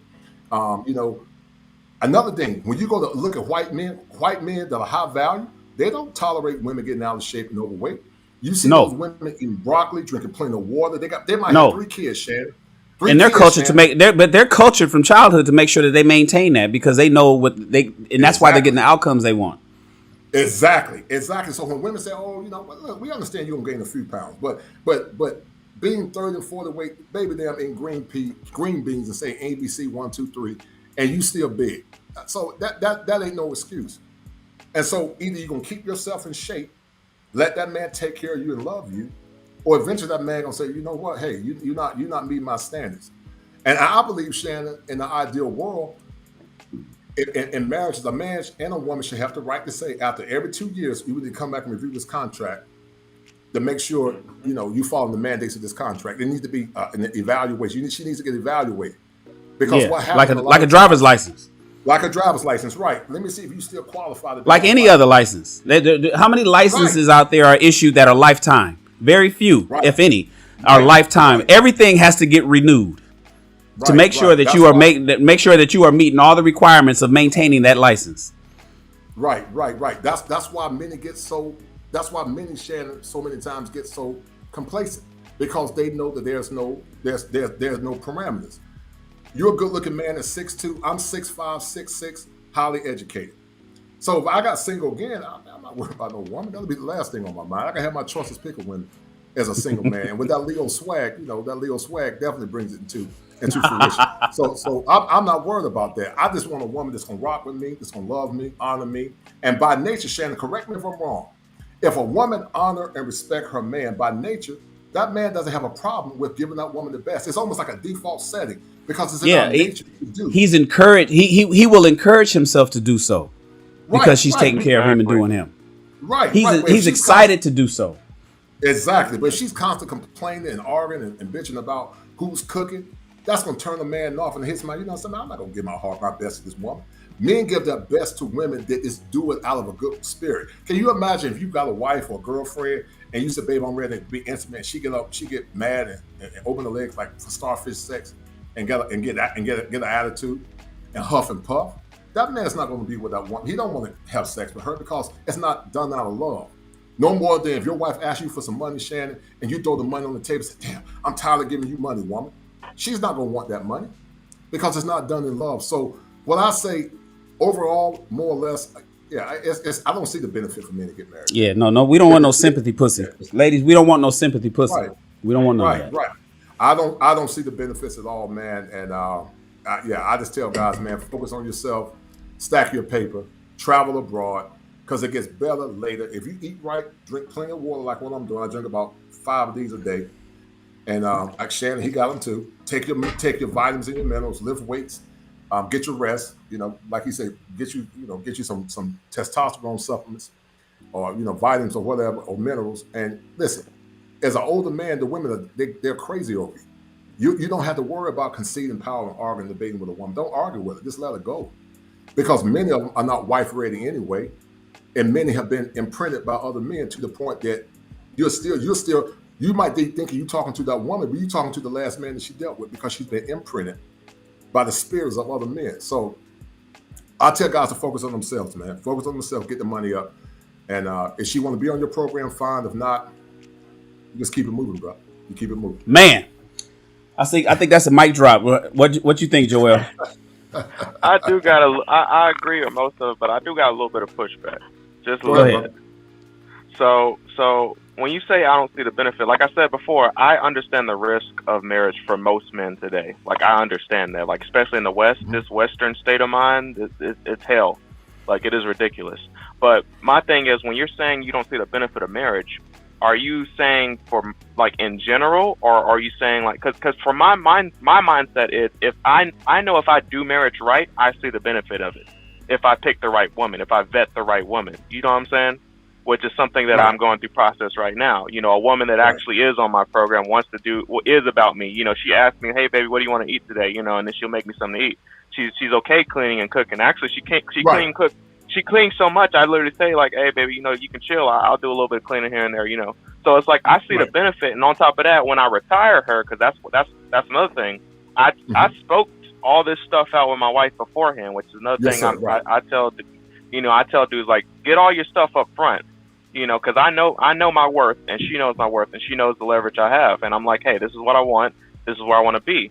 So when I plan on retiring her, I also plan on, you know, getting her some skills. You know, she can go she's already a therapist. Hey, why don't you go get your massage therapy thing? So now, guess what? Now I got a massage therapist at home. Hey, why don't you go get this kind of skill? You see what I'm saying? So like similar to Anton's wife, where she does all that stuff for him as well. Like I plan on making my wife an asset as well while I retire her. And when she's at home, she's gonna continue to do stuff at home on my behalf. You know? Right. But here's the caveat. Here's the caveat, young brother. If she's serving you, if you have a prenup in place, a postnup in place, then perhaps, I'm just saying in general, based on the collided landscape, there really is no benefit for a man to get married. Am I against marriage? No. Do I believe in marriage? Yes. I've been married for 26 years, so I'm not against it. I'm just saying the way the laws are, the way that things are shaped in this current milieu of society, what is the benefit, man? The courts are not in favor with you, brother. It doesn't favor you. You're not getting, most women are not wife ready. And if you sound like you got a gem, the wife you sound like you have, she sounds like a gem. So you take care of her. But here's the difference. If you're doing everything you're supposed to do, one of the things that men do is that we're so used to serving that we still want to serve our wives. But if you're doing your traditional man duty, let your wife keep doing her traditional wifey duties. Because in other countries, the women don't want their men cooking. They love serving their men. A woman actually respects you more if you allow her to serve you because she's conditioned to serve. And if a woman allows a man to be a man, then that man doesn't mind giving her the best as well. I'm not against marriage. I believe in marriage. But I'm saying under the current conditions, the way the courts are to men, there really is no benefit. I don't see the benefit. You tell me, look at the odds. Let's do the raw math. Based on the math, with 80 to 90% of marriages initiated by women, 90% by educated women, you got an opportunity to have everything you work hard for. The courts are not fair to men. My point is, there's no benefit unless you. And she might wake up, and what happens also, Joel, it could be a lot of men are blindsided by the divorces. Right. You'll wake up, you'll go to work, you'll be in that truck driving and thinking everything is going totally fine. You don't detect no cheating, you don't detect no financial issues, you don't detect shit. Everything is going one day, oftentimes, and I'm not saying that this is going to be your girl, and I pray that it won't be, and I think that you have the gift of discernment to make sure you pick the right one. But oftentimes, women will wake up one day and say, I don't want to be here, and there's nothing you can do. In California, it's a no-fault state. No fault state, right. It's just like, what the fuck you mean we get a divorce? I just don't want to be here. And it's like, what are you talking about? We also got to admit that a lot of men today are raised to be simps. So they assume that they're not going to be the one where their wife does that to them. You know, they assume their wife is innocent and all this other good stuff. And also, when it comes to the divorce thing, we also have to realize a lot of these guys, they opt not to get prenups and stuff. I mean, even in the red pill community, they're literally saying a prenup doesn't work. When you have the lead attorney literally saying 98% of the time it literally works, and when it doesn't work, it's because it wasn't properly done. So it's like there is a bit of misinformation, and there are ways to kind of adjust for the risk.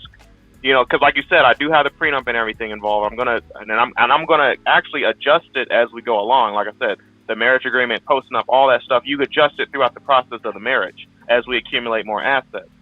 But it's just like one of those things where it's like most of these cases, these guys, for one, they don't have the proper social skills. I can pick up on the slightest change in her demeanor and everything. I'm fairly good with EQ. I understand, when it comes to the social side of things. Most guys, they don't. Like they just assume home is good.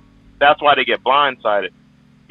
But there is that part of it where I understand a lot of guys, they just don't take the proper avenues to learn how to properly manage it. And Mr. Shannon, like you say, when you work your way up to get to that top 20% of men, right, you should have the most leverage to get to get the absolute best women.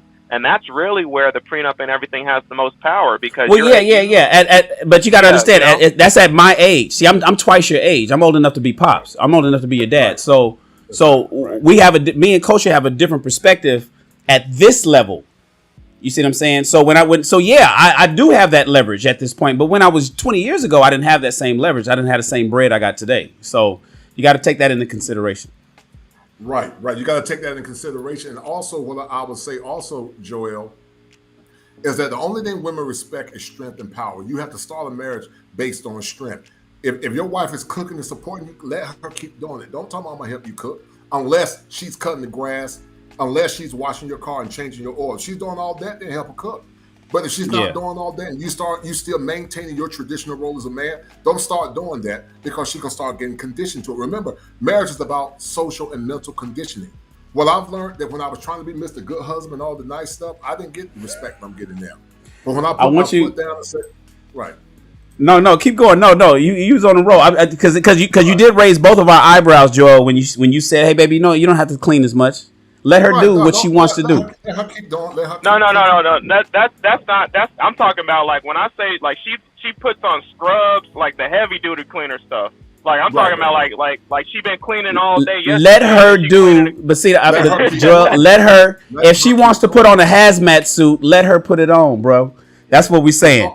If she don't dial her servitude back to you. Don't dial her Don't dial that back. Let her be, because that's her naturally. And if she wants to put on a hazmat suit and extra gloves and rain boots just to fucking clean out the bathroom sink, then so be it. Say, baby, I appreciate what you're doing. I've never met a woman that cleans as good as you. This is going to be a wonderful thing for you to be doing. When you start dialing that back, you start jumping into a side of you that's going to actually kick you in the ass 10 years from now. You don't want to do that. That's all we're saying.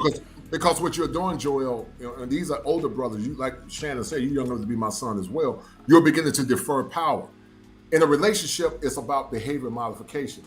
It's in a homeostasis relationship or equilibrium, the woman benefits and you benefit. But when you start deferring power, you're giving power like on an unconscious level.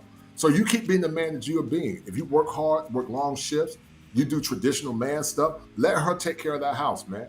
Because in other cultures, that woman will look at you crazy and say, look, no, baby, I got this. And I'm going to tell you something, Shannon. When men travel abroad, the women treat them so well. They treat them so well, Shannon, that when they cook for them and wash clothes and stuff, the men don't know how to act. Because American men are treated so bad that, they don't know what to do with a woman that's cooking for them and showing them culture shock.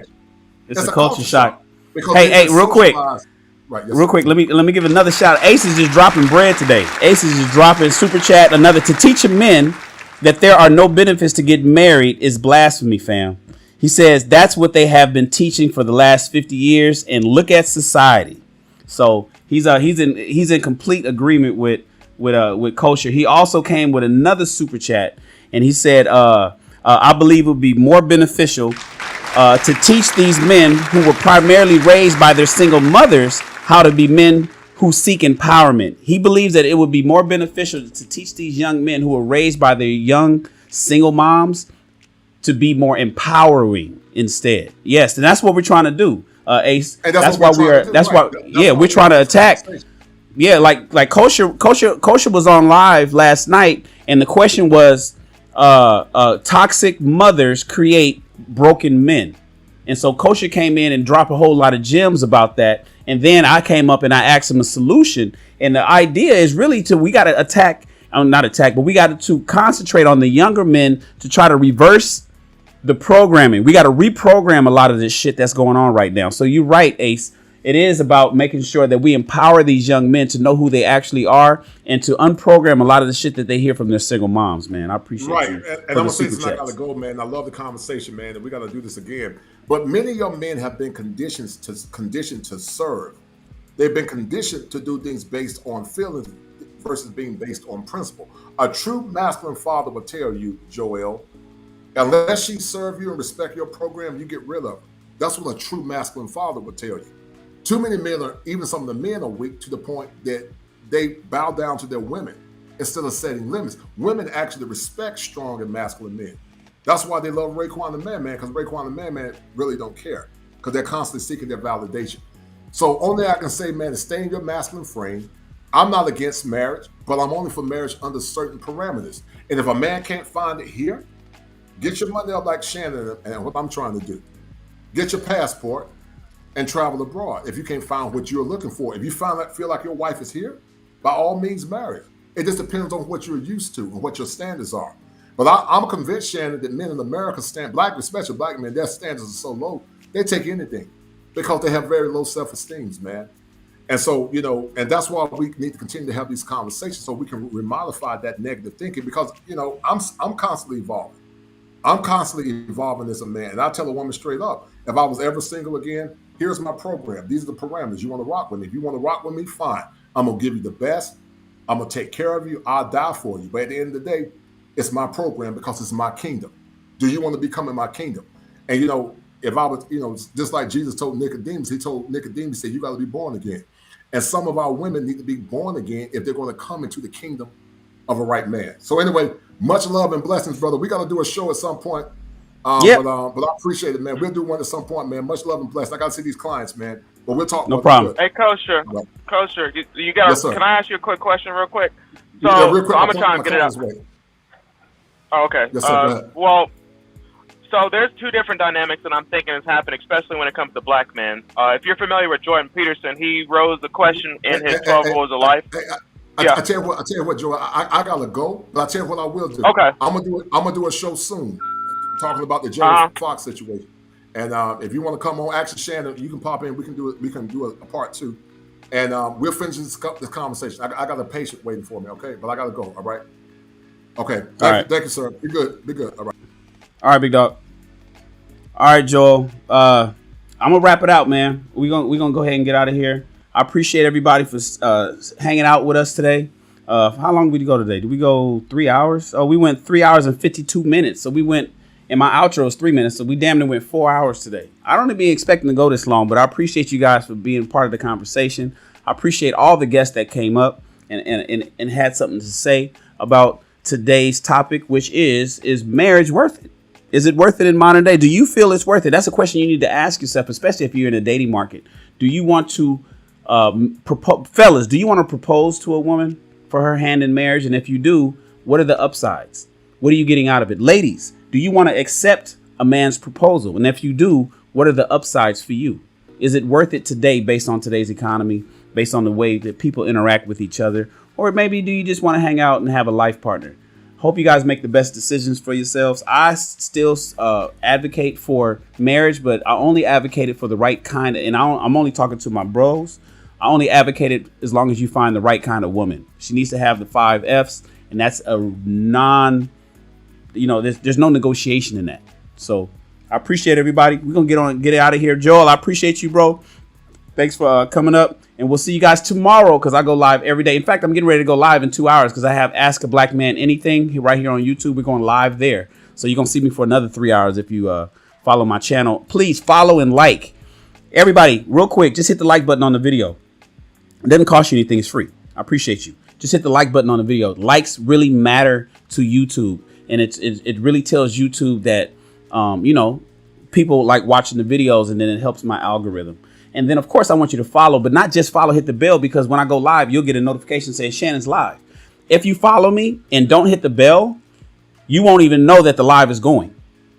You won't even know. You'll be like, oh, shit, Shannon went live and I wanted to get on it. That's a good topic. And I wanted to jump on. I couldn't because you didn't hit the bell. So when you follow me, hit the bell if you really like this content. I appreciate you guys. You have a wonderful, wonderful evening. And I'll see you either in a couple hours at my Ask a Black Man Anything channel, or I'll see you right here again tomorrow when we talk about some more spicy stuff. Talk to you guys. Love you. Bye.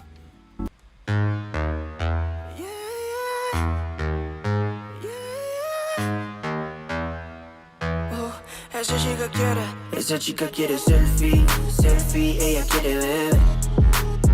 Pa' que el CP se dé cuenta que aquí perdió esa mujer. Lo que quiere es enloquecer, ser la mujer que él quería ver. Esa chica quiere selfie, selfie, que yo parezca en él.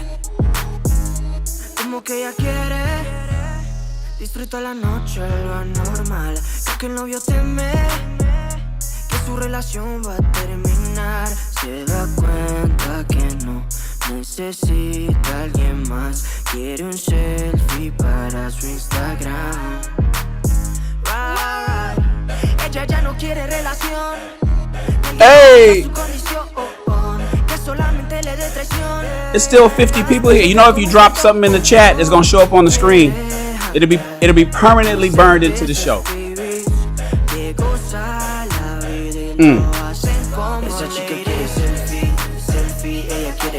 I love this song. How many people speak Spanish?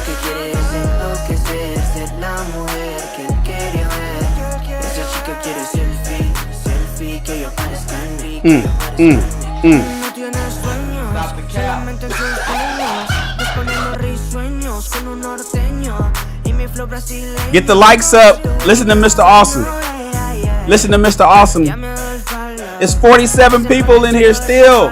Hit the like button. I can't wait till we get to 4,700.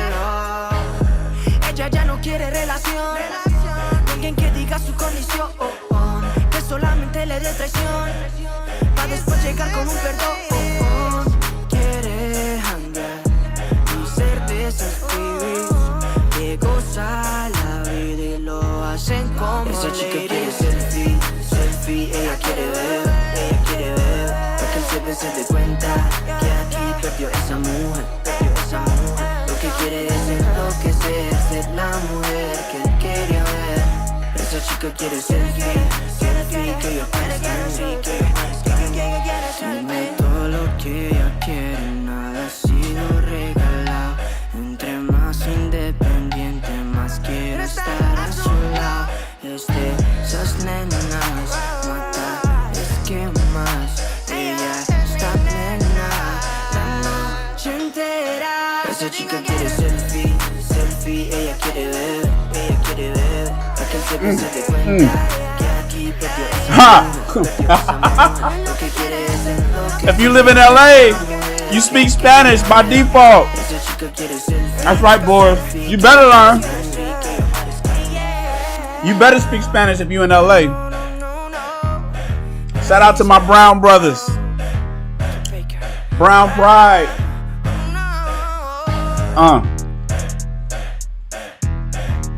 Appreciate you guys. And we out.